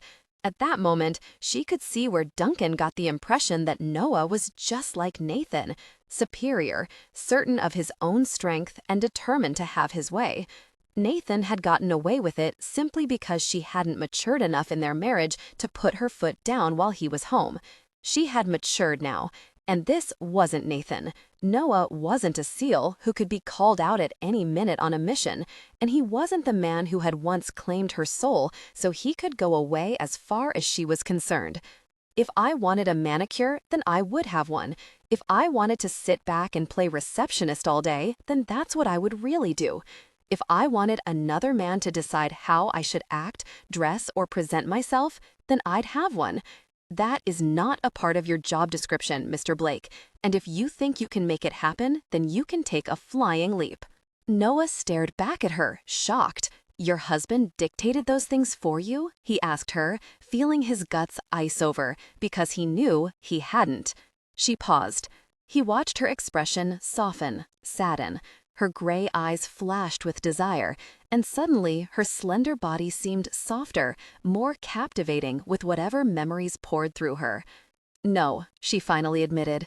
"I dictated it because it was what I thought he wanted." He liked his painted-up little wife, the nail polish and the pretty clothes and the helplessness. She shook her head as he felt his chest clench at her sorrow. "He used to call me his little Southern Bella. He died before he ever learned what a complete imposter I was, before he ever knew that I was just as knowledgeable about cars as any of his mechanics were. I loved Nathan. He was my heart, and I gave him what he needed while I had him with me." She flicked him a searing glance then. "But you're not Nathan, and I don't give a very if you have what you need or not." Did she think he had given a very about the freaking nail polish? Anger tore through him, not rage, not fury, but pure, unbridled offense and male pride. Very her. What pleased her had pleased him, but had she thought he had needed her to be something she wasn't? He tensed at the dominant surge of heat that filled his body. Before he could stop himself, he was stalking toward her, jerking her to him. "And did you get what you needed from him?" he rasped. "You've eaten me alive every time we've touched, Sabella. Did you come together intimately as you needed, or did you play the pretty little doll for him then too?" "He gave me everything I needed," she snarled back, but he saw it, a little lie, just a little one, and he remembered the nights that she had tossed restlessly in their bed beside him, how he had felt, sometimes, that his Sabella needed something harder, something darker than he had given her, but then thinking that it was only his own fantasies and needs that drove him to sense that. It wasn't. He saw it in her eyes. He recalled the torrential desire of last week when she had marked his shoulders with her sharp little nails, then his memories of their life together before trouble, and he knew. He knew Sabella had longed for a great deal more than he had allowed himself to give her. Pure desire. A tight, hard smile twisted his lips as her gaze finally flickered in awareness of the animal she had just let loose inside him. "You're a liar," he breathed, knowledge searing him, dominance rising inside him. "Tell me, Sabella, did you ache? Did you dream of being desired intensely and uninhibited, of exploring your wild side with your husband? Were you too afraid to be the little wildcat you wanted to be?" There was the truth. The flush leached from her face, her eyes darkened. He could see the unbridled desire filling her, pure but tinged with an emotion that tightened the heart in his chest. Sabella wanted more than just intimacy. She wanted more than just the wild loving. She wanted everything he had ever dreamed of giving her, and he was going to give it to her right now. She'd hidden things from him. Well, there were really sure things he had hidden from her as well. And the need to hear his sweet Southern Bella express her deepest desires had been an all-consuming need. "You can get wild with me, baby." He jerked her harder against him, let her feel his intense arousal. "Come on, I dare you. I'm a stranger, Sabella. Nothing to you. Nothing to that paragon of a husband you knew. Get wild with me, and I'll show you how I can get wild right back." Get wild with him? Pour everything into him that she had fantasized about pouring into Nathan? She stared up at Noah, her body highly excited. She couldn't deny her need. She could barely breathe for it. It was tearing through her veins, the temptation burning through her. "You want to be desired intensely and uninhibited, Sabella." His voice deepened, darkened, as his hands speared into her hair, fingers clenching, pulling at it. Sabella felt the shocking sensations unravel inside her. Her lashes fluttered, her knees weakened. "You want to pull my hair, baby? Come on, Sabella, I dare you. You don't have to give me anything he had. Give me what he didn't have." She jerked against him as she felt his lips on hers, whispering over them. Her eyes opened, and wild, dark blue eyes held her trapped. "I carried your scratches last week like other men carry a medal," he growled, then nipped her lips. He recalled the intensity of their previous encounter, imagining her desire. He tapped into her fantasy. Sabella licked her lips, unconsciously imagining it.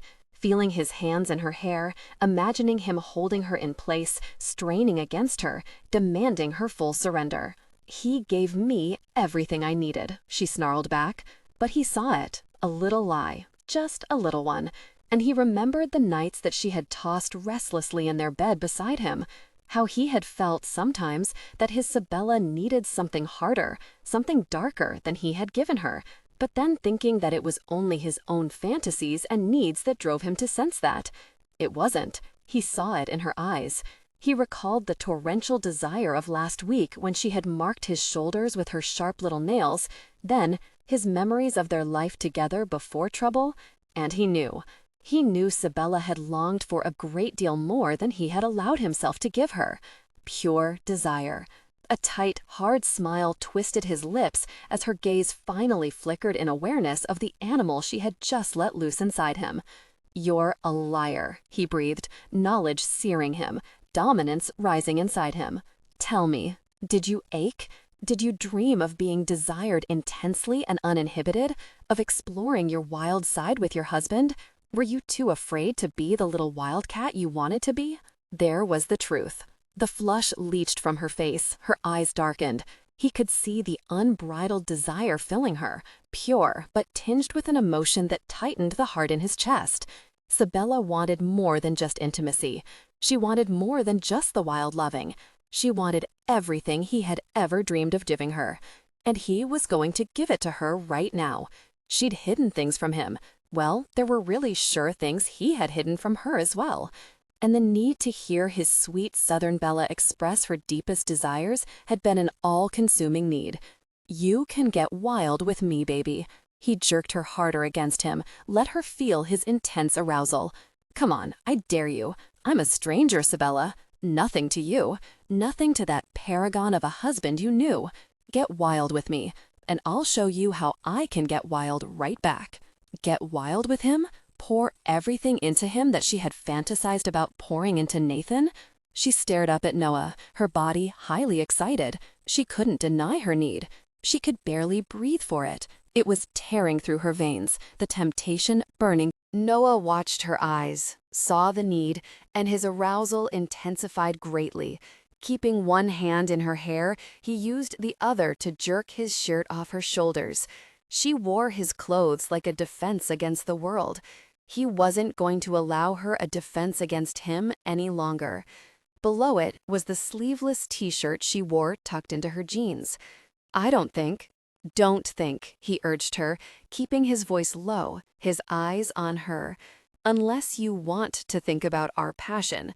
I'm going to do that, Sabella. I'm going to watch those pretty pink lips open, watch us come together intimately." They had shared intimate moments before. She had teased and explored playfully, even embracing their shared release. But that wasn't what she wanted now. It wasn't what she needed. Take the boots off. He held her gaze as he moved her and pushed her onto the couch. Take them off now, Sabella, or you'll be wearing your jeans around your ankles while we connect deeply. Wouldn't you rather use those pretty legs around my back, holding me close? She licked her lips again as he moved back and sat on the heavy coffee table to untie his own boots. He got them untied, then looked up when she moved. But she didn't move to take off her boots. She came over to him. Noah went back on the table, catching her, his hand burying in her hair again as her lips were on his, a cry of need and hunger filling the air. Oh, gosh, yes! She flowed over him, straddled his hips, her hands buried in his hair as he shoved his tongue in her mouth and fought to dominate the kiss. She was wild. As she writhed above him, her back arched, her body pressed against his intense arousal beneath his jeans, and her hands tore at his shirt.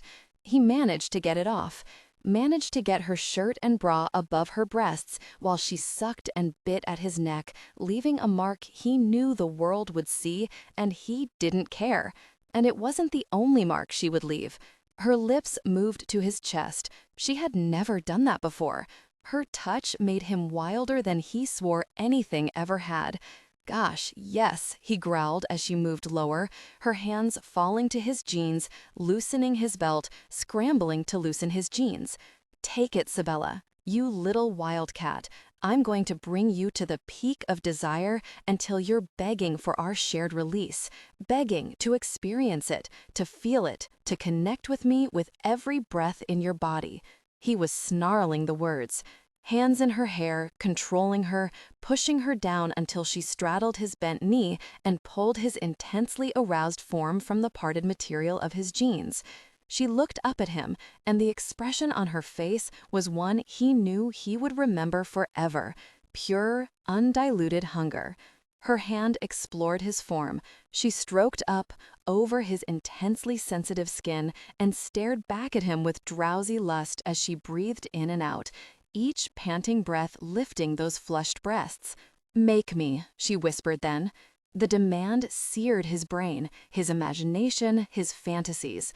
He guided her head with one hand, his eyes locked with hers, watching as her lips flowered open, ready for their intimacy. Sabella was lost in the lust. She moved intimately against his knee, feeling the exquisite sensations of cloth rasping against her heightened sensitivity as his intense arousal pressed against her mouth. Gosh, his essence. It was hot and male, earthy and filled with lust. She explored his form, feeling the intense firmness, the silky flesh, the throb of desire beneath. She looked up at him, saw his wild eyes like an unearthly glow, and dark, primitive need slashed through her. She needed to experience, needed to torment. She explored his form, rubbing her tongue over that spot that her Nathan had once loved her to caress so well. Noah tightened, the muscles of his thighs bulging, his hips arching, deepening their intimacy. Embrace it, Sabella. There was an odd, lyrical quality to his rough, dark voice. Take me. She embraced him. His hands clenched in her hair, pulled at the strands as he moved her head, deepening their intimacy, filling her with his heated form. She was needy, hungry for him.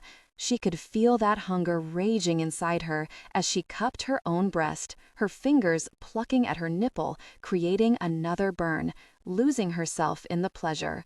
I'm going to reach our peak, baby. He was moving with intense passion, fast, almost bruising, as he strained beneath her, and she loved it. He was wild, he was dark and earthy, and she needed it. She embraced him harder, deeper. She pulled at her nipple, tugged at it, cupped her breast, and felt the fever raging, building in her core. Yes, there, he growled. Her tongue explored his form, rubbing and caressing, rasping against it as he moved over it, stroking past her lips, his body tightening further as she felt his release building. She stared up at him, saw it moving in his face, the way it tightened, turning stark, forbidden. Then she felt his release. The first wave of pleasure washed over her. The second had her moaning, her core erupting as she moved intimately against his knee. "Oh, gosh, yes, you little witch," he groaned.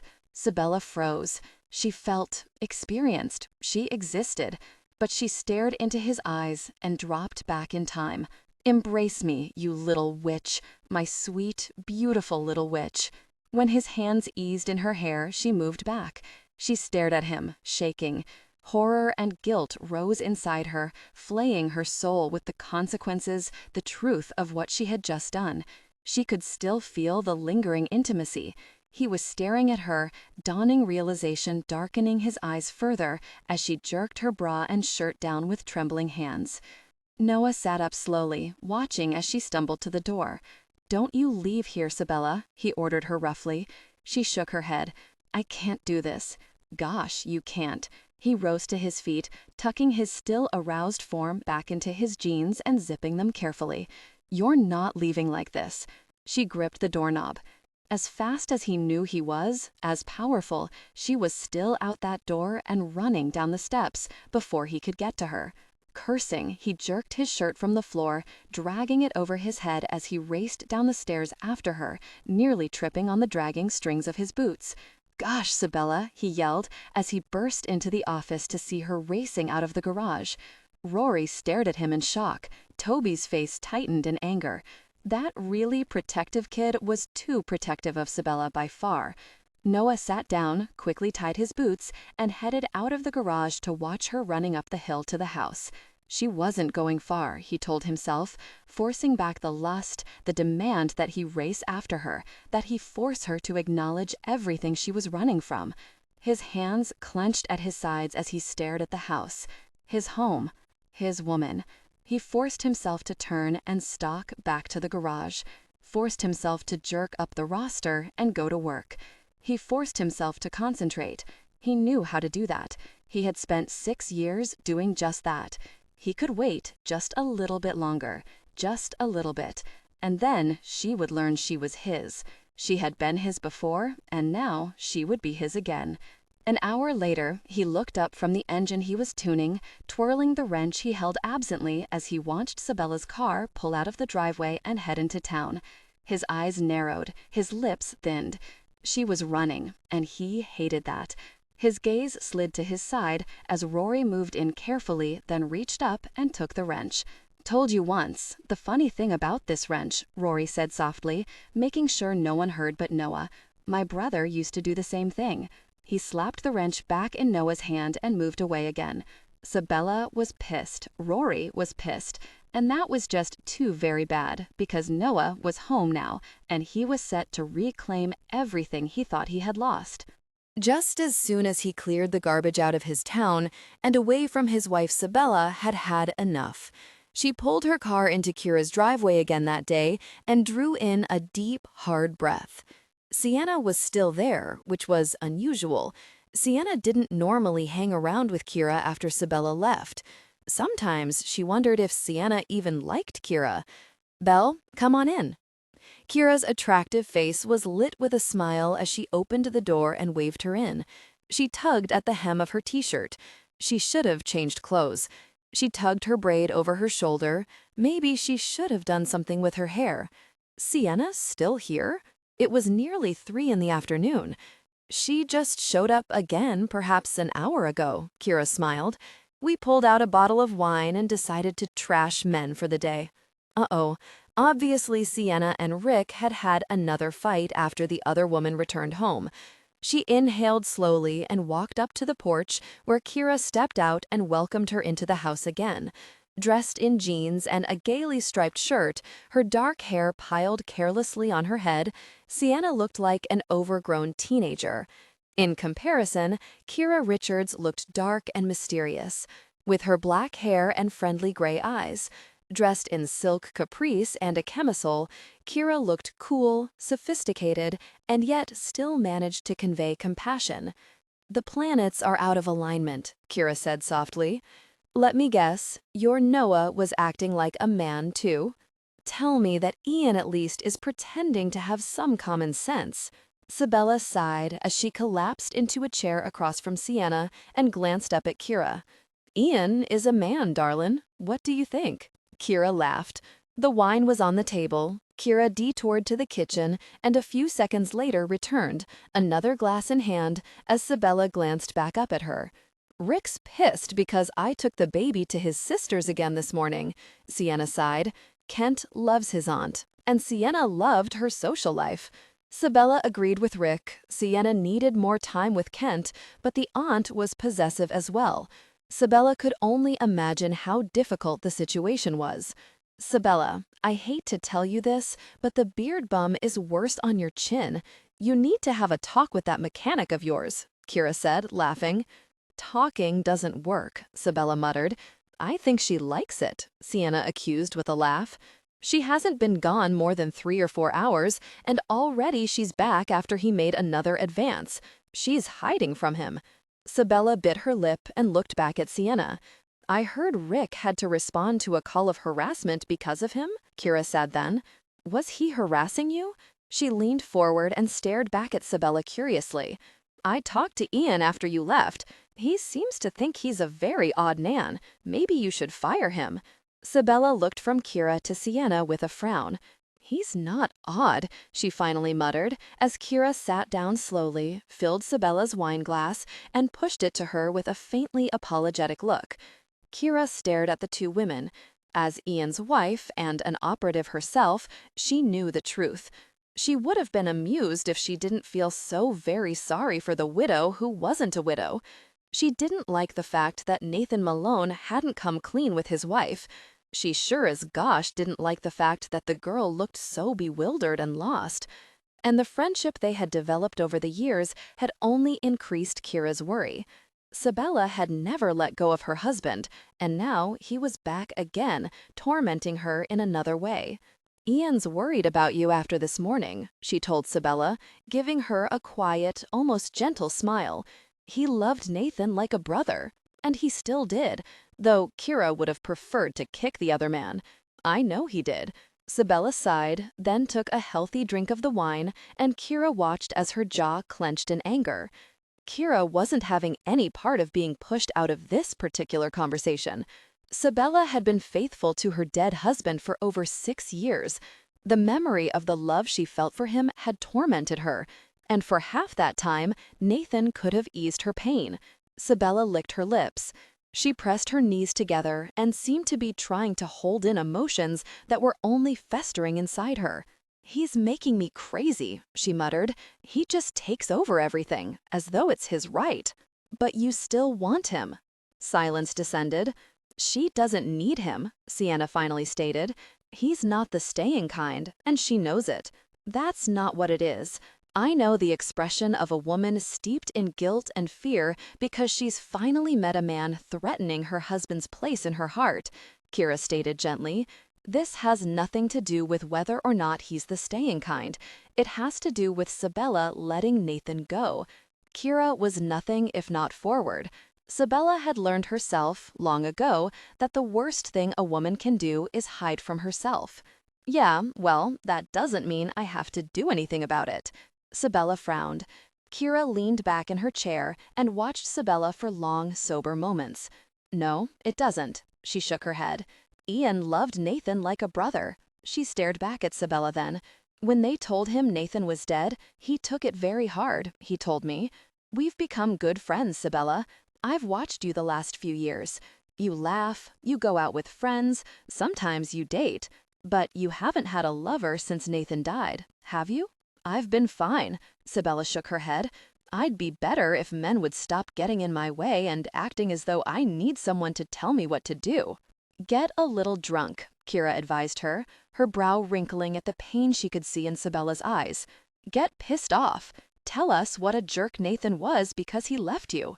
Kira, Sienna snapped, anger brightening her green eyes then. That's enough. And each time she stepped away from Nathan's memory, you've reminded her of the man she lost, rather than the fact that there are other men out there, haven't you, Sienna?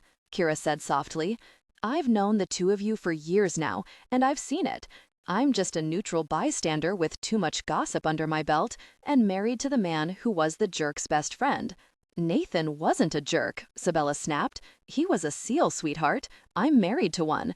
They're so dominant, fierce, and certain of their own abilities and opinions that they can't help themselves, she stated, amused. So, in the kindest vein, yes, that's exactly what Nathan was. But he's gone. He doesn't exist any longer. But here you are, years later, from all accounts incredibly attracted to another man, and fighting that attraction because of your guilt about your husband's memory. I don't have to just become intimate with every man I meet, Sabella snapped. But neither were you buried when they told you your husband was dead. Sabella stared back at her, seeing in the other woman's eyes sympathy, without the history she had with Sienna, without the memories of Nathan she and her friend shared.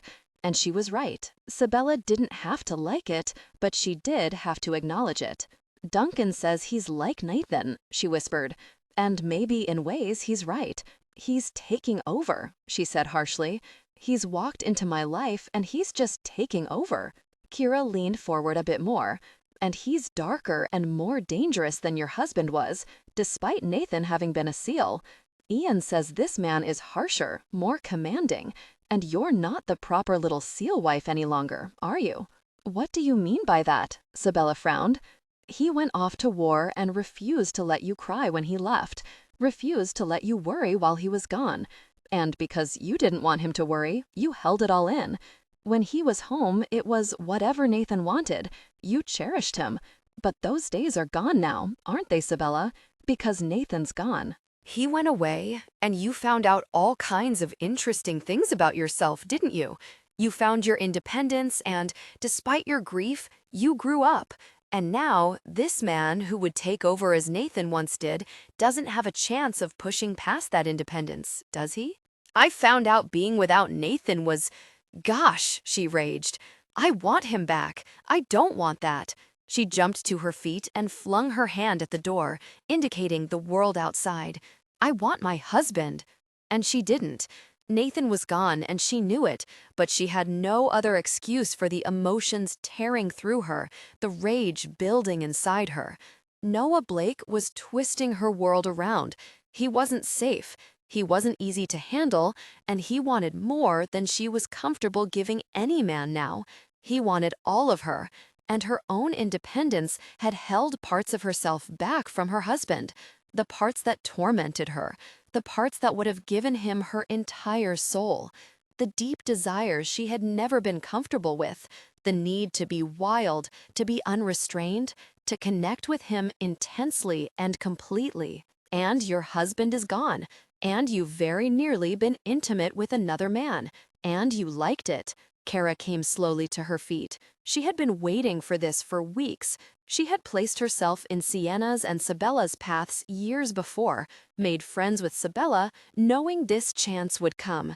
Nathan Malone had made a mistake in hiding from his wife, and as Kira had known all along, his wife was the one paying the highest cost. Gosh, Kira, Sienna muttered, poured more wine and drank it.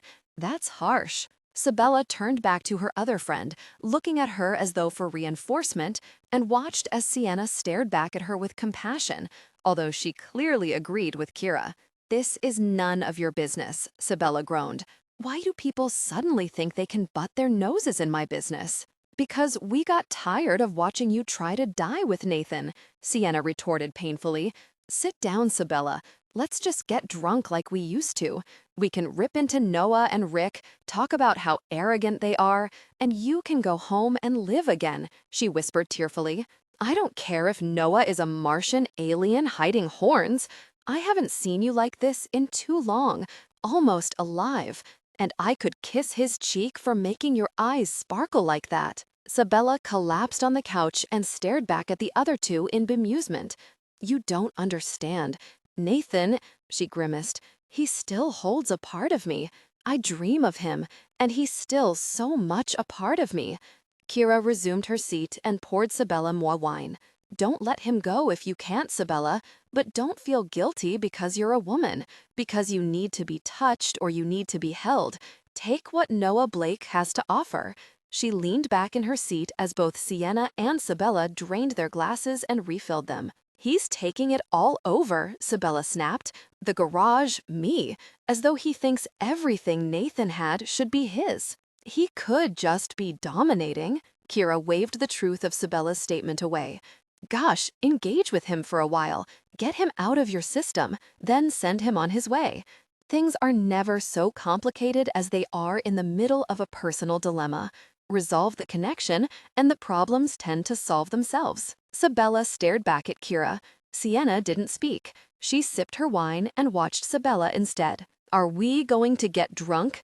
If I have to have this conversation, then I at least want an excuse for being blunt, if you don't mind. Otherwise, Rick is going to be upset I stuck my nose in this. And you know, I tend to do without intimacy myself when he's upset." Sabella emptied her glass and held it out for more. Kira watched them both in amusement. They drank that glass and started on another when Sabella suddenly sighed heavily. "We shared an intimate moment." Kira jumped as Sienna's wine spurted across the table. The sheriff's wife choked, covered her mouth, and turned to Sabella.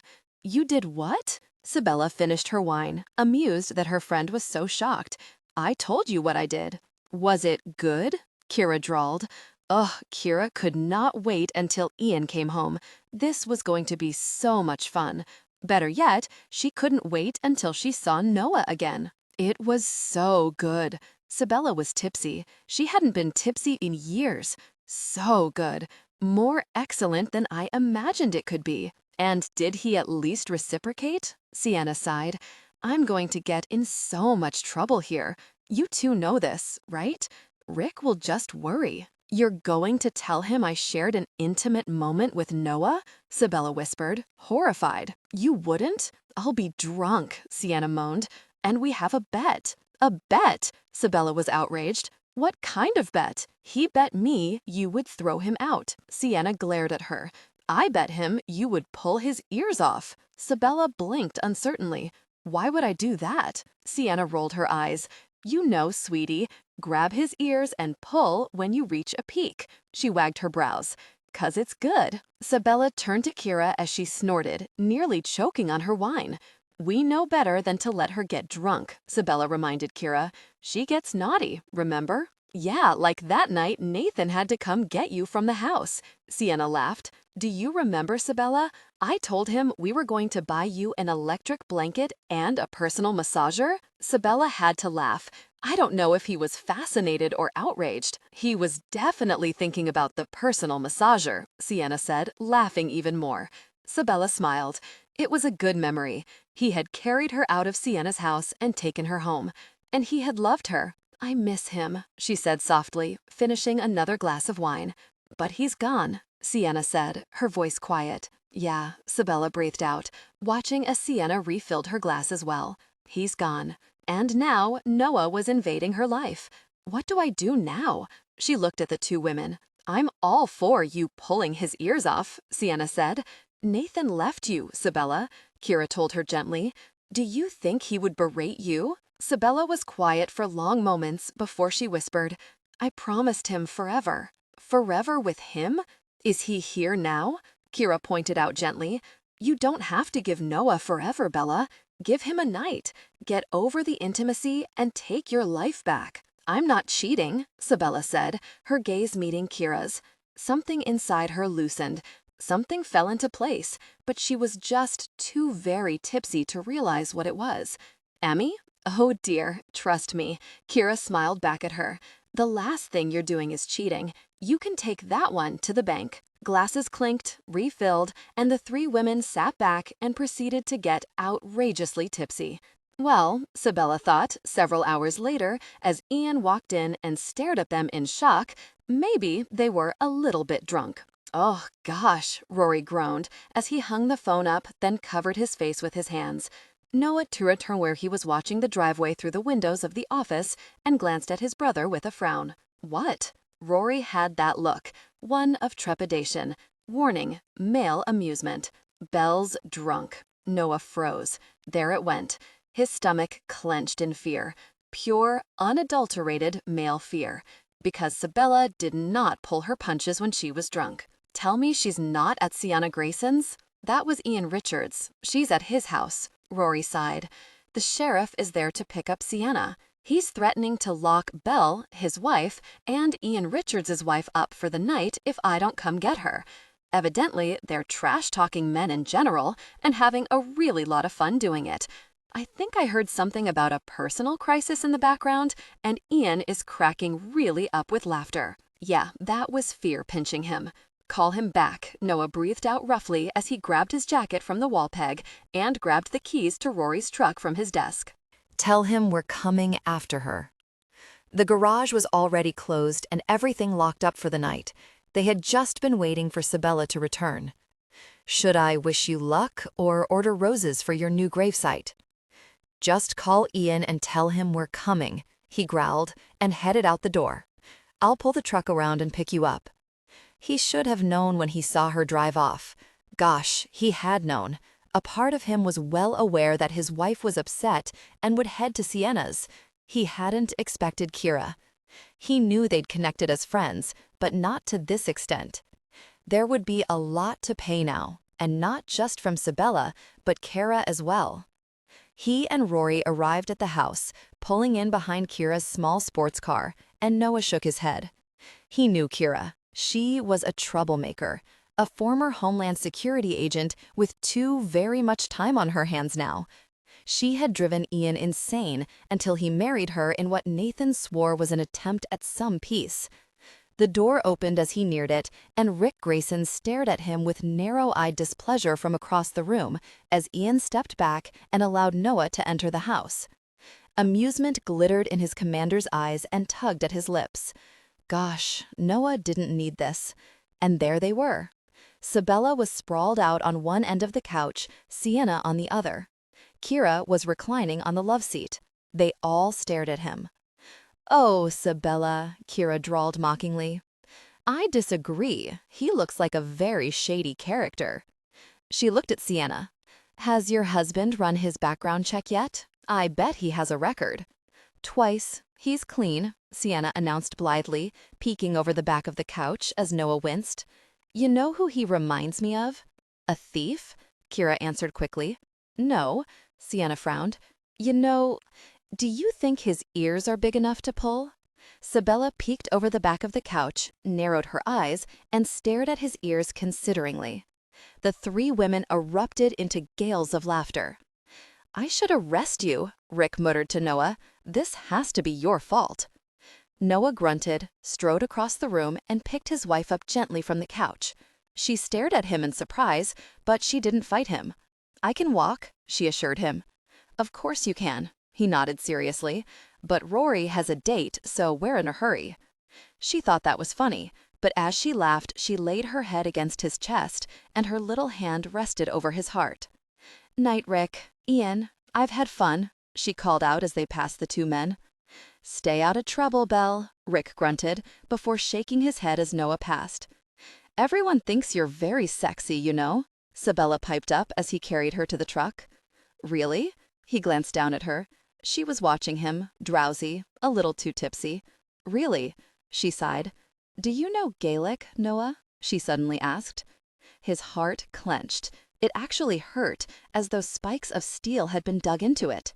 "Should I?" he asked her, moving to Rory's truck as his brother headed around to Sabella's car. Thankfully, there had been a spare key to the car at the garage. "Maybe not," she mumbled as he opened the truck door and slid her across the seat before getting into the truck, sliding it into gear, and heading home. She was silent then, staring out the window as though she were interested in what they passed. As he pulled into her driveway, she stared at the house silently, her expression somber. "Sometimes I'm very lonely here," she suddenly said as he cut the motor and clenched the steering wheel furiously. "You didn't have to stay alone," he told her hoarsely. "Yeah, that's what Kira and Sienna seem to think." She sighed deeply, still staring at the house, as Noah winced. "Why did you stay after he died?" he asked. She didn't turn to look at him, just stared at her home, the grief on her face twisting his soul, wringing it dry. Finally, she said, "It's home." Shaking his head, he got out of the truck and strode to the door she was pushing open. He lifted her from the truck, steadied her, and helped her to the house. "You can't come in," she told him. "Sabella, this is the wrong very time to push me." He'd just about had enough. He'd had enough of the hollow grief raging inside him and the hunger ripping him apart. "I'm drunk. Are you going to take advantage of me?" she asked him blithely as he unlocked the door and let her inside. "Not tonight. Maybe I'll take advantage of you tomorrow night instead." He caught the little pout on her lips as she gave him a glare. "You're being very mean to me, Nathan. I think you should know that." He almost flinched as she used his real name in her tipsy state. She couldn't know what she was saying. A slip of the tongue, he reminded himself. A ragged, pain-filled groan nearly tore from his chest, though. She said it so easily as she stumbled against him, just as she would have years before when she was put out with him, as though she knew or sensed the truth. He lifted her into his arms again and carried her up the stairs, but his throat was tight with emotion. The hollow emptiness that had filled him for so long now seemed to overflow with feelings, with emotions, with grief. He laid her in their bed, watching as her head settled on the pillow, her lashes fluttering drowsily. He untied her boots and set them carefully by the bed. He pulled her jeans from her, and because he knew she hated sleeping in a bra, he unhooked it and removed it from beneath her shirt. She stared up at him. "You can take advantage of me. I promise not to get mad." "Later," he promised her as he sat on the bed beside her. "Would you hold me?" Hold her? When everything inside him was screaming for so much more. But it wasn't so little to give her when he had taken so much from her. He pulled his boots off, moved to his side of the bed, and laid down beside her before pulling her into his arms. "I have nightmares," she whispered as he tucked her against his chest. "I know, baby." He undid her braid, worked her hair loose. "I see blood," she told him. "My hands are covered in blood, and you're crouched in front of me. You are. Then Nathan is. Then you. Then Nathan is drifting away, and you're still there. And suddenly I'm you, and the pain is so bad, and all I feel is you thinking about me, begging me to save you as I dance in front of you and tempt you to take me. But it's not me, and it's so frightening, Noah." He flinched. Gosh, she had seen into that hell. The temptation Fuentes had brought him and the women that so resembled Sabella. He was deeply affected by the situation, feeling a strong internal struggle, but knowing the women brought to him weren't his wife. "I didn't save him," she murmured as she slipped off to sleep. "He begged me to save him, and I couldn't." Her voice thickened with tears and with sleep. "I couldn't save him."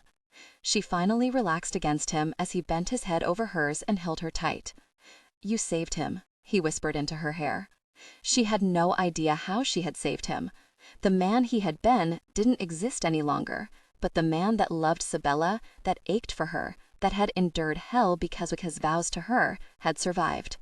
He rocked her when she whimpered in her sleep, comforted her, and held her. He stared into the darkness and wished he could cry himself, because she had suffered when he had thought she could go on. Because Grandpop had been right. He had loved her until at times he swore he could feel the beat of her heart next to his own. But he knew Grandpop had been right about the eyes, because in the memories of the hellish existence he had lived, he had remembered seeing images that weren't there. He would be in his bedroom, staring into the mirror, staring at Sabella. And it seemed his Sabella had stared through his eyes as well, straight into hell. His arms tensed, tightened around her. He tilted his head back and forced himself to breathe through the pain, to hold back the agony welling inside him. Sabella. He whispered her name, breathed her in. She shifted against him, sleeping, sensual, tempting. "I missed you, Irish." And he ignored the single tear that fell from the corner of his eye. The pain, the loss. She knew. Deep inside where she refused to see who he was, she knew, because that bond was still there. Those vows were still there. By staying away from her, he had left her drifting between reality and hell, still bound to him, yet alone, facing the nightmares without him by her side, enduring, even when she had glimpsed the horror he had lived through. and he had thought his wife wasn't strong enough to face what had happened to him. Gosh, he had a feeling his wife was far stronger than anyone knew. Perhaps, in her heart, in her soul, she was stronger even than him. She was warm. Sabella shifted in the bed, almost moaning at the sense of warmth that surrounded her. Noah's arms were wrapped around her, holding her close, his head tucked above hers, just like Nathan used to do. It must be a male thing, she decided. Nathan had been her only lover, so of course she would notice it. One leg was thrown over hers, her head rested on his arm, the other arm was lying over her waist, holding her to his chest. She couldn't escape him if she wanted to, and she so didn't want to. She wanted to luxuriate in this warmth, hold on to it. But something prodded at her mind, nipped at her, wanting her to awaken. She shifted against him, trying to escape it. She wanted to stay here, right here. No matter how much she ached for other things, she didn't want to lose this feeling of incredible peace. Then his hand shifted, moved beneath the hem of the shirt she still wore, and pressed against her stomach. Sabella stretched, moved, pressing more firmly against the warm male body behind her, her breathing hitching, half sob, half moan as she realized it wasn't a dream. She was weak. She needed. What had Kira said? Get rid of the sexual crisis and everything else would clear itself up? It made sense to her. Right now, enfolded in his embrace, as his hand moved intimately, it made sense. Stay still. Hoarse, guttural, his voice rumbled in her ear as she tucked her body closer to the powerful warmth pressing against her. He was naked. Sometime during the night he had undressed and gotten under the blankets with her. She shivered at the thought. She could feel the naked length of his body behind her, powerful and firm. Her lashes lifted. It was still dark. Dawn hadn't yet begun to lighten the room, and she didn't have to face what was and what wasn't. All she had to do was feel. Her head turned until her lips could press against his neck beneath his chin. The abrasion of his beard was erotic, sexy. She hadn't known a beard could feel so sexy. "Kiss me," she whispered. He stilled behind her. His hand pressed against her stomach, moved to her hip, and tightened to hold her still. "Don't tempt me, Sabella." His voice whispered through the darkness, wrapping around her as she let it stroke her senses. "I want you." She hadn't wanted since her husband's death. She wanted now. She wanted with a strength she knew she would have to face later, but not right now. Right now, she would experience it, revel in the pleasure of it. She felt the tension that whipped around them, that filled the air and heated the room. "Do you want me?" he growled then, turning her, the shadow of his broad shoulders suddenly filling her vision as he leaned over her. "Is it me you want, Sabella, or your husband?" Her hands lifted to his shoulders, smoothed over them. Her nails bit into his flesh, tested his muscle. "Does it matter?" she asked him, feeling the clench of both needs suddenly filling her. She hated that confusion, that sense of being so off balance she didn't know who or what she was reaching for. "Does it matter to you?" He was silent for so long that she wondered if he would answer her at all. "It doesn't matter to me." A snarl filled his voice. "I would be with you, Sabella, and when you cried out my name, I wouldn't give a very who you were crying out for. But if you expect me to connect with you as your husband would have, you're in for a sad surprise." "You don't know how my husband was with me," she told him then, lifted her head and let her tongue stroke over his chest, rubbed her face against the crinkle of chest hairs. "Be with me, Noah, however you want to." He wanted to connect with her intensely. She could feel that. She had known it, even before now. He wouldn't be a gentle partner, but it wasn't a gentle partner she wanted. She wanted to still that dark, furious need that had built up in her over the past years, a product of the dark, intense dreams that mixed with nightmares and tormented her on nights like this. dark and indolent, with a deep desire for touch. She was tired of fighting. She didn't want to fight him. She hadn't wanted to fight from the first day he had walked into the garage and tempted her with his wild arrogance. Her body ached for this touch. Her heart, so torn, so ragged now, wanted ease. Just a little bit of ease, just for the time it would take to still the arousal burning through her. Sabella, he whispered her name as his forehead lowered to hers. Do you know what you're asking for? I want you. She had to be asleep. Here, in Nathan's bed, in the bed where he had taken her as his wife, and she wanted another man? Make it go away, Noah, she whispered desperately. Please, make it go away. The nightmares, the need. Stop torturing me. Give in to this desire or get out.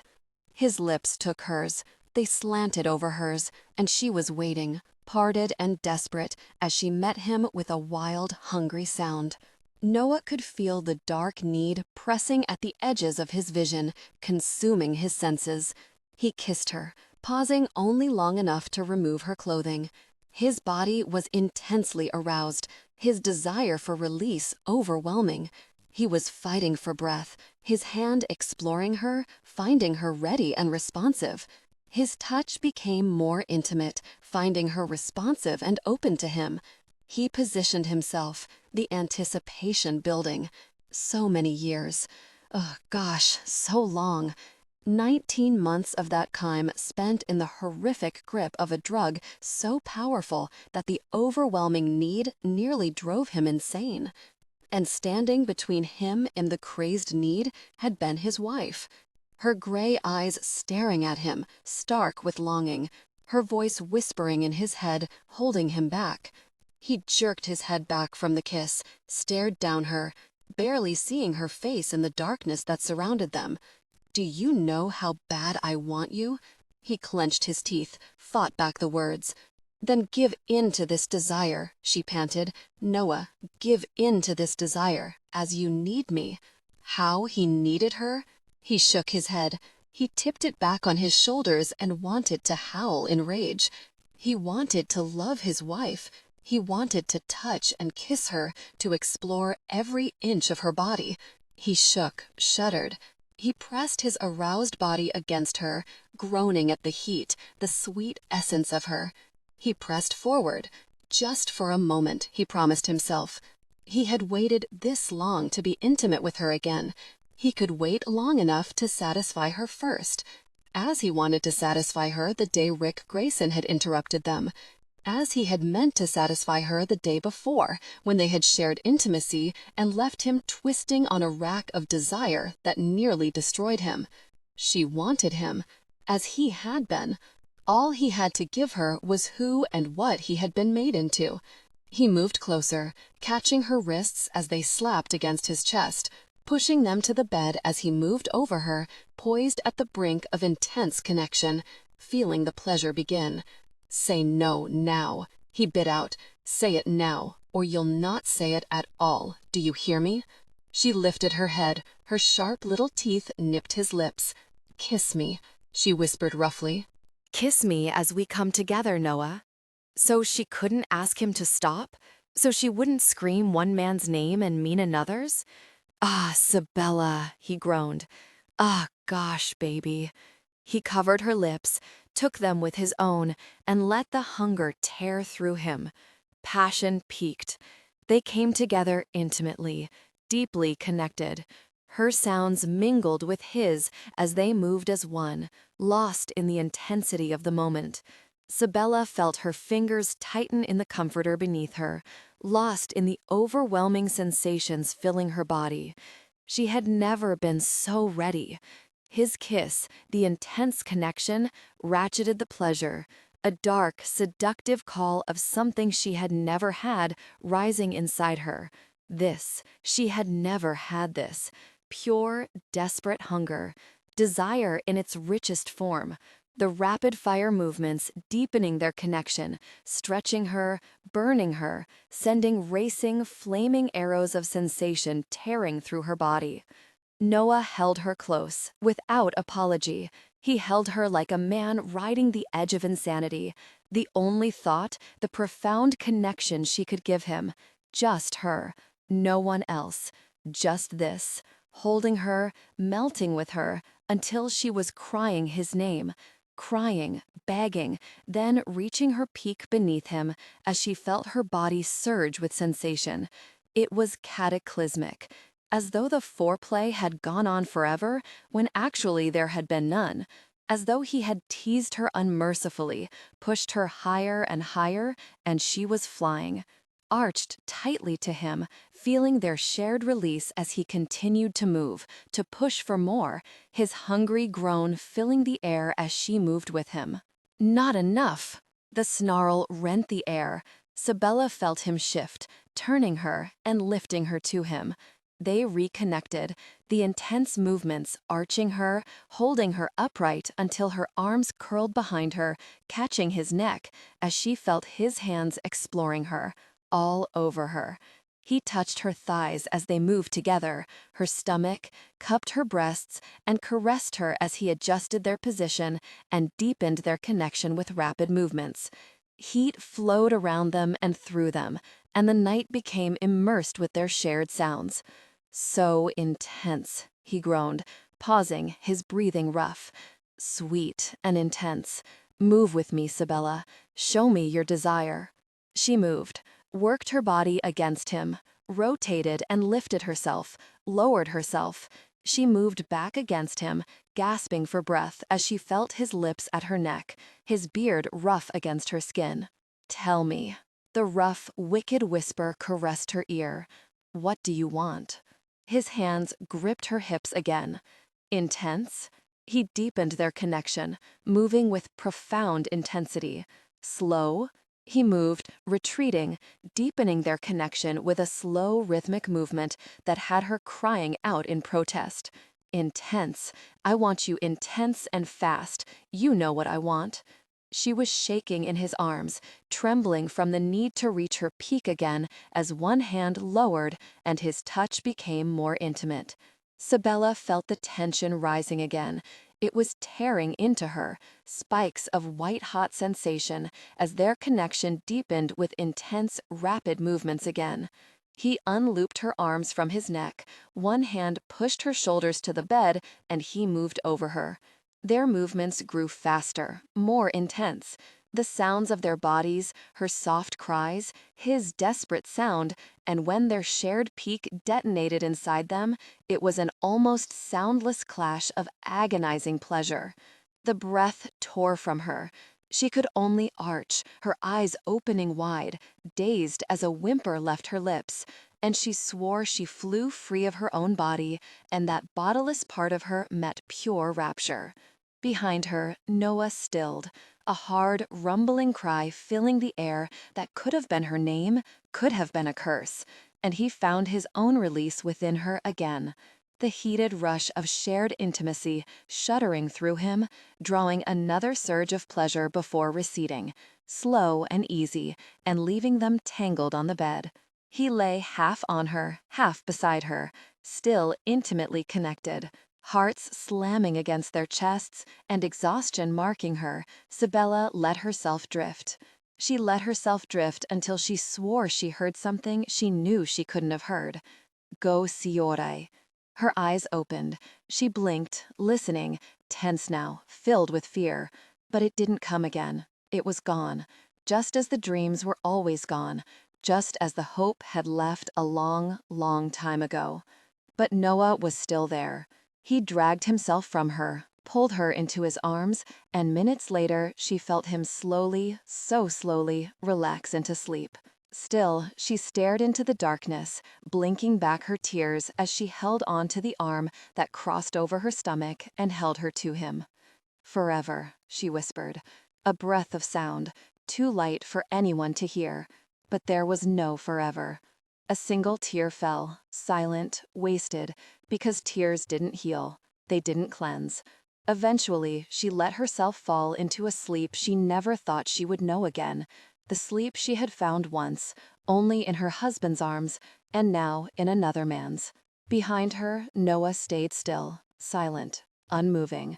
The sadness and the pain in her voice dug talons of agony inside his soul until he could barely breathe.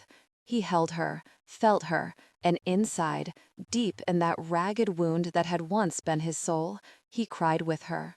No more tears for another man while you're in bed with me.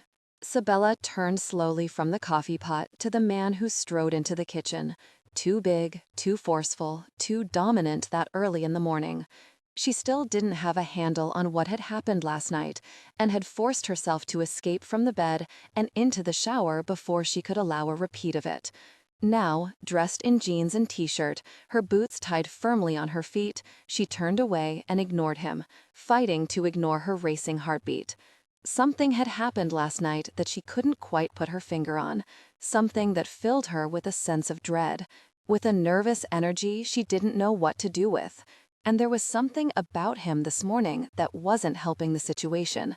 It wasn't just the dominance. It was something about the way he was standing, the look in his eyes, something that had her chest tightening and her desire growing. He was annoying her and attracting her, all at the same time. She didn't consider that a good combination. My bed, my tears. She moved away from the coffee pot and made room for him as he opened a cabinet door. And of course, he opened the right one and pulled a cup free. You were intimate with me and then cry? He snorted. The next time we're together, Sabella, I'll keep you close until you can't cry. How would you know I even cried? She watched him. The shift of his shoulders, the way his muscles bunched. You fell asleep. I don't sleep that deep. He poured his coffee and tamed back to her. Rugged and sexy, his black hair damp and falling to his shoulders, his beard and mustache darker than night when emphasized by his deep, dark blue eyes. Dressed in the clothes he had worn the day before, he looked both rumpled and powerful. Not a good look for her peace of mind this morning. You won't have to worry about it. She finally shrugged. I'm certain we have the sexual crisis out of our systems now. We can go back to sniping at each other. And you can sleep in your own bed. She set her coffee cup on the counter and gazed at him with determination. He made her wait. He studied her over the rim of his coffee cup as he sipped at the dark brew, his eyes turbulent, sparking with something. Not anger, but definitely not agreement. One night stand, was it? He asked. A frown wrinkled her brow at the tone, the flavor of his voice. It was expedient, she lied. Now you can get on with your own life and I can get on with mine. Get on with building that shrine to your dead husband? He growled.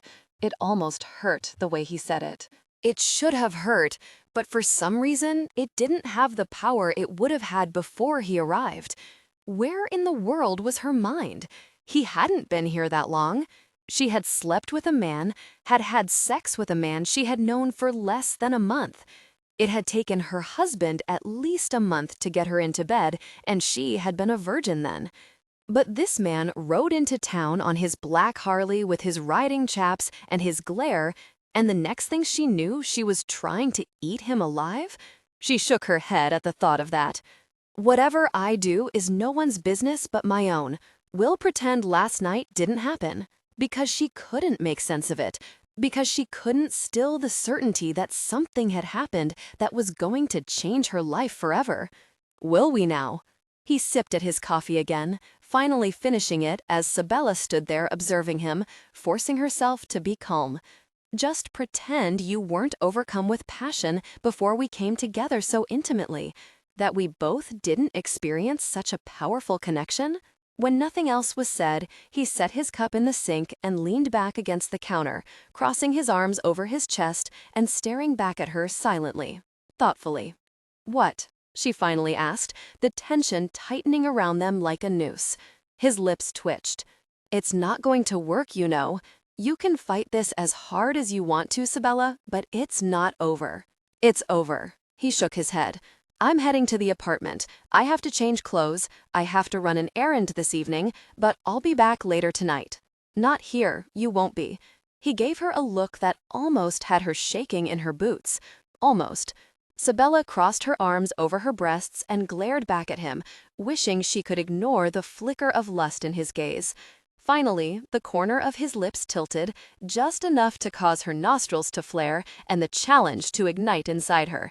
"I'll see you this evening," he stated before striding across the kitchen, passing her, and then leaving the house. Sabella gritted her teeth, then followed him. Rory must have returned her car sometime the night before. Rory's truck was gone, and that very Noah was heading down the small rise to the garage, long legs eating the distance as she locked the door behind her and stopped to her car. He beat her to the garage, but so had Rory. Smiling tightly, she strode into the office, closed both doors softly, and faced her brother-in-law. His head had lifted from the papers he had been going over. His blue eyes studied her warily, his broad, roughly hewn face smoothing out in an attempt at a neutral expression. "You're just not as good at that as your brother was," she told him softly, remembering well how Nathan would look at her with that look of male superiority when he knew she was angry with him. "Good at what?" He cleared his throat. Sabella leaned against the door and watched him closely. "That look," she told him, "the one that dares anyone to question anything you've done. Nathan had it down to a very fine art. You need to practice it a bit more." Amusement might have flickered on his face. He reached up and scratched his cheek, the short sleeves of his work shirt stretching over his biceps. "You're mad at me," he finally said. He glanced to the door leading the apartment. "He can't help you," she stated softly as she smiled back at him coolly. "Did the two of you really think you could pull over on me anything you wanted to?" The door to the apartment opened, and Noah stepped into the office. He'd changed clothes. Very fast work he'd made of it, too. "Rory, you'll need to run into Odessa to get those parts," Noah told him, looking at Rory. "This morning." Rory rose from his chair. "Don't even consider it," Sabella warned him softly. Rory grimaced, swallowed. He looked from her to Noah, then eased back down in the chair. Good, he'd chosen the right side. "Who owns this garage?" she asked him then. Rory scratched his cheek again, cleared his throat, and glanced between her and Noah as if he were the innocent party caught in the middle. Innocent, she thought. The two of them were up to something, and she knew it. "We do?" She narrowed her eyes at him. "Did you sell your part to him?" she asked softly, jerking her head to Noah. Rory looked at Noah. Noah didn't take his eyes off her. The look should have made her wary, nervous. It would have, long ago and far away, if her husband had looked at her like that. No. Rory pursed his lips, watching her carefully now. Ignoring Noah, she walked across the room, placed her hands flat on the desk, and leaned over it. "Do you want to buy me out? I can pack up and move back to Georgia, and you can have it, without me. Is that what you want?" Shock, surprise, filled his eyes. "No, Belle, gosh, no." He shook his head fiercely. He looked at Noah and said furiously, "What in the world did you do to her?" "Does he own a part of this garage?" she snapped. Rory blew out a hard breath. "No." "Then his opinion doesn't matter, does it?" "Maybe I wouldn't say that." Rory winced. "Come on, Belle, he knows what he's doing." "And I don't?" She straightened, her chin lifting. Where was he the past 6 years? Did he walk in here and work hard to fix what went wrong when Nathan left? No, he didn't. Rory's voice firmed, his expression tightening. "Next time, Rory, the two of you can have at it," she bit out. "Don't make that mistake again. My husband left me half of this business. That means half the decisions are mine, not a stranger's, and surely not some interloper who thinks he can walk in and own everything Nathan possessed. Are we clear on that?" Rory rubbed the back of his neck. "We're clear." He finally nodded. Sabella didn't bother to spare Noah a glance. She turned, jerked an overshirt off the nearby hook, and stalked back into the garage, satisfied that at least that obstacle had been taken care of. Noah stared at the door, crossed his arms over his chest, then turned back to Rory. His brother was sweating. There was a fine film of perspiration on his forehead, and, frankly, his blue eyes held a gleam of fear in them. Who was that woman? He nodded to the door. Rory shook his head. The same one who walked into this garage almost 3 years after her husband left her, took one look at it, and started cleaning it up. Rory jerked to his feet and glared at Noah. And she's right. Where in the world were you when she was dying inside and nearly losing anything that meant anything to her? You want your dirty work done here? Do it yourself. He jerked his keys from the desk and headed for the door. And stay far away from her if you're smart. The last man who annoyed her like that nearly ended up with a wrench buried in the back of his head when she went after him. I have a feeling she wouldn't deliberately miss where you're concerned. I wouldn't if I were her. Noah watched as his brother disappeared through the other door. He stared at the door to the garage, then the door Rory had left through. Through the window, he watched as Toby James strode across the lot, throwing Rory a frown as he passed. Noah leaned against the desk behind him as Toby entered the office. "Still annoying everyone?" the boy grunted, as though it were a given. Noah stared back at him coolly. "Great," Toby muttered, shook his head, then moved to the desk behind Noah. "Can you move your butt for me? I need to get some work done here." Noah turned his head, stared the boy down, and watched him slowly pale. At least he could still intimidate someone. Maybe not. Toby sat down, pulled a list of invoices from the stack at the side of the desk, and powered up the computer. Noah moved then. He opened the garage door, revealing the sight of his wife's knees sticking out from under a car, and felt a powerful surge of desire, as though it hadn't been there to start with. Her legs were spread over the sides of the mechanic's roller. Whatever she was doing under that car, it wasn't something she had done during their marriage. Where was his wife? And why was this woman pretending to be her, making the blood surge hard and heavy through his veins? He was furious, aroused, and intrigued, and very determined. Tonight, he was definitely going to reconnect intimately with his wife again. Lifting his gaze from her jean-clad legs poking beneath the car, he looked across the garage and caught sight of Nikolai Steele, alias Nicholas Steele. The 6'6" Russian lifted his gaze from the motor he was working on, his ice blue eyes stone hard, staring back at Noah before nodding slightly. Noah's jaw bunched. He had work to do tonight before he could spend time with Sabella, but when he was finished, his wife had best watch out. As the day progressed, the garage eventually locked up and Noah got ready for his weekly little night on the town. He couldn't get Sabella out of his mind. The way she had stared him and Rory down. She hadn't screamed or yelled. She hadn't cried. She simply stated hard, cold facts and her intentions. If Rory made decisions that affected her livelihood again, then he could have all of it. And, as she had said, she had been the one who had walked into the garage and saved it. The last person Noah had expected to be able to run the place was Sabella, with her too pretty hair, which she had obviously had colored. How had he never known she colored her hair? It was still bemusing to watch her, those darker blonde tresses longer now, running around flipping that braid over her shoulder. She didn't do the manicures and the pedicures anymore, and he had to admit he might miss that a little bit, but only because he'd always enjoyed knowing his girly wife had everything she needed to be girly. Finding out she wasn't so girly and that she had held back parts of herself both infuriated him and made him determined to learn exactly what he hadn't known about her. As he sat in the smoky, dimly lit bar later that night and talked to men he didn't want to talk to as he played the friendly, curious mechanic, he couldn't get over the look on her face earlier that day. Pure, livid determination. She hadn't shown her anger, but there wasn't a doubt left in his or Rory's minds that she wasn't serious. To the bone serious. She would sell out her share of the garage and she would leave. Backbone. She had backbone. Why had she never shown that part of herself to him? Why had she hidden herself? Probably for the same reasons he had concealed the darker parts of himself, he thought with an inner grimace. It seemed he and Sabella both had held back during those first tempestuous years together. They'd only had 2 years together, not long enough, not nearly long enough for them to really get to know each other. You know, the black collars, they don't like strangers in town asking questions either. The retired ranch hand from one of the outlying ranches commented as he and Noah shared a beer at the end of the bar. Jesse Barnes was well known to Noah, a friend of Grandpop's that Noah remembered. They don't like a lot of people, Noah stated. Especially those different from them, Jesse said, his voice pitched low. I have a friend, pure Irish. His son has lived in a very difficult situation. Jesse shook his head at that. In a very difficult situation? Grant Malone?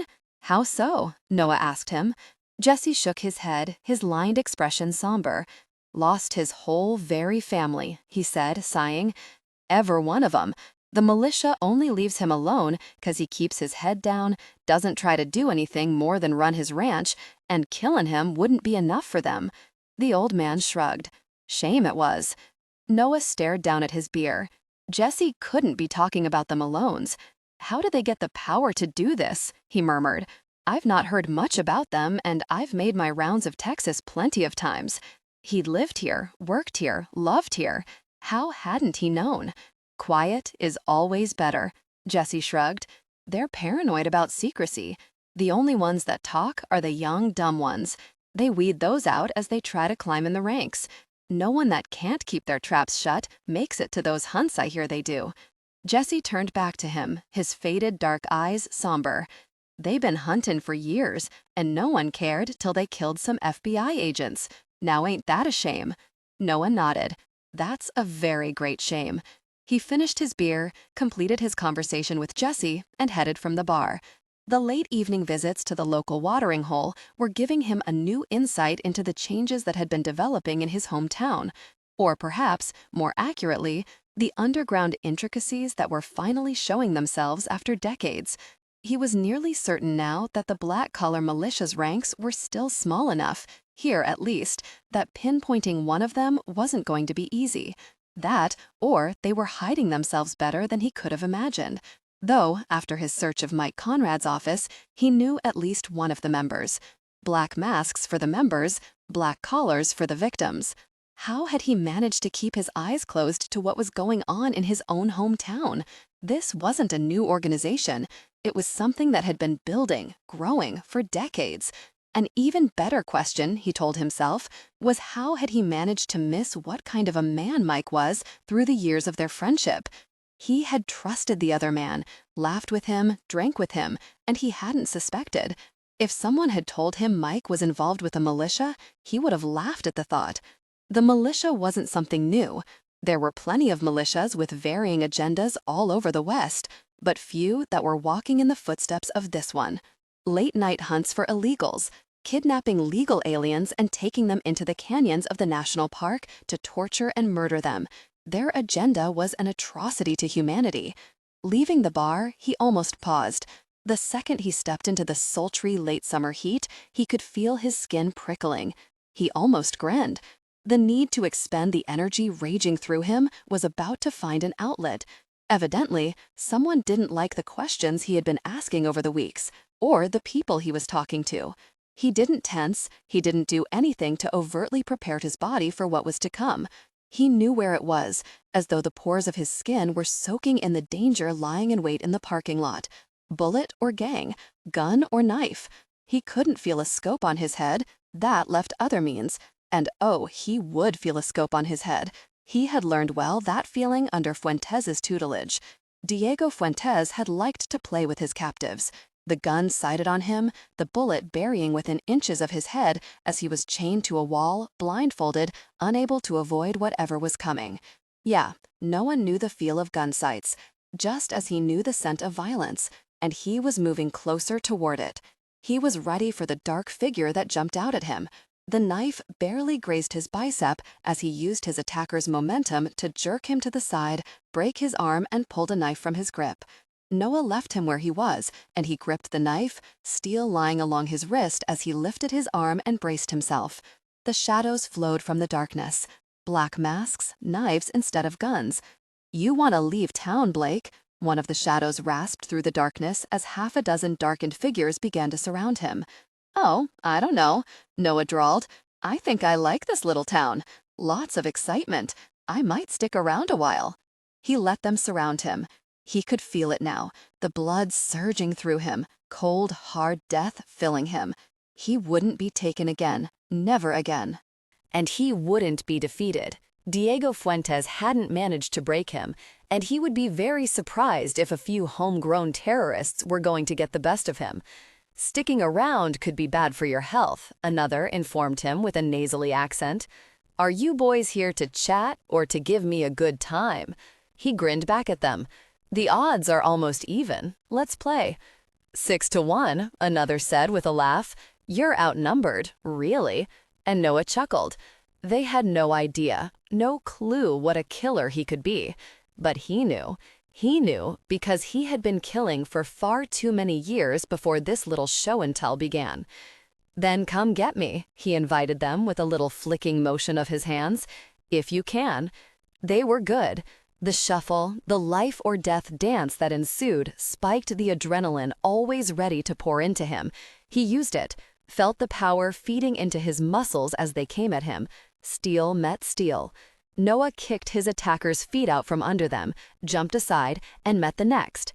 He didn't kill them. He didn't want them dead. He wanted them alive and bleeding. He wanted to know who to follow, who to suspect when it was over, and the bandages, the injuries, couldn't be hidden. He wanted to leave witnesses, and he wanted the jerks to remember what the gosh they were dealing with. He buried the knife in one attacker's thigh, stole another, and sliced across another man's midriff, cutting them a little here and there, relishing the feel of steel biting into flesh, and the sound of grunts, painful cries, and the snap of bones when he could manage it. They were down from 6 to 2. He stared back at the one facing him and smiled at the smell of blood. "Do you want to keep this up?" he asked the other man, staring into dark eyes, memorizing the curve of the face beneath the stretchy black mask. "Come on, jerk. I can slice and dice all night long." He proved his point. He sliced a forearm, his knife bit through denim and cut a deep furrow across another thigh as he kicked out, brought down the person trying to blindside him. Noah stole his blade and buried it in the other man's shoulder. "That's going to hurt," he said with a chuckle, jumping back and watching as the others limped away. The last one pulled a gun. Spinning, Noah jumped, buried his foot in the person's stomach, gripped his wrist, and twisted until the gun dropped to the ground. He took a blow to the kidney and grunted, his elbows slamming into the man's throat. Jerks, they should have used the gun first. He followed the elbow to the throat with a fist to the man's gut, knocked him backward, and then watched as he turned tail and ran to join his little buddies. Headlights flashed in front of him as he rolled and lifted the gun from the gravel before jumping to his feet. Noah stepped back between several other vehicles, ducked, and watched the truck hauling his new buddies squeal out of sight. He breathed in deeply, flexed his shoulder, and knew his own aches and pains would show up soon. Gosh, he hadn't come out of the fight unscathed. He could feel the blood soaking his shoulder, arm, and side. Those knives had been razor sharp, and there had been too many to avoid all at once. He grinned at the thought of that as he pulled his keys from his jeans and found the Harley. Checking it out, he didn't take long to find the little device created to trigger a spark into the gas line. He would have been toast if that little baby had gone off. Unlocking a saddlebag, he slid it inside along with the handgun, checked out the cycle again, then watched as Nicholas eased from the shadows at the back of the bar. His eyes met Noah's for one long, telling moment. The big Russian had watched the fight, obviously. His gaze flickered over Noah. "You're bleeding. Do you need a ride?" His voice was low as he approached Noah. "I'll be fine." Nick inclined his head then and continued on to the four-wheel drive pickup he was driving. At this point, they couldn't afford to show an association. If Noah had been in danger of losing, Nick would have stepped forward, but not until then. Noah straddled the motorcycle and started the motor as he put it in gear and headed for the apartment. He could feel the blood trickling beneath his clothes, dampening them, and now he wished he'd killed at least one of the difficult people, because they'd definitely messed up a very important plan for tonight, that of visiting his wife. That plan was about to be axed, and that just made him very angry. So maybe she could handle the sight of the blood, but she was going to demand answers, and answers weren't something Noah was ready to give. Sabella waited. She watched the window, listened carefully through dinner, and by the time she heard the Harley's hard, throbbing purr pulling in behind the garage, she was furious. It was after midnight. She paced the living room, pausing at the windows and staring down at the garage apartment. There weren't any lights on. What man didn't turn on the lights when he arrived home?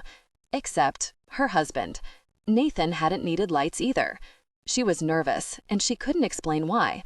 The more she stared down at the apartment, the more the impulse to go down to him, to check on him. Gosh, he was over 30. He didn't need a keeper. He was 34. She pressed her hands to her stomach, over the thin sleeveless t-shirt she wore. He was the same age as her husband. Sabella shook her head. She wasn't going there, and she wasn't going to go down to that apartment to have sex with him either, she told herself as she slipped her sneakers on and tied them. Grabbing her keys from her purse, she left the house, and within minutes she was pulling her little car in behind the garage. She had the key to the apartment in her hand. She shouldn't just walk in on him, she told herself, even as she moved quickly up the back steps to the deck. After all, he could have brought a friend back with him. He could be busy. In the shower. Any number of things. But she jammed the key into the door, stepped inside, and before she could gasp, found herself jerked inside, the door slamming closed as she was pushed against the wall. Dangerous. Tense.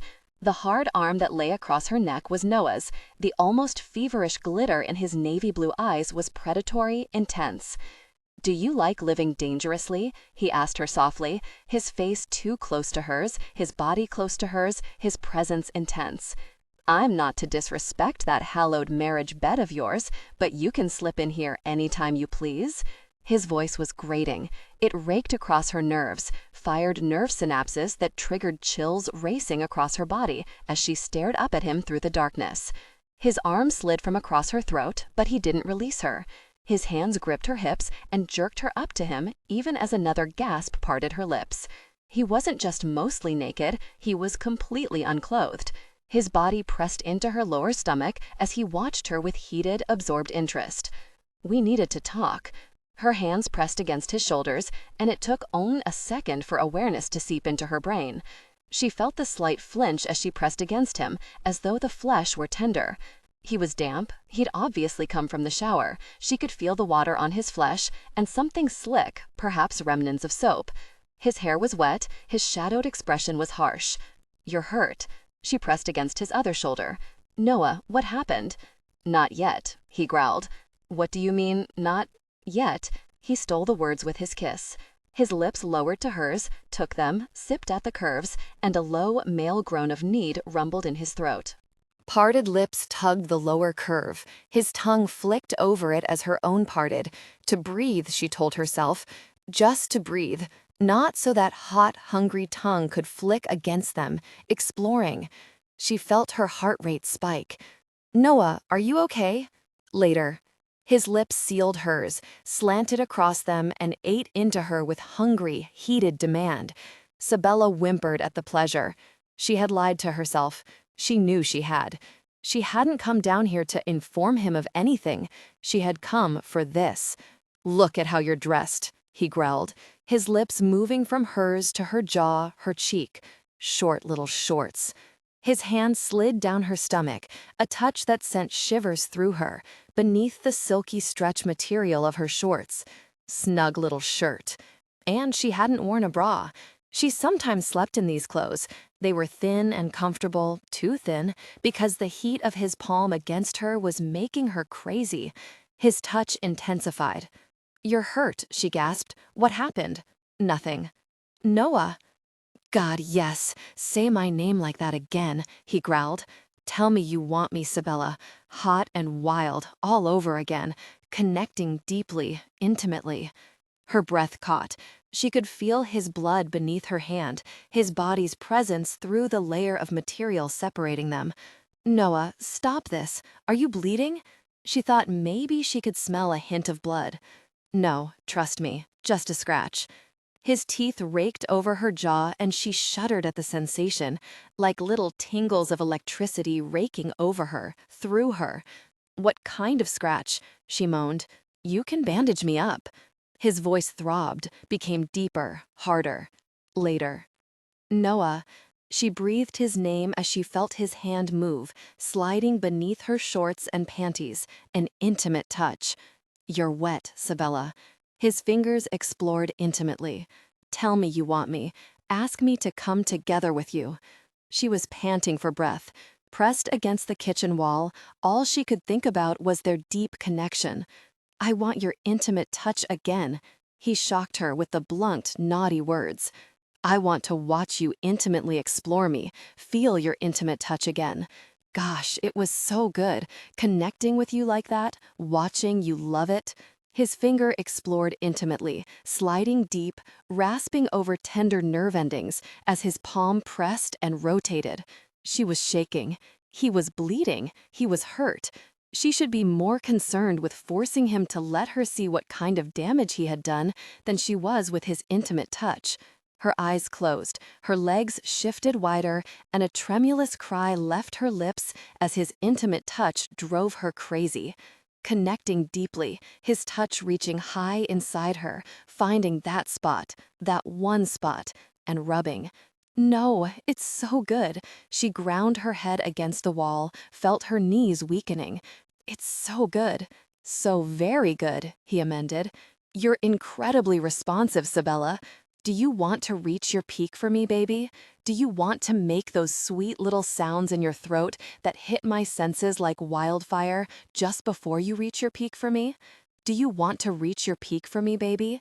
Do you want to make me go crazy for just a taste of that sweetness? Oh God, he shouldn't talk to her like that. She could feel her body's response, her hips moving as she pressed against his touch. Oh, now that's a good girl, he groaned. Really press against my fingers, Sabella. Let me feel you reach your peak around them. She whimpered. This was too wicked. It was too hot. She had never done anything like this, never heard words like that whispered from a man's lips as he touched her. Tell me, he crooned in her ear. Talk to me, baby. Tell me you want it. Beg me to touch you intimately with my fingers, and I'll give you another. I'll push 2 fingers inside you. Wouldn't you like that? Don't you want to burn for me? He couldn't be serious? He wouldn't be? I could reach my peak just like this. He nipped her ear, pressed close against her hip as she almost melted. All I'd need is your sweet little voice talking me through it. He licked the sensitive flesh beneath her ear, raked the flesh with his teeth. This is crazy, she moaned. Tell me it's hot, he demanded, his breathing heavy, harsh in the stillness of the night. Oh, Noah, it's so hot. She felt the sensitive internal muscles clenching around him, felt the punch of sensation as the words tore from her lips. He jerked against her, his finger pressing deeper before moving inside her in hard, desperate strokes. Don't stop. She wanted to scream, but she could barely manage a broken cry when he pressed deep again and stilled. Tell me to touch you intimately with my fingers. He bit her neck, and she arched against him. Tell me you want 2 fingers inside you. Tell me to make you burn, Sabella. Really touch me, she groaned, feeling the heat rising inside her. Please, Noah, now. More. The harsh demand in his voice rasped over her senses. Give me more, Sabella. She cried out. It was too wicked and too hot. 2 fingers, she gasped. Noah, please, I want 2 fingers inside me. His finger jerked back, and when it returned, there were 2. 2 pressing into her, spreading her further apart, intensifying the sensation. Sabella cried out as she felt the rush of sensation sliding over his fingers as they moved slow and easy inside her. I want to reach my peak, she whispered. Let me reach my peak, Noah. He groaned, growled. He pressed his fingers high and hard inside her, and she nearly, just almost, reached her peak around them. Take your shirt off. He eased back, gave her just enough room to stare up at the glittering wildfire in his eyes. Take it off. I want to see your chest. Noah. God, sweet, firm, rosy pink little peaks. I want to kiss them. Take the very shirt off. His voice hardened. The hunger tearing from him was washing through her, sizzling through her veins and her core. Shaking, her ragged breaths almost moans, she gripped the hem of her shirt and pulled it over her head before dropping it to the floor. Keep your arms up, he demanded as she moved to lower them, all the way up. One hand gripped her wrists and shoved them against the wall. That's a girl, up like that. His gaze raked across her chest and she swore she could almost feel the touch of them. Why are you doing this? She moaned. Because I want to consume you. I want to intimately explore you and taste all that wild, hot sensation. I want to experience it from you, Sabella, connect with you deeply and devour you. She jerked against him. When I'm done, I want to watch you intimately explore me, watch my body press into your pretty lips, and I want to connect with your mouth until I'm completely lost in the moment. His fingers moved inside her, the sound of the damp caresses filling her ears, whipping through her mind. Do you want that, baby? Yes. Oh, yes. She wanted that. She wanted it so bad. She felt her shorts easing over her hips as his head lowered. He bent his knees enough to allow his lips to catch the viciously tight peak of her chest between them, as his fingers caressed and rotated, and her knees weakened with the extremity of the pleasure.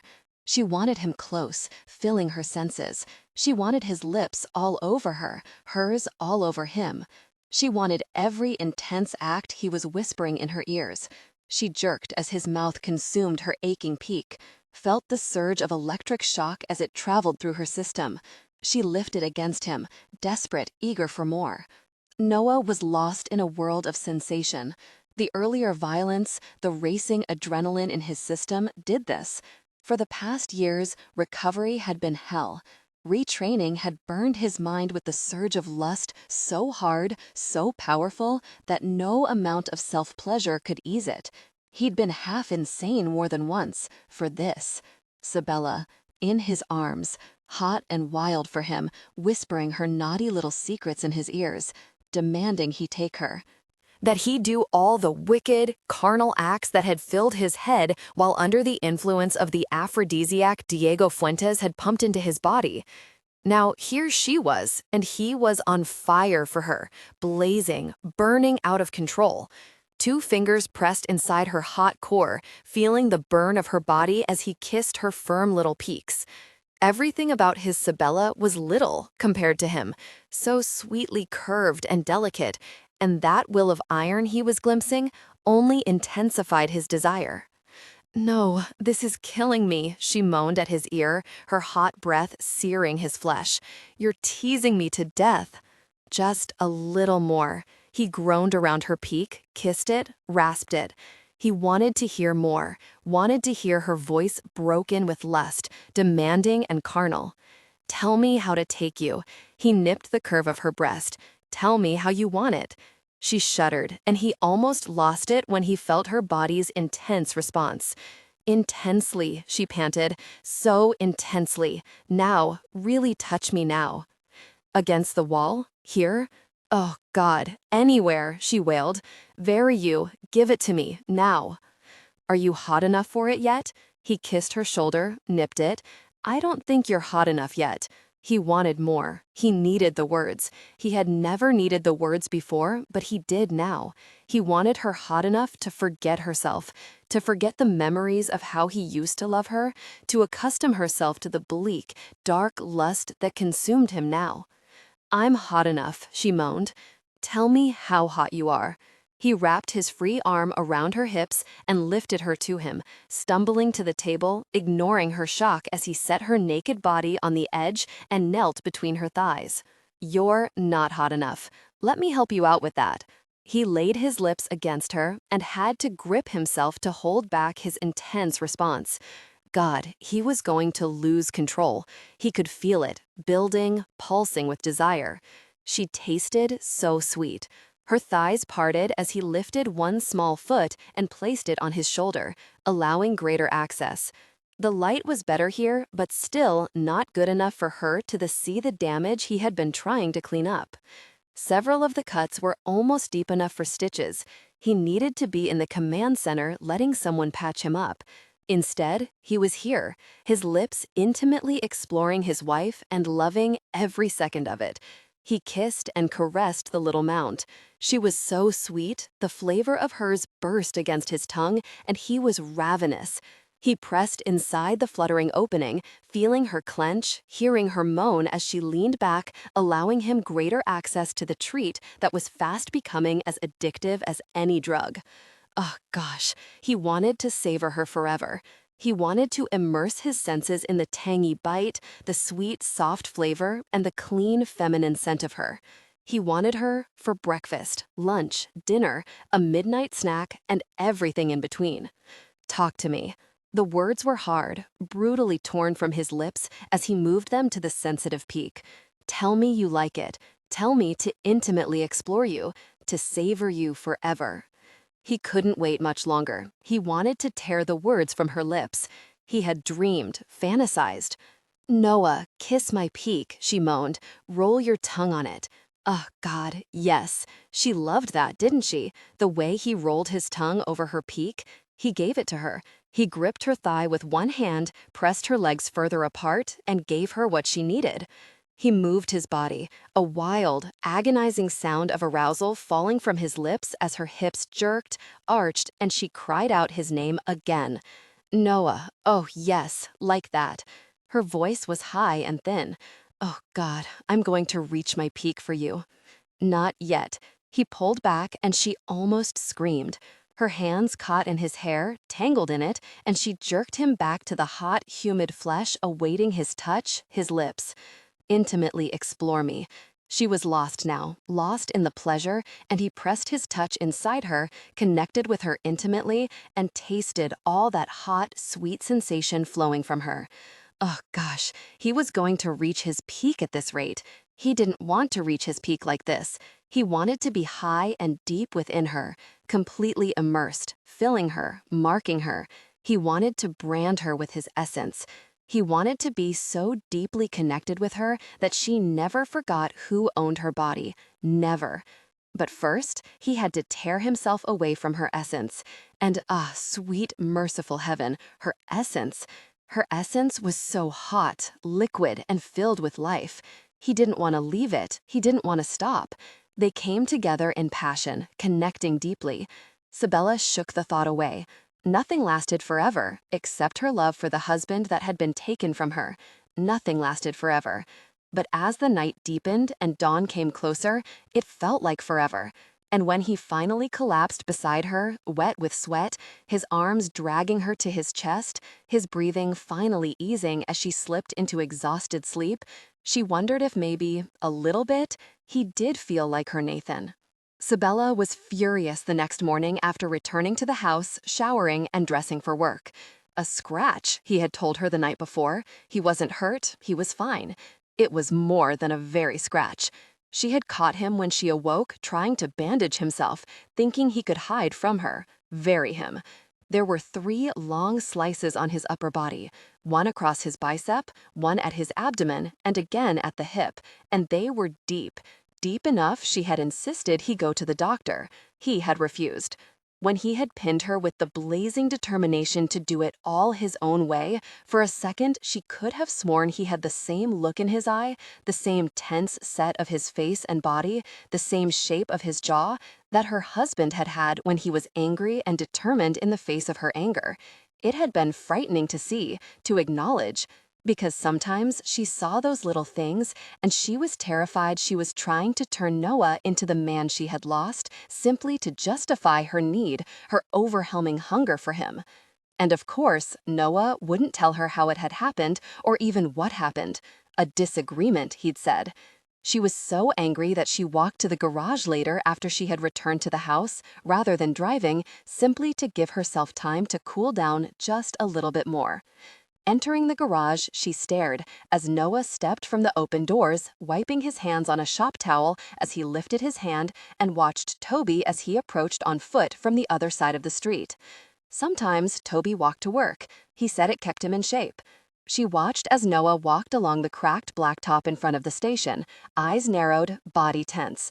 Sabella paused, looking around, wondering what had caught his attention, but she couldn't see anything. She shook her head and took another step, watching as Toby strolled to the corner of the street. He stepped off the curb and started across the wide road when she heard it. A motor gunning. A black car, low and fast, windows tinted, squealed from its parked position and aimed for Toby. Toby! She screamed his name as the car barreled toward him. Toby's head jerked up, expressing surprise at the sound, and he turned, facing the vehicle speeding toward him. Sabella ran. She would never reach him in time. She could see, knew the driver had every intention of running him over. She wouldn't make it to the end of the driveway. Toby wouldn't reach the sidewalk. She saw, almost in slow motion, as Toby jerked and tried to run. The car followed, heading straight for her as Sabella screamed and tried to run faster. The morning sun beat down on her, fear and rage pumped through her. She couldn't let this happen. She couldn't let someone else she cared about be taken.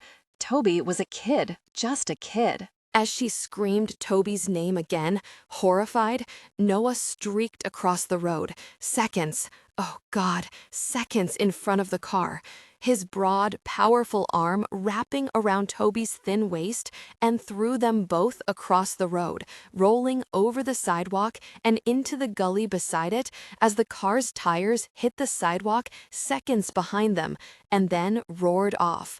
The big, white, blonde giant Rory had hired in place of the mechanic he had fired was across the road in a flash. He jumped into the gully as Sabella raced across the street. Noah, oh God, Noah, he had to be okay. She had seen him. Hadn't she seen him roll to that gully before the car hit the sidewalk? She didn't realize she was screaming his name until someone grabbed her from behind, holding her back as the mechanics raced into the incline. "Noah!" she screamed, sobbing, clawing at the arms holding her back. "Noah!" "Sabella, stop. Enough." Rory shook her, his voice harder than she had ever heard, his hands rough as he jerked around, glaring down at her. "Let me go." Her fists struck out, one landing on his jaw, knocking him back as she tore herself away from him and stumbled over the incline. Toby was sitting up, dazed, but Noah wasn't moving. Blood seeped down his arm, darkened his shirt at his waist, his thigh. The big mechanic, Nick, was leaning over him, slapping his face with hard, rough hands. "Don't you touch him!" She barreled into the bigger man, threw him off balance. "Call an ambulance!" she barked to the men standing around, staring at her as though she were crazy. "Now, or I'll fire every freaking one of you!" She was running her hands over his body. She lifted the edge of his shirt to see the blood oozing from the vicious cuts at his side and on his abdomen from the night before. His jeans were damp with blood. He was losing blood, and a lot of it, from his leg. Very him. Very him. She knew it was worse than he had tried to convince her this morning. Knew it. She tore her overshirt off, ripped it up the seams, and packed the cotton at his waist, applying pressure to it before shoving the other cloth to the blonde giant staring at her with cold, seething, pale eyes, his lips parting as though to say something. His shoulder, or "Get out of the way and I'll handle it." He was pressing it to the wound in Noah's shoulder as her hands examined Noah's body. His arms, ribs, upper legs, nothing seemed broken. She stared at the men around her. Ambulance. No ambulance. Her head jerked around at the sound of his voice, the seething anger burning inside her as Noah blinked up at her, dazed. "I'm okay." He shook his head and glared past her at Nick. "Did you get the license?" "No plates," the other man rumbled. "If she'll let me haul you up, I'll take you to my place, get you patched up if you don't want to go to the hospital." Like, gosh, he's going to a hospital. Sabella glared at both men, pain and fear raging through her, mixing with the anger. "No hospital, Sabella." Noah pushed himself up. "Where's Toby?" Toby was fine. He was still sitting on the incline, staring around him in shock. "Dude, some difficult person tried to run me over," he exclaimed. "Some jerk, more likely," Noah muttered, easing himself up, his gaze pinning Sabella. His eyes were fevered, glowing. Something not wholly natural was blazing in them, holding her speechless as the mechanics rushed around him. "Come here." He held his arm out to her, his eyes demanding. "Come here, Sabella." She moved to him slowly, watching his eyes, just his eyes. His arm moved around her, jerked her to him. If Nick hadn't been bracing them, they would have both landed in the dirt. He lowered his lips to her ear. "Stay steady. No ambulance, no hospital. You can't, under any circumstances, allow anyone to believe I'm not in fighting shape. Don't fight me, baby. Not yet. I'll explain everything later." She shuddered at the sound of his grating voice, but nodded. He wouldn't go to a hospital, didn't want a doctor, and she wanted to know why. "Let's go." Rory on one side, Nick on the other. Sabella felt crushed as they moved Noah across the road, his arms so tight around her back she wondered if he even realized his own strength. "We need to get you to my place at least," Nick stated again. "I have a friend that can patch you up if you're this determined." Noah shook his head. The apartment. I'll get him upstairs, Nick growled at Sabella, a hiss of sound no one else would have heard but her and Rory. Rory, keep yourself down here and hold down the fort. Take care of the sheriff. You know he'll be here. What in the world did Nick and Noah have in common besides cars? Cars and dangerous eyes. They dragged Noah to the back stairs, the weakness she could feel in him terrifying her. Her hand was wet with his blood. She could smell the scent of it, sharp and metallic, as Nick all but carried Noah up the stairs. Keys, Nick ordered. Pulling the keys free, she stared up at him again. His eyes were so hot, so bright, desire building in his gaze despite the weakness of his body. They weren't dark eyes, not the navy blue she was used to. They were bright, almost sapphire. Almost. Oh gosh, they were almost, just almost Irish eyes. She forced herself to turn away, to shove the key into the lock, and would have entered the apartment if Noah hadn't jerked her back. Leaning against the porch railing, he jerked his head to the inside of the apartment in some indication to Nick. Nick slid into the apartment, and the movement reminded Sabella of a predator, or of all those very government documentaries where she watched federal or military agents slipping into unknown territory. They were agents of some sort. She wasn't stupid. She had been married to a SEAL, for goodness sake. What made them think she hadn't paid attention to her husband?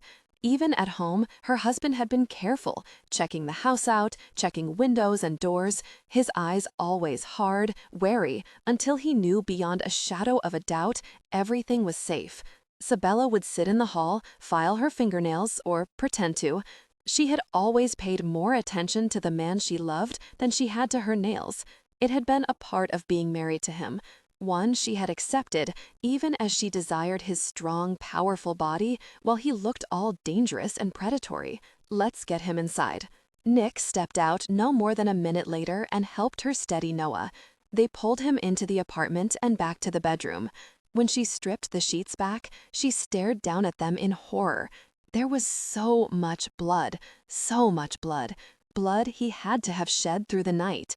She turned and stared at him, watching as Nick helped him lie back, then bent and unlaced his boots before taking them off. Go into the living room. Noah was staring at her, hungry, fierce. Go now, Sabella. Why didn't you tell me? She whispered, her voice hoarse. Why didn't you tell me you were bleeding like this? Nick looked up at her, then to the bed. How much blood was smeared on you when you woke up? He asked. I washed it off her while she slept, Noah snapped, still glaring back at her. Go into the living room and no farther. Go, now. She shook her head, moving instead to grip the hem of his shirt and pull it off. His hand jerked out, catching her wrist.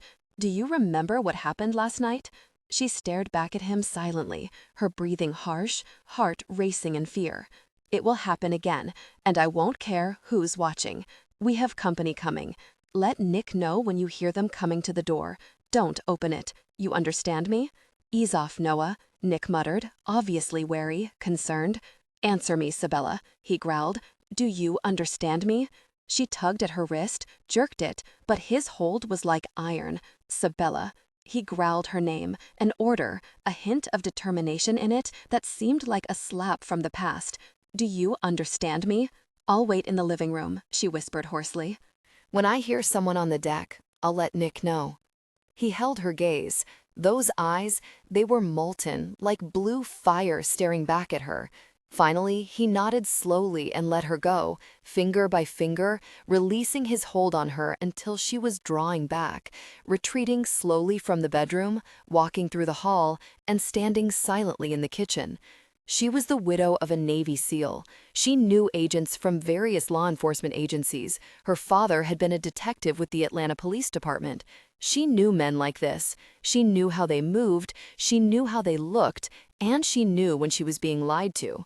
She swallowed tightly and stared around the living room. It was dim. Curtains were closed. She knew the windows would be firmly locked. What sort of government agents could they be? She searched her mind frantically, then sat down on the couch, trembling.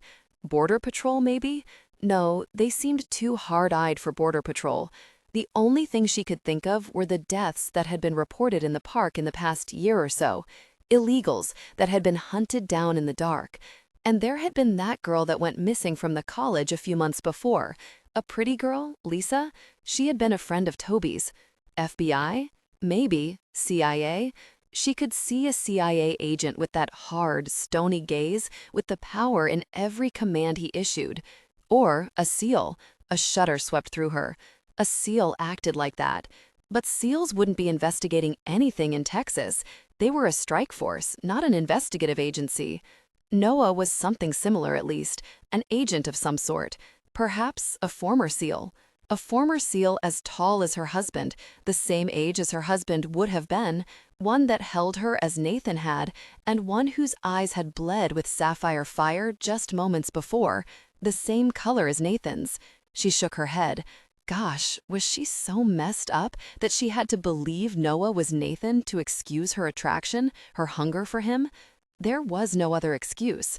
There were vague similarities, she knew. Even Duncan had seen them. But he wasn't Nathan. Nathan was dead. The man she loved was gone, wasn't he? She felt the tension tearing through her, fighting to rind the differences between Nathan and Noah. Noah was hardcore. Nathan had always been gentle in the bed. But she had sensed that darkness in him, had known there was more coming. Noah didn't hide it. She nibbled at her thumbnail. Her Nathan hadn't been scarred. His voice had been lyrical, a pure, dark sound that caressed her senses. Nathan had twirled his wrench just as Noah now twirled it, and chewed gum when he worked in the garage. She shuddered and pressed her hands to her stomach. That man in there was not her husband, because her husband would have never stayed away from her for 6 years. He would not have left her alone and grieving for him. He couldn't have. Noah was an agent. He was just similar to Nathan sometimes, she told herself. Perhaps had the same training. So what was he doing in Alpine? The militia. The black-collar militia was rumored to have been behind the deaths in the park lately. Illegals who were hunted down. There had been murmurs about it for years. It had to be that or drugs. And there were no drugs in her garage, she made sure of it. She rubbed her hands together before wiping them over her face, realizing tears still tracked her flesh. She went to the kitchen drawer to get a dish towel to wash her face. She pulled the top one free and noticed the odd arrangement, the slight hump in the middle. Drawing them aside, she found the gun. Glock. She knew the type, the model. It was the same kind her husband had preferred. It was kept in the same place. What? Was there a very class for where warriors hid their weapons? Nathan had never realized that she knew exactly where his guns were hidden through the 2 years they were married. She hadn't bothered them, had never mentioned them, but she had always known how to find them. She was aware of every place in the house where Nathan had a weapon hidden while they were married, and every place in the apartment. And this had been one of those places. She pushed the drawer back slowly, still gripping the dish towel as she moved to the sink and dampened it beneath the cold water. She wasn't going to go searching the apartment, not yet. She could feel the panic rising inside her now, slowly, insidiously. She had to catch her breath first. Who was the man bleeding to death in the bedroom? Had he known Nathan? Had he researched her? Was that why he had come to her garage? Why he had invaded her life? Was she a part of it somehow? Her garage? She put the towel over her face and fought back the need to run, to hide. She had only hidden once in her life, those first 3 years of hell when nightmares and pain had seared every inch of her soul. When they had eased enough for her to function, she had come out of her bed and had fought to rejoin the living. For what? So another man, another adrenaline junkie, could walk into her life and destroy it? The sound of vehicles pulling in behind a barrage had her head jerking up. She was on her way to the bedroom when Nick came out of the room, caught her arm, and dragged her back into the living room. "Stay," he mouthed, his rugged face tight, his body tense as he went to the door and cracked it open. Sabella stood back and watched the men that came in. They stopped daily for gas. She didn't know their names, but they looked a hell of a lot different with their flat, hard gazes. There were 2 strangers, and bringing up the rear were Ian Richards and his wife Kira. She almost laughed. Hysteria almost bloomed inside her as she met Kira's compassionate and knowing gaze. Ian Richards was involved in this, and so was his wife, and Sabella wanted to know why. It wasn't as bad this time. Noah gripped the straps Nick had tied to the posts at the headboard, gritted his teeth, and endured the stitches as Micah sewed his flesh together. He could feel his blood burning in his veins, churning through him and raging into him. Really horse dust. Really Diego Fuentes. The bastard was still alive and grinning, protected by Homeland Seas. Noah lay in his own sweat and blood and fought to hold on to his sanity. The doctors had warned him that the effects of the drug his body had been filled with for so long might never be totally gone. There were still traces of it, especially after a hard surge of adrenaline as there had been last night. Fever only made it worse. The cuts in his body had been deeper than he had wanted to admit to, and stopping the flow of blood had been an on-again, off-again thing. He had to still the surging lust beating in his brain somehow. He didn't want Sabella to see him like this, like an animal, intent on nothing but intense intimacy. He'd used the last of the witch's brew of antibiotics, painkillers, and lust suppressors that the Navy doctors had put together for him the night before. It hadn't helped. "You shouldn't have come," he bid out to the Israeli Mossad agent, or former agent. Dead men. They were all really dead men now. Jordan called in the order. Micah kept his voice low. "We came in Travis's car. The garage isn't being watched. Travis had been watching for any eyes. You didn't pick up notice until that fight in the bar last night. Did you inject yourself when this happened?" Noah nodded. "Last of it last night. It didn't do much. You'll need a larger dose. Ian should have more here soon. The new batch was flown in last night." "You'll be noticed leaving," Noah bid out. "I can't trust all my mechanics. Sabella's going to have questions now." Rory has eyes like a hawk. Jordan called him first thing. He's watching everyone, keeping the boy inside. And you were advised to inform Miss Malone of the status of this operation to begin with. She was given clearance for partial information. It's because of your stubbornness that she'll be pissed off now. You can deal with it. Now stop worrying. You sound like my mother. Really? Wrong sex, big boy, he grunted. I've a mind for a little satin flesh, not your tough hide. Bastard. Noah coughed out a laugh. Yeah, ain't we all? Micah grinned as he mangled his hopeless Texas accent all to hell. Noah dug his head into the pillow as a punch of lust slammed into him. He swore he could smell Sabella's scent. It was making him mad with the need for intimacy. The fever and adrenaline, twice this close together, was too much. He thought he'd have time to get the refill on the injections whenever he was wounded. Evidently, he'd been wrong. Ian has your meds, Noah, Micah told him softly. We can't give you anything for the pain until you get that. You know what that gosh does to you. But the doctors sent some new gosh. They seem to think they have a nice little concoction put together for that condition of yours, and the pain as well. Noah shook his head. No more drugs. It would go away, it would ease, until he was as close to normal as possible. He'd fought this for too many years now. He was learning to get by. Or he had thought he was, until last night. We have to do something for the fever, Noah, Micah warned him, his black eyes concerned, worried. There's antibiotics in it, a mix of painkillers. Same crap they used on you when you took that bullet 3 months ago. It eased it then. Let's give it a chance this time, okay?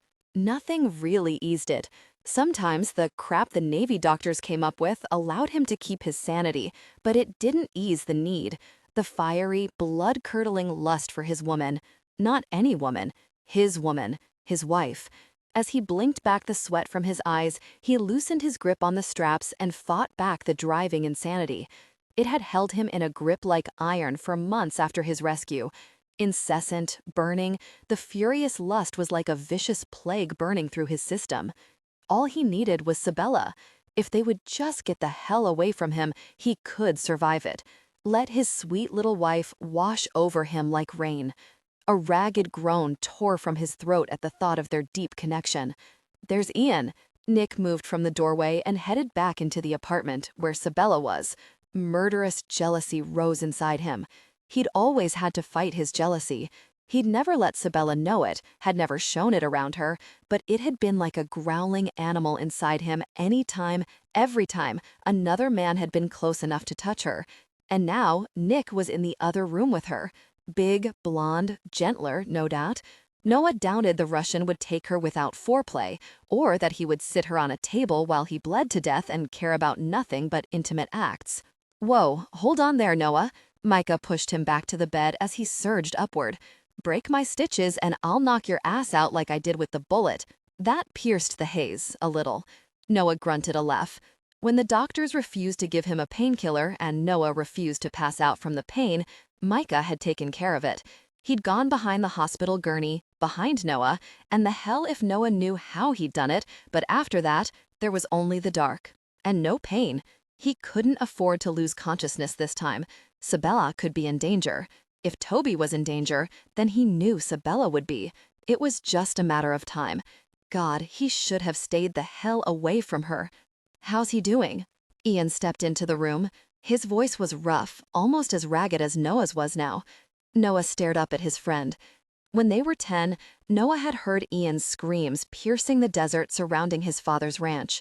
He'd forced his father from his bed, harassed and screamed until Grant Malone had followed him, and they had found Ian, cradling his mother as her life nearly slipped away, screaming, enraged, his voice broken by the time they reached him. They'd been best friends from that night, and that friendship had endured, even after Noah learned that Diego Fuentes was Ian's father, even after Fuentes had nearly destroyed Noah. You look like gosh, Noah growled as Ian moved to the bed, his eyes dark with pain, with regret. I should have killed the bastard while I had the chance, Ian said heavily. I'm sorry, man. Fuentes should be dead. Diego Fuentes was Ian's father, the man who had tortured Nathan, who had nearly destroyed him. Yeah, and once for me, as soon as those bastards at Homeland Security lift the ban on him. Noah breathed in roughly before glaring back at Ian. Get Sabella out of here, Ian. Get her to Jordan in the comm bunker. Keep her safe till this is through. He could smell her, like sweet hot rain. It's bad this time, Micah murmured to Ian. Doc sent him some breadies? Here. Ian tossed Micah the black leather bag he carried and turned back to Noah and stated, Belle's not stupid, Noah. You know that. You'll have to give her the mission parameters at least. She and Rory both were cleared for that. She's probably already figured you're an agent of some sort anyway. I hate this gosh. Noah rose up in the bed, glaring at both of them, ignoring Ian's warning as Micah shoved a syringe in his shoulder. Come on, Noah. It made it better last time. Ian breathed out roughly. The hell it did. Made it better for you guys because you couldn't hear me screaming, he snarled. I heard it in my own really head. Do you want Sabella to hear it? Micah asked him then. Noah shook his head. That's the only reason you got that needle anywhere close to me. He lay back on the bed, glared at Micah as he inserted a second syringe. I'm going to break your fingers. You won't be able to shove that gosh in me then. Micah grinned at him. It was the norm. They cursed, insulted each other, threatened to kill each other on a daily basis. It kept them alive. Keep chirping at me and I'll pump you so full of this gosh I'll make Fuentes look like a choir boy. You got me? Noah nodded shortly, licked his dry lips, and breathed out. Jerk. I can't take Belle to the bunker, Ian told him then. You know we can't do that, Noah. He closed his eyes. God, he wanted her safe. He wanted her away from his madness, and away from the danger he had brought down on her and the questions he knew she was going to ask. Where the gosh had his mind been? He should have never taken this mission. He should have gone to Siberia.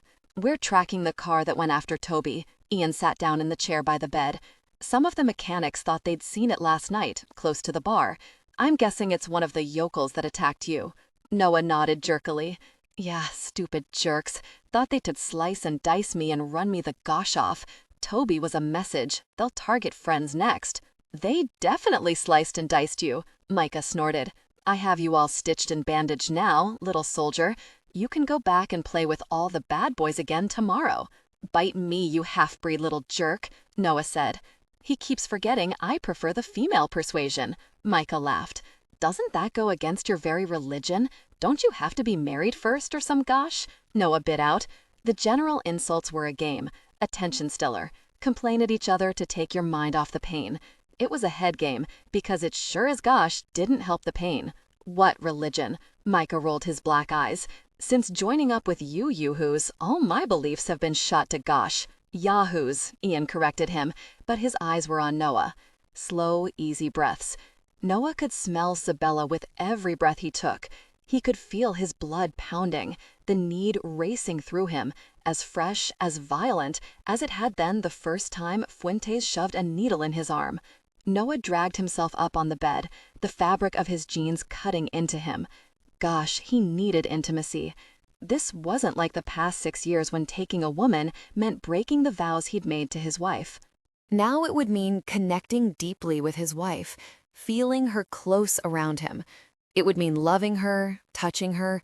It would be stilling the fire burning in his gut and probably bleeding like a stuck pig all over her again. He breathed in roughly, feeling his head beginning to clear marginally. As much as he hated that gosh they shot into him, at least he could think now. Gosh. He took a hard breath, then looked at Ian.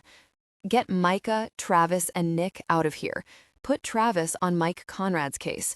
I want to know why I was hit last night and why they struck at Toby today. Tell Rory to keep himself and Toby in the office. Nick can keep an eye on them without anyone knowing. I want Micah on long-distance watch of the garage and the house. Make sure no eyes caught you coming in and none catch you leaving. People would expect Ian and Kiera Richards to show up. They'd expect Nick to help his boss's lover up to the apartment. That's it. Get the rest of them out of here. And Belle? Ian asked. Sabella stays here. It was too late for her to leave, and he knew it. He would only follow her, no matter where they hit her. And the bunker was off limits to her unless she was directly targeted. Noah, you're in no shape for this decision, Ian said quietly. You know where it's going to go. Those drugs haven't done anything for the lust, man. It's burning in your eyes. And that surgery might have darkened them, but right now, they're blazing almost pure sapphire. You need her out of here. I still have the control. He was sure of it. He knew he did. I won't hurt her.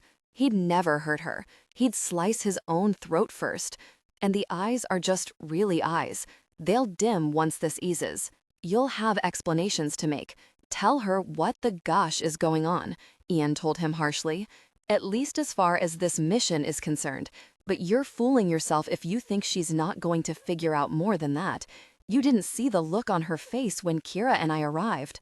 Noah breathed in deeply. It would kill him, but he'd take care of that too. She wouldn't suspect who he was when he was finished.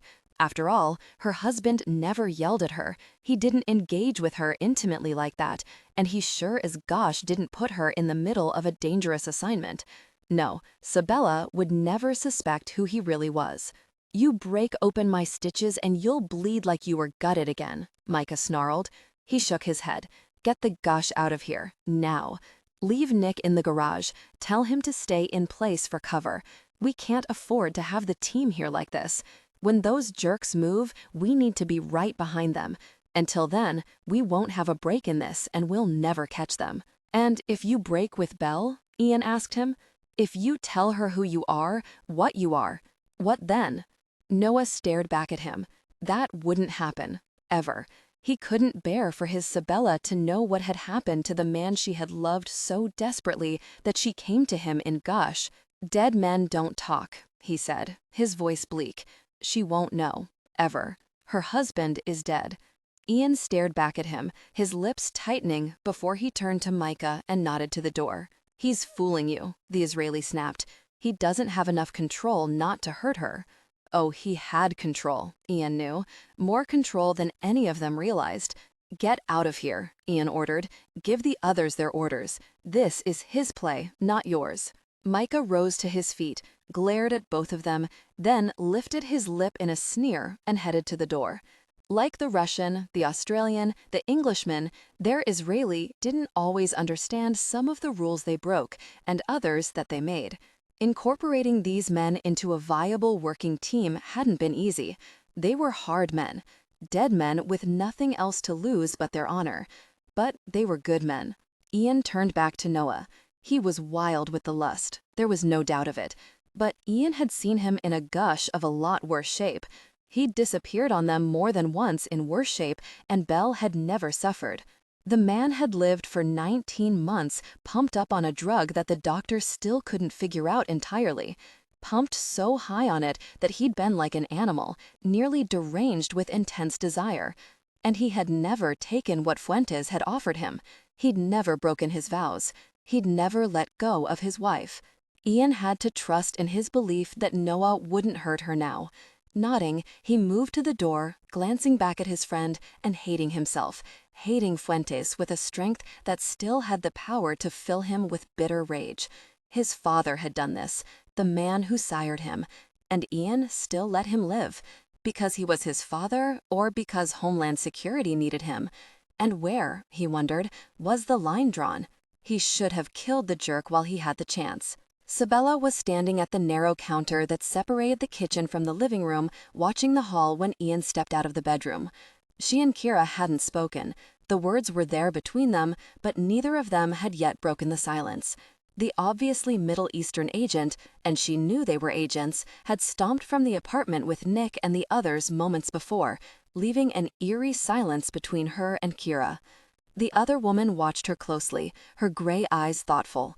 Now, as Ian moved into the room, Sabella straightened and glanced back to the closed bedroom door. Is he okay? She shoved her hands in the pockets of her jeans and stared back at the man who had been her husband's greatest friend. Strange, wasn't it, that he seemed to be Noah's friend as well? He will be. He stood straight and tall, though his arm went around his wife as she came to him. Sabella held his gaze. She didn't hold her tongue. Who is he? What is he? Was that surprise that flickered in his eyes? Ian didn't speak. She stomped to the kitchen drawer, jerking it open and practically slammed the Glock on the counter. She bent, opened the doors beneath the sink, and pulled free the weapon velcroed onto the cabinet frame. She stalked over to the couch, bent, and pulled the smaller handgun from the little pocket beneath the couch and added it to her pile. Who the gosh is he, and what is he doing in my garage and in my life? Her hand slapped the counter. And why are you here with him? You were my husband's best friend, Ian. He said you were the same as his brother, and now you bring an agent into his wife's life. His widow's, Ian said softly, gently. And that makes it okay? She bit out. Very you, Ian. You'd betray him that way? I haven't betrayed Nathan Bell. His stare was fierce and hard. I don't order Noah Blake anywhere. Whatever the gosh he's doing on his own. I know him. We're friends. I'm your friend. Yes, they were friends. For 2 years, she had watched her husband and his friend together. They had been as close as brothers, maybe closer. And Ian had a particular little habit, one her father used to have. When he lied, he didn't so much as bat an eyelash. His expression didn't change, his body didn't tense, and he reacted so normally that it had always appeared abnormal to Sabella. Don't you lie to me. She pointed a trembling finger back at him, stabbed it in his direction. Don't you dare lie to me. Something's wrong with him, and it's more than a few knife cuts. And there's more going on here than that mess you just let slip from your mouth. And if he could tell you anything more, he would, Kira stated. Sabella's gaze sliced to the other woman. What was the warning in her eyes? It was there. She could see it, feel it, and so did Ian. Kira, could you wait outside? He asked her. No, Ian, I really can't. She smiled back at him, the obvious love she felt for her husband in her eyes, her smile, but her determination defining her stance. He almost rolled his eyes.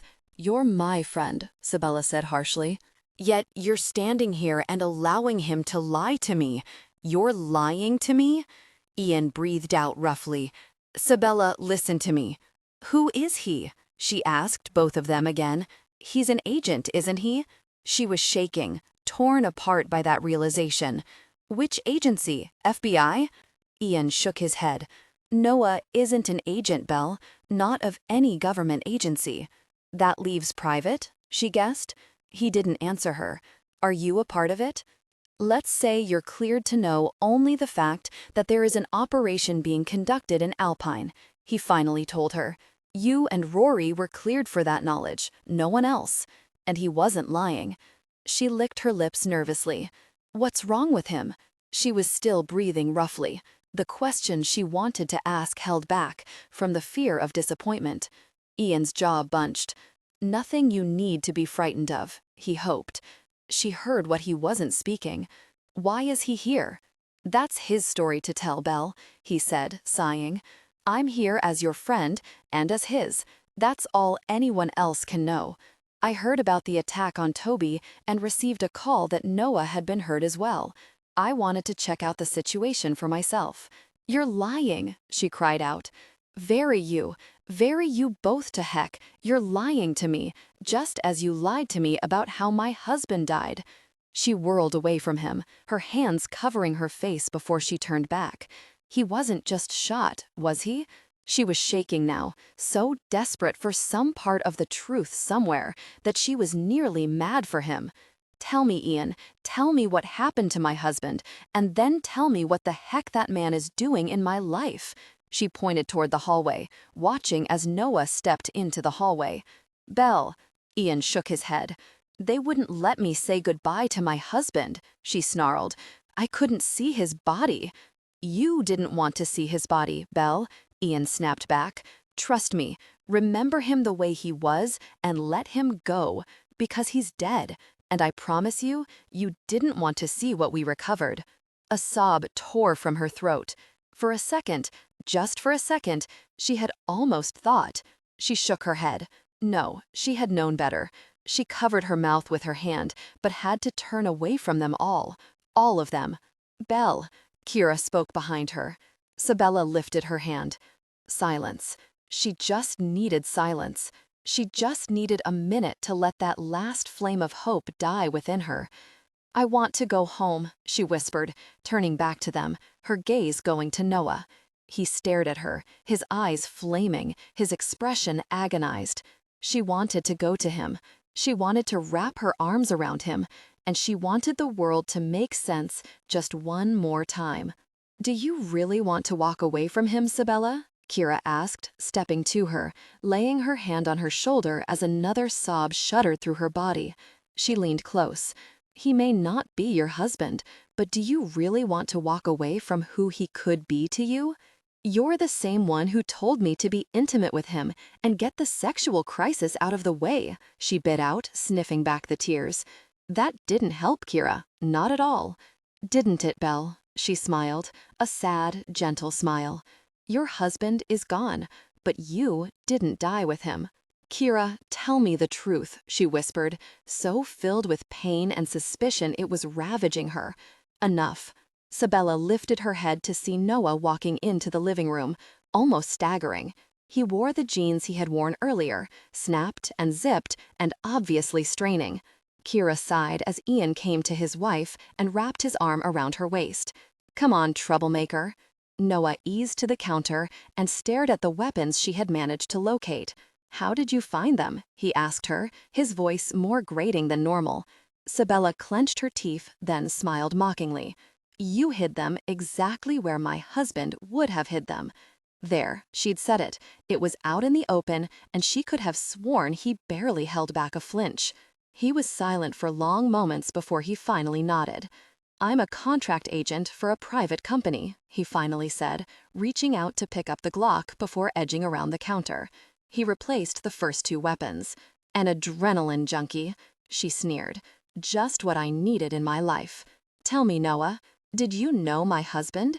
She cocked her hip and crossed her arms over her breasts as she stared back at him, looking, searching, desperate to either confirm or disprove the suspicions rising inside her. He paused, staring down at the counter, his hands braced on it, before his eyes, just his eyes, lifted to her. I knew your husband. We weren't exactly friends. Enemies? His lips quirked mockingly.